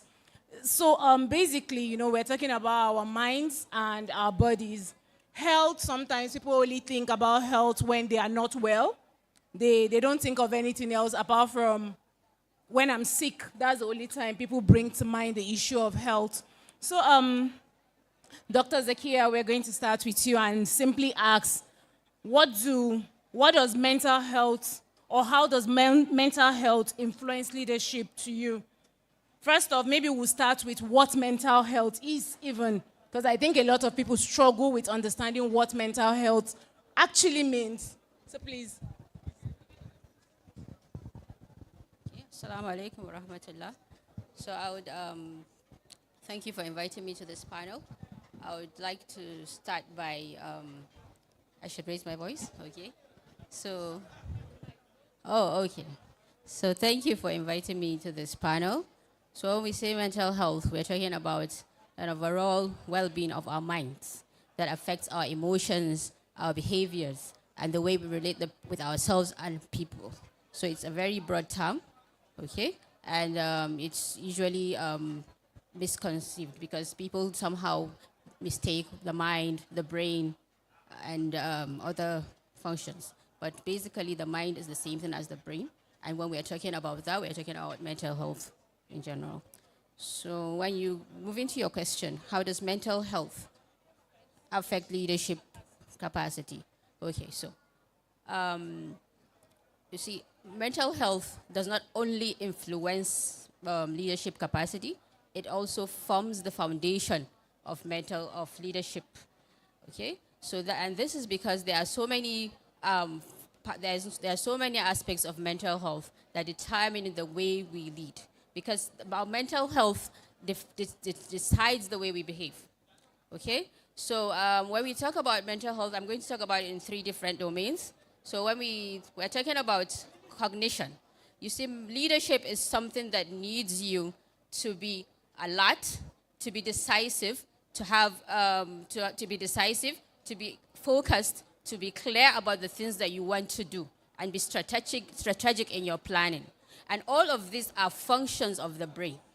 Okay, these are executive functions of the brain that when your mental health is not stable, you will not be able to perform these functions that are very critical to leadership. So, so in leadership, so that means for people to be great leaders, they need to have clear focus, they need to be able to think, they need to be able to make decisions, fast decisions sometimes, and they need to be able to plan things and concentrate. Okay? Then another aspect of, well, we're talking about, okay, yeah, leadership. So another thing that mental health affects in the concept of leadership is something that people have been talking about, which is also intertwined with mental health, this concept of emotional intelligence. Okay, so when people are emotionally aware of who they are and what they are able to do, when they are not mentally sound, this concept of emotion, being aware of yourself or what the other people are doing around you, will not even come up. Because when you are mentally disturbed, that is when you have emotional burnout, okay? Or you have what we call anxiety or depression. And all of these mental health disorders are things that affect your ability to concentrate, ability to even focus on yourself and other people. So you will not be able to have that emotional intelligence that is needed in leadership, where you'll be able to be in control of yourself and then be able to lead others confidently. Okay, and then the other aspect is the concept of self-regulation, regulation, emotional regulation, I mean. So when there is good mental health, people are able to regulate their emotions. For leaders, this is very important because a leader sets the emotional state of a leader, sets the emotional tone for their organization and the people that they lead. So when a leader is not able to emotionally regulate themselves, they will bring chaos to their leadership. People will be afraid. People will not be vulnerable. People will not be able to approach them because they are not mentally, they are not emotionally stable. And most mental health conditions, they tend to affect emotional regulation. So when somebody is depressed, sometimes they get angry easily. They're not able to control their anger. They're not able to control their emotions. When they're anxious, they're not able to be calm. So all of these things are things that, okay, thank you. Okay, thank you so much. She said a lot there. So we are just going to go ahead. Thank you very much, Doctor, for joining us. Sir, we're going to ask, what do young leaders need? Or why do young leaders need habits of wellness and balance? Because she had mentioned that, one of the things that are required for you to be a leader is for you to have proper mental balance or mental and emotional balance. That way you can think properly and you can act properly. So why do you think that it is important for youth to have, these habits of well-being? Assalamu alaikum wa rahmatullahi ta'ala wa barakatuh. No problem. Thank you very much. Do I say Mr. Chairman or a panel? So my name is Abdullah Ishaq. So what we are discussing on mental health, as the doctor has told us that it has to do with the well-being of an individual, the state of a well-being of an individual, coping with stress and work productivity. So based on the question you asked me is that I think the youth, the young leaders need a habit to stay healthy and focused. They should as well create time for themselves to rest, or otherwise maybe to see how somebody could isolate himself, to avoid finding himself in a place that is noisy. So that one is will help in a long way for young leaders to exhibit that habit of well-being. Another area is to manage stress, to make good decisions for themselves. Making good decisions is that one should not be distracted. You know what is good of you. You know what should be done for you to... In fact, each and every human being you are seeing has a desired goal to achieve. If I should make a reference for what the professor has earlier said, and other subsequent previous speakers have said, each and every one has an objective. Like in Nigeria, when you get to the tertiary institutions, you'll be thinking of after graduating, I'll get a CV to seek for employment. So it's high time we start looking for that. We should be very, very innovative, to be creative, to see how we have something to do, so that we not solely depend on the government. Because by depending on the government, when you are expecting the government to give you work, later you will not get that work. So that when the problem starts. So another aspect that keep the young leaders well-being, or sustain the well-being of the young leaders, is to stay consistent and productive. Productive means still to have something doing. One should not be idle. One should not be redundant to be expecting the government to give me this, or you should not be expecting to allow to give me this. Try to think, to think of what I should do. Let me be getting, like the Hausa man say, thorough the CC. By getting thorough the CC, when you know that you have keep yourself busy, engaged doing something, so you avoid all those issues that resulted as a result of mental health.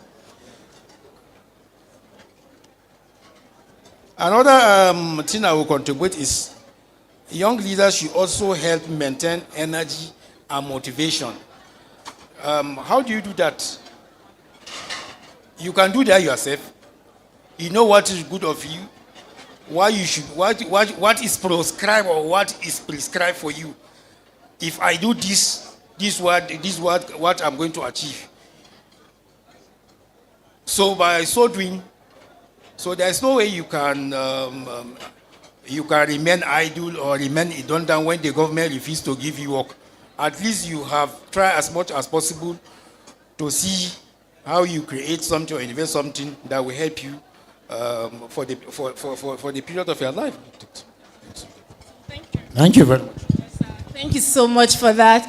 He has clearly stated that, just like previous speakers had said, it's important that we focus on ourselves and try to keep away distractions.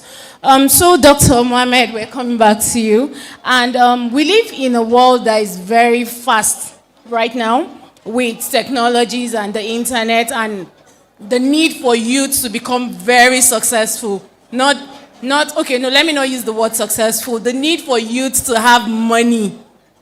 That's the world we live in. And because of this singular pressure that youth put on themselves, there's a lot of anxiety. People experience a lot of anxiety that they have self-imposed. And, it then brings about depression and a lot of other issues. How do you think, or what are the signs of this burnout and anxiety or emotional instability in youth? Because even the persons experiencing this, they might not even understand that they are experiencing anxiety, or this is burnout, or I'm getting to a point where I'm mentally unstable. What do you think are the signs, some of the signs that can help us as a society and the youth themselves to be able to identify these issues? Well, thank you very much for this question. It's really a timely question. The statistics are clear. As I mentioned earlier, the World Health Organization estimating that 1 out of every 4 people being at risk of having a mental health condition in their lifetime, and over 90% of those who need mental health care are not having access to the evidence-based support. And most of this is actually most of this burden is amongst young people.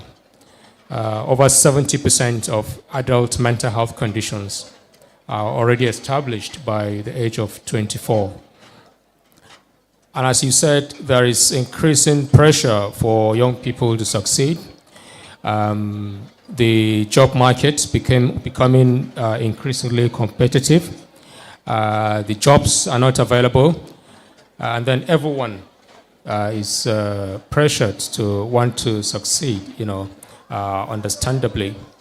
And I think the important thing for young people is to know about mental health, to understand that these statistics are real, based on World Health Organization estimates, and what with local research we have done. We conducted a study in Kaduna among adolescent secondary school students, and we found that 1 out of every 3 adolescent secondary school students had ever thought about ending their lives. And 14% of them had a diagnosis of a major depressive disorder. So 14% of them had depression, and we know the link between depression and academic achievement and loss of interest.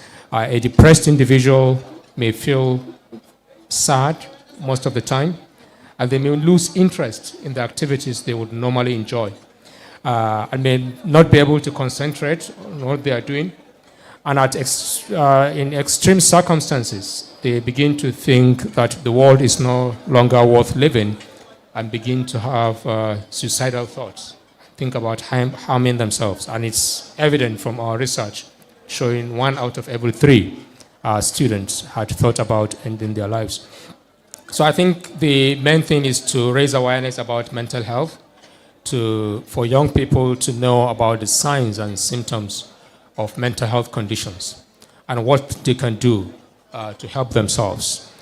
Some of the things you can do is that self-compassion I described earlier, which I deployed myself to recover from episodes of depression. Because there's a clear link between mental health issues and economic productivity and prosperity. The economists from the World Economic Forum and Harvard University estimate that mental, neurological, and substance use disorders will cost the global economy $16.3 trillion in the period 2010 to 2030. You know, most of it is due to lost economic productivity, and that can lead to loss of prosperity and so on. So I think it's essentially about raising awareness about mental health and then also educating youth to understand that well-being is a key part of their development and avoid substance use, because when people feel distressed, they tend to want to resort to substance use. So shaye-shaye yana daga cikin manya-manyan abubuwan da suke haifar da matsaloli wa mutane, musamman a arewacin Najeriya. Ana samun cewa shaye-shaye yayi yawa. Wani lokaci kuma damuwa da matasa suke shiga na rashin aikin yi da matsalolin rayuwa daban-daban sukan ingiza matasa su kama shaye-shaye. Wannan kuma yana da illa matuƙa ga lafiyar ƙwaƙwalwar mutane da kuma lafiyar jiki, da kuma matsalolin sauran shaye-shaye da suke haifar da matsaloli na al'umma, na daba da sauran rikice-rikice da ake samu musamman a arewacin Najeriya. Thank you very much. And you're already on, my next question. So I'm just going to let you take it from there. So yes, you would agree with me that one of the biggest problems we have amongst our youth, male and female, adults, young, is drug abuse. It has become overwhelming, if you ask me. How do we reduce drug abuse through leadership programs? Here we're trying to build leaders. The people here, majority of the participants are young people, and a lot of them are still just trying to find their way, and I can say confidently that a lot of them are into drugs already. What programs can we create, leadership programs now, that can help them, be able to stay away from drugs and focus on themselves and build on what they really want to build on? Yeah, absolutely. Substance use. Okay. Okay. So, abubuwa ne suke da dama da za a iya yi amfani da su wajen tabbatar da rage yawan shaye-shaye musamman a arewacin Najeriya. A Kano misali mun san cewa alƙalama sun nuna cewa daga cikin manya-manyan matsalolin da ake fama da su kuma suna da alaƙa da matsaloli da ake samu na rashin tsaro da fadace-fadace da kwace-kwacen waya da sace-sace, duka suna da alaƙa. Saboda abin da yake faruwa shine idan mutum ya fara shaye-shaye, wani lokaci yana farawa ne saboda peer influence, ila secondary school. Mun san cewa adolescence period lokaci ne da mutane suke so su experimenting, kuma suna so su dadadawa abokanansu don su dinga tafiya tare. So idan wani aboki ya fara shaye-shaye zai ce to kai maka gwada wannan mana, shi kuma baya so ya ce a'a, saboda ba koya mai ya ce a'a ba idan an ka ja shi zuwa wasu abubuwa da ba su da amfani. So raga yana da mahimmanci, ɗaya daga cikin manya-manyan hanyoyin da za a iya magance shaye-shaye shine koyawa matasa tun daga primary school da secondary school, a koya musu illolin shaye-shayen da kuma waɗanda suka yi shaye-shaye da rayuwarsu take lalacewa, da kuma lafiyarsu gaba ɗaya take lalacewa. Ina ga irin wannan zai taimaka wajen rage shaye-shayen. Banda wannan kuma yana da mahimmanci a samu shugabanni sun bayar da mahimmanci wajen lafiyar kwakwalwa. Yawancin ana magana akan lafiya, ana magana ne akan lafiya ta jiki, amma mun san cewa hukumar lafiya ta duniya ta ba da ta'arifin abin da ake nufi da lafiya. Abu ne da ya shafi lafiyar jiki da lafiyar kwakwalwa da kuma lafiyar ka ta alaka da mutane daban-daban wajen ayyukanka na yau da kullum. Saboda kamar da mahimmanci wajen lafiyar kwakwalwa yana da matukar amfani. A duba kuma abin da ya shafi shaye-shaye. Ba mu da psychiatrists da yawa, da kuma ma ba psychiatrists kawai ba, har sauran psychologists da mental health nurses da counselors. Muna da karancinsu a Najeriya gaba daya, kuma hakan ma ya fi yawa, ya fi karanci a arewacin Najeriya. So akwai bukatar a yi amfani da dabarun hanyoyin da za a yi amfani a training wasu wanda ba ƙwararrun ma'aikata ba, saboda ma'aikatan ƙwararru ba su da yawa, psychiatrists ba su da yawa. A Najeriya misali muna da psychiatrist guda ɗaya, yana duba mutane wajen fiye da miliyan 1. Ga yawanci kuma ƙwararrun ma'aikatan psychiatrists da psychologists, social workers suna tafiya a ƙasashen masu arziki don samu ingantaccen rayuwa. Saboda haka akwai mahimmanci wajen gwamnatoci su yi ƙoƙarin cewa an shigar da kulawa da lafiyar kwakwalwa cikin primary health care, wanda shine ya fi kusa da jama'a wajen tabbatar da cewa mutane suna samun kulawa da ta dace mafi kusa da su. Ngode, sir, thank you so much for that contribution. Okay, so briefly, Mr. Abdullah Ishaq is going to add a little on this issue of drug abuse as well. Just a minute, please. Thank you very much. As regard to ways of reducing drug abuse or consumption, I think there's a need for us to have a strong law in the country, or to review the National Drug Law Enforcement Act. You will see by the time a drug baron, or I can say somebody that is into business of drug, because the people taking the drug, if there is no way they can buy it, there's no way they can take it. So the people selling the drugs to them, whenever they are arrested by the law enforcement agents, they will be investigated and arraigned in the court. So when by our weak judicial system, they were incarcerated them in the prison, taking them to court once in a while. When I say we have a very weak judicial system, today they went to the court maybe to arraign you, or even if they arraign you, maybe the matter to continue. You find that the judge is not there. Went to a seminar, went to a workshop, traveled so keep an adjournment. So the long adjournment necessitated frustrating that case in particular. The family of the suspect, we try as much as possible to see how they can go in and out to use money to frustrate the case. By the time the suspect gets himself out, so just after some time, he will still return back to the business. Aja, going back there, we don't have time, because if I started open, there are a lot of, because I have experience. One of the experience I got, I was part of the people that attended a seminar in Baltimore, Maryland, on on child trafficking and drug abuse. So I've had a lot of experience going by case study of my own country. So let the government try as much as possible to review the law, to make it very strong, and also our court, or the government can make special court for drug offenders. I think it will help in the wrong way. That makes sense. Thank you very much, sir. So moving ahead, Dr. Zakia, so I'm coming back to you. It has been stated here by earlier presenters, and we all know this to be true.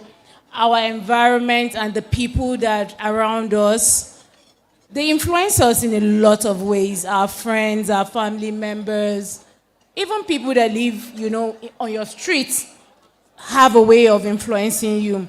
How can families schools and organizations support youth wellness? Okay. Thank you very much for the question.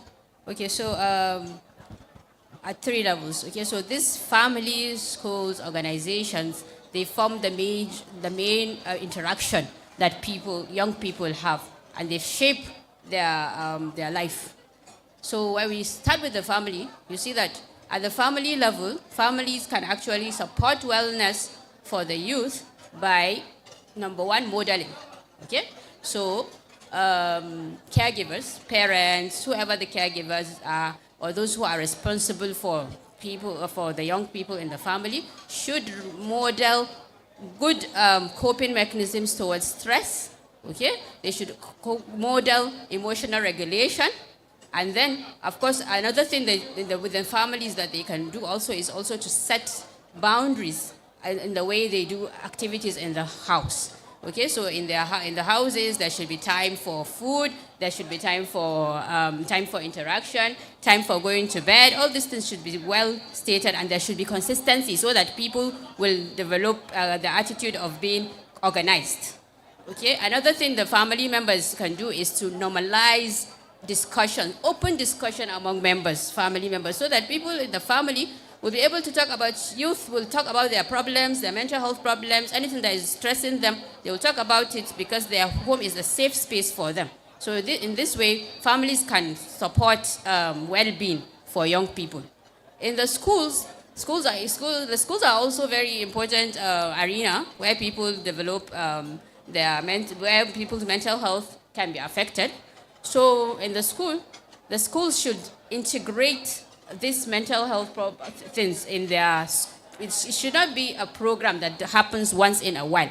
It should be integrated in the system of the schools. And there are so many things that promote wellness, even things like exercise, things like providing professional counsel in the students can actually just go and approach the counselors that the schools have employed or have employed to help them.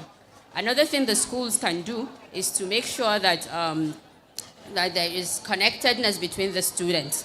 Okay, so that the people at school, they find their school as a safe space for them to express themselves and to be well. Okay, so moving to organizations, that organization is talking about our communities in general. So one thing that I think is very important, which throughout today's talk, there has been talk about school unions, people, but this is not integrated in our societies. So when you go to other places in the world, you'll see that they have youth programs in their environments that youth will now engage in, so that they develop this sense of belonging, and they develop this thing about social responsibility to their own communities. So when these programs are integrated into society, and this has to come from the older people, bringing the younger ones to the environment, making them feel belonged, they have this feeling of belonging, and then a responsibility. This is my environment, this is where I belong, I have a responsibility to it, and I also belong here. So this kind of programs will help people to feel well, to develop wellness in their societies. Thank you very much, Doctor. We appreciate that. So just going ahead, we're just going to go back to you, Dr. Mohammed. They say that we become what we do daily. That's what they say. We're a product of our habits. What practical daily habits do you think youths can imbibe that will strengthen their emotional resilience? Do I take that again? Okay, practical daily habits that youths can imbibe to strengthen their resilience. Well, thank you very much.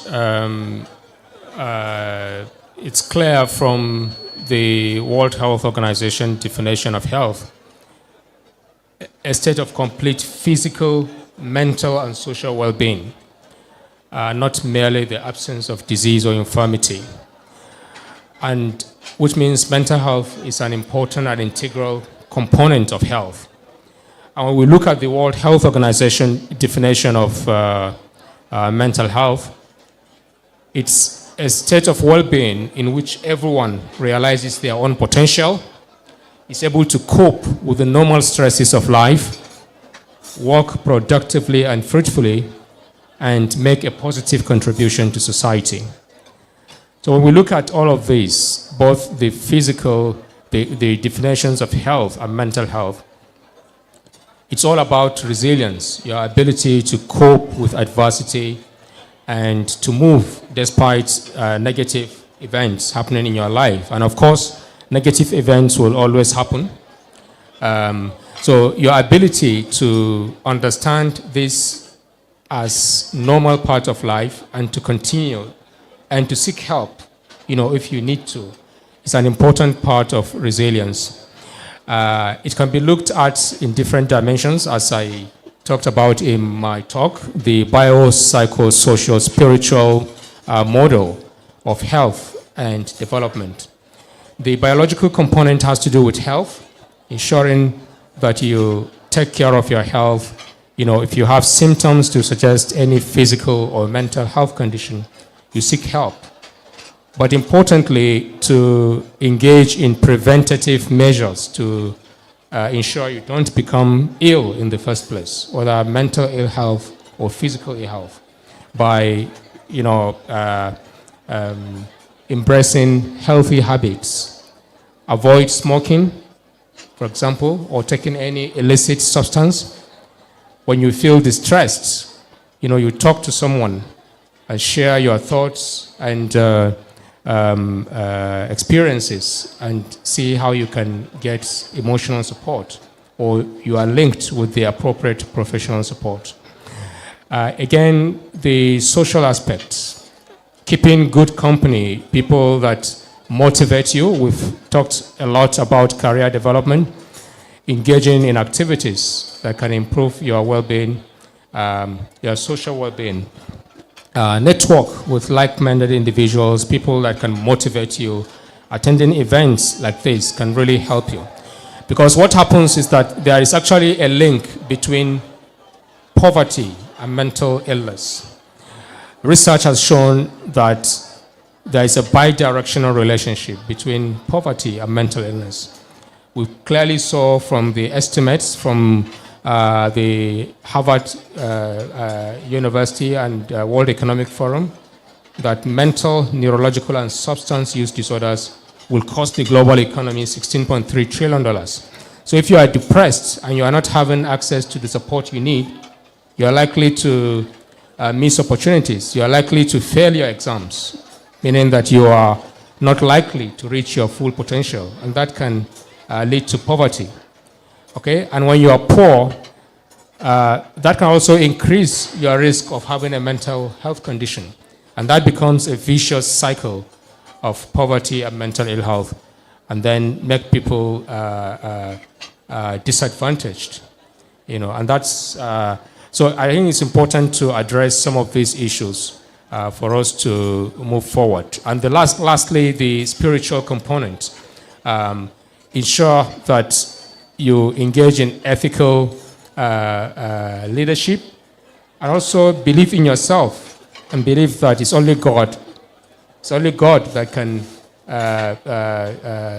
shape your path, that can determine your future, that can allow you to explore opportunities and dismantle negative mindsets that hold people back, and lead them to disadvantages that lead to mental ill health and loss of economic productivity.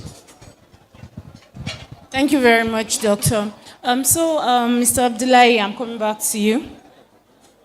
Okay, let's just finish on this topic. So coming back to you, just flowing from what he has said also, now this youth has been able to identify, how habits that he can use to stay mentally well. I have identified that I should keep good company. I should be able to express myself to the right person when I'm feeling some type of way. what do you think is the accountability structure that this youth can put in place to be able to, protect their well-being, their mental well-being? What are the accountability structures that I put in place so that, I don't derail from my mental well-being? Thank you very much.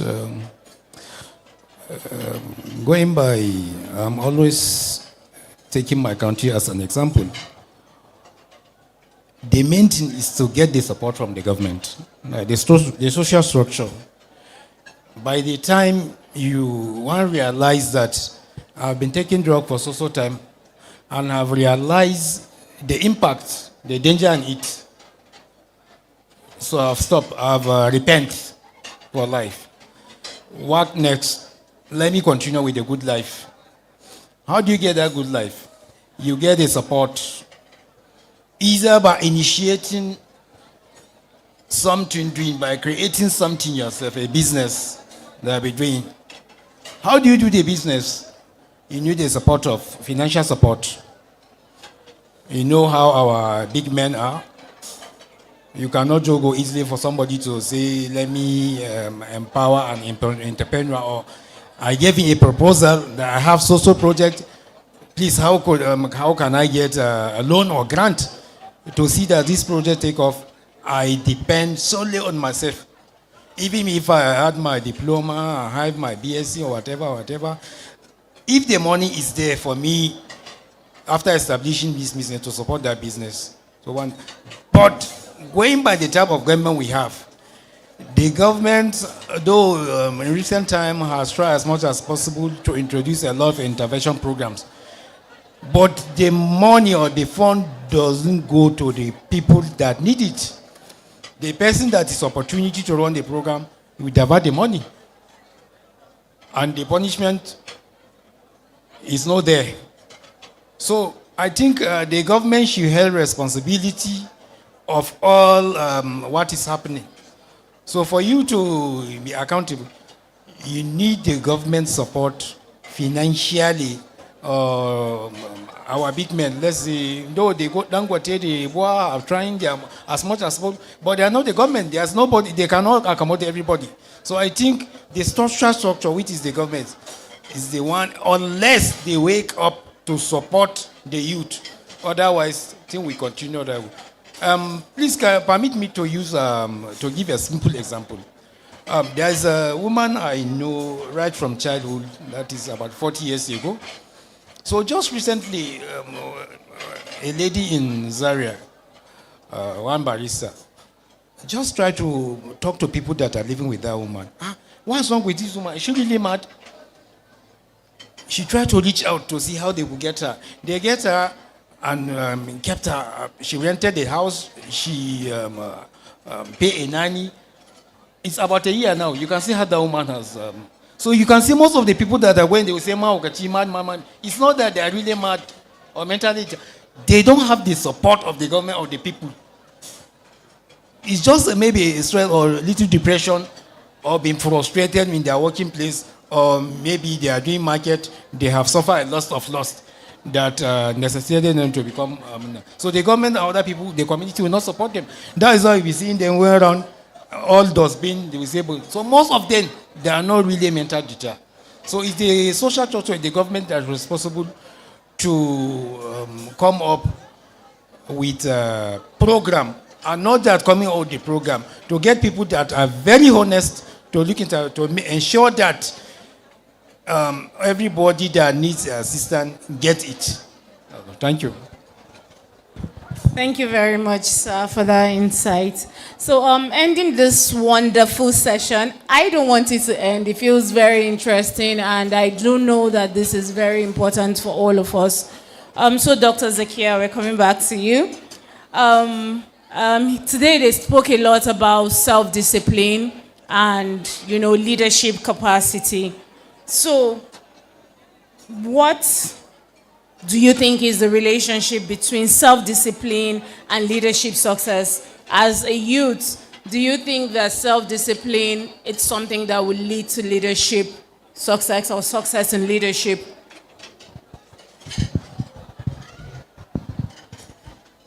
Okay. Thank you. Okay. So I will say the answer is sure, for sure, definitely. Discipline will definitely lead to success in leadership, okay? So what is this? The self-discipline mainly is just about being able to choose what is between what you want and what you need to do and what you have to do, okay? Or choosing your, yes, basically choosing what is important and leaving aside what is not so important. So there are so many ways you can do that, and it's very important because a self-disciplined leader will create the culture for his organization. If you are disciplined, you come to work on time, you follow up on promises, people in that organization or the people that you are leading will be inspired to follow you, and that will set the tone for how everybody is going to behave in your organization or in the project that you are leading. So you can be leader. So of course, ways of developing self-discipline is usually, well, discipline usually it's mirrored through consistency and reliability. When you are consistent in the way you do things, of course, people are humans. We'll make mistakes. There are sometimes you fall short, but let it be that consistency is more of what is known about you, not the other way around. And being also reliable, when you make promises, you fulfill them. It makes you feel good, and it makes people feel better, and it brings more success to your leadership. Another thing is that to build discipline is being able to prioritize. Okay, what is important, what is not important, what is urgent, what is less urgent, what should we do now, and what should not we do, what shouldn't do now. Another, of course, the other one is something that we've been talking about, emotional regulation.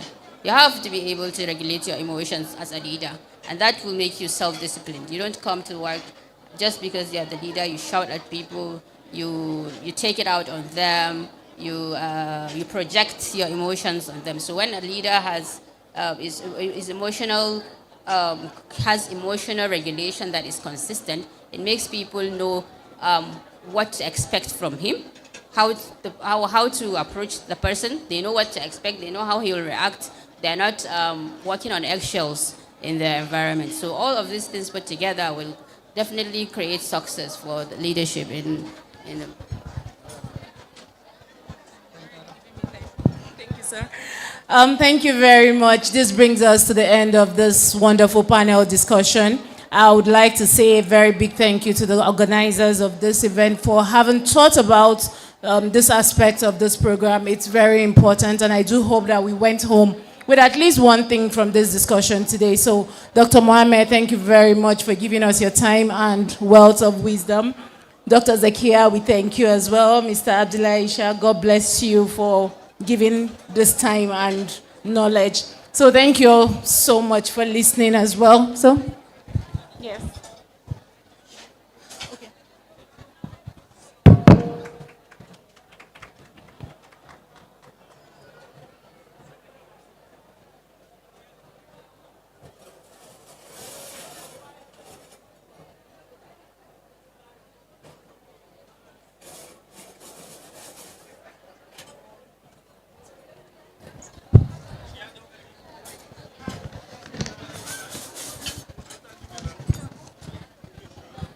Well, thank you very much for this wonderful presentation. The next item on the agenda is the Leadership Tour Experience, Visionary Servant Leader Transformation, Strategic, Cultural, and Collaborative, which is going to be presented by the founder, the mover, the shaker, the pillar, and the caterpillar. Please, a round of applause to Dr. Baraka Sani.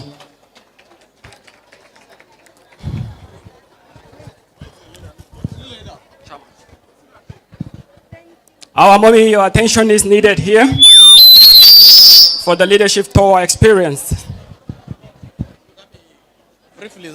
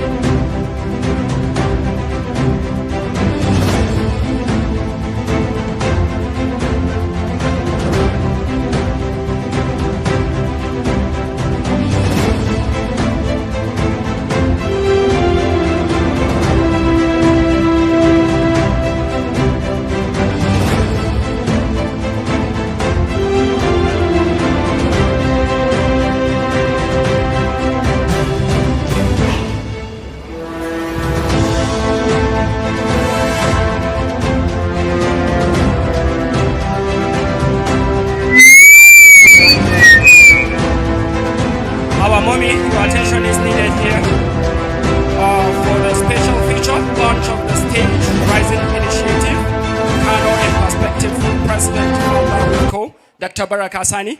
Please, if you know you are wearing WIFCOH top, you should come over.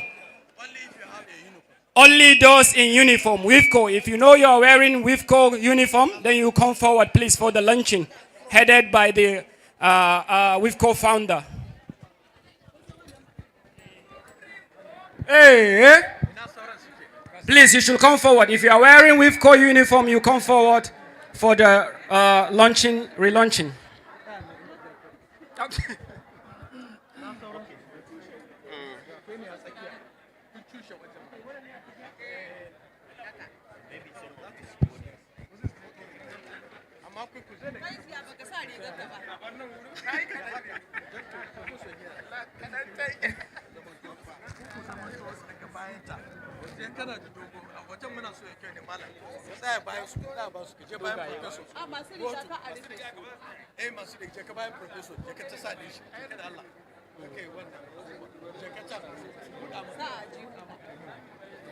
Saidu haja na baka, momi da baka waya.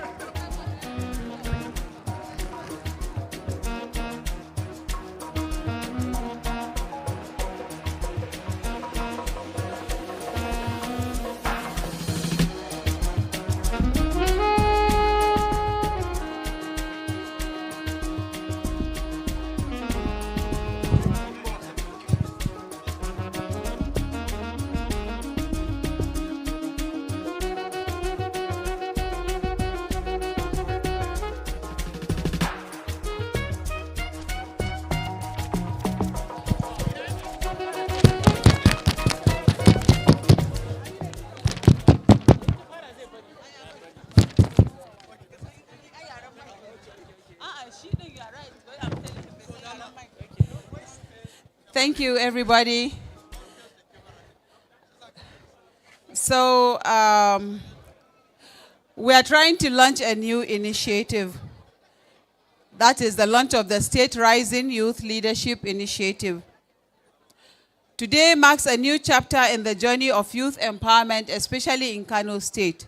With great pride, I present the State Rising Youth Leadership Initiative, an integrated platform designed to build disciplined, visionary, and self-oriented young leaders. This initiative focuses on developing leadership values and ethics, strengthening emotional intelligence and resilience, promoting community service and civic engagement, supporting innovation, creativity, and problem solving, building a pipeline of responsible male and female youth leaders across schools, communities, and institutions. Our goal is simple: to raise a new generation who will lead the integrity, courage, and purpose. This initiative is more than a program. It is a commitment to the future of Kano, a future where our youths rise with confidence, serve with humility, build with excellence. Today, we launch not just an initiative, but a vision for a stronger, wiser, and resilient generation. As we launch this initiative today, I want to remind us that Kano has always been a land of extraordinary people, traders, innovators, craftsmen, thinkers, and creators whose skills once made this state the center of commerce and industry in West Africa. This initiative is intentionally designed to challenge the people of Kano, our youth, women, men, artisans, students, innovators, and creatives to think boldly and produce something remarkable that can place them in the Guinness Book of Records as individuals or group, just as communities across the world are doing. We have already seen examples within our culture: the mastery of suya preparation, leather craftsmanship, traditional dyeing, textile weaving, food processing, and many more unique skills. This is the time for our creativity, our vision, and our products to earn global recognition once again, to draw the world's attention back to Kano as a hub of ingenuity, talent, and enterprise. Kano kode me kazo ampika. Through the launch of the Kano chapter of the State Rising Initiative, our objective is clear: to inspire a new wave of world-class creativity and to ignite a legacy that will be recorded in history books and celebrated across generations. We have the potential, and now is the time for Kano to rise again and show the world that we are capable of, what we are capable of. Come on and let's shine the light on Kano. Thank you and God bless. Thank you very much, our mother, for this wonderful, benevolent speech. Then the next item on the agenda is the Hall of Fame, the Leadership Tour Experience, which will be led by Dr. Senator Baraka Sani, Kilishin Daura,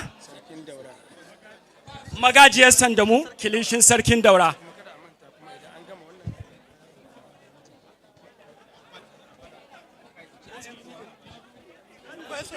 So please, there is a 7-year. People that are moving out, you should stay for your 7-year. There's 7 years. Akwai abubuwan da za a raba? Muna da abubuwan da za mu raba, kar ku tafi. Akwai souvenirs, akwai jakunkuna da sauransu da za mu bada. Yanzu za mu je mu leadership tour. Thank you.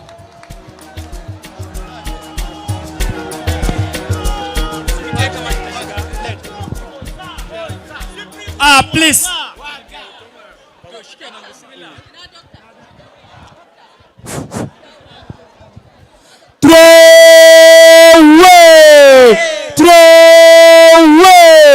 Regimento Bosa, Supremo Waka, Articulated Eya, Unsacrated Sakata, Anikila Blanket Alaka, Indomitable Eya, Indomitable Equazi.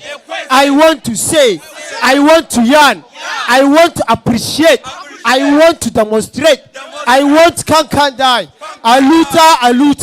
Aluta agency, emergency rigadu do boom boom suntu. Wait. Supremo, all of the greatest by me pay me, Ola Tosibatoni,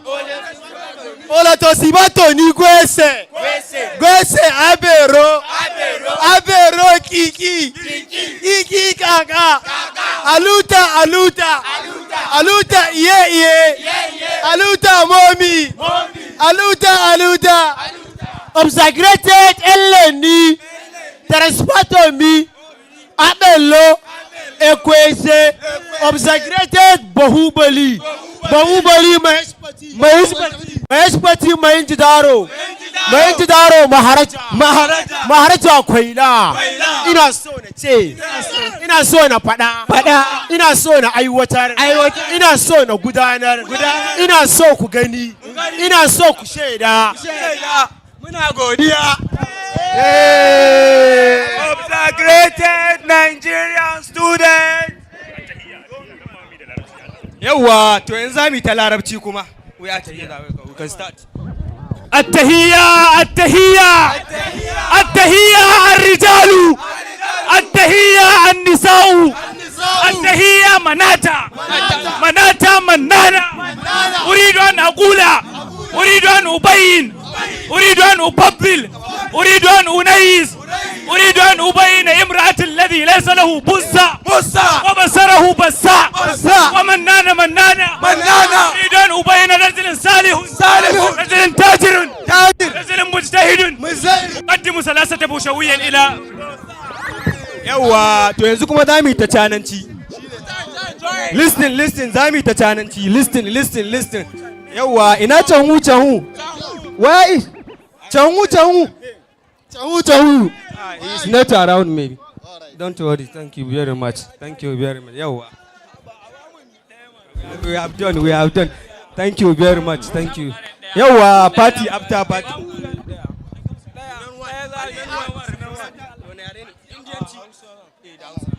Of the greatest student, I want to say, I want to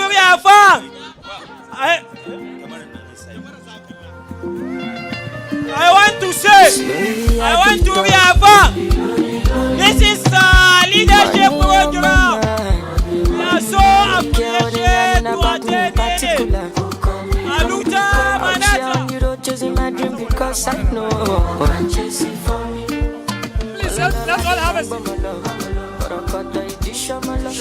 if you want to let Jack come alone, you can find anybody the money I want. But they hear what the people they love. Want to get a shakeleti love. Please, let's get back to our onset. Let's everyone get back to his seat, please. There is going to be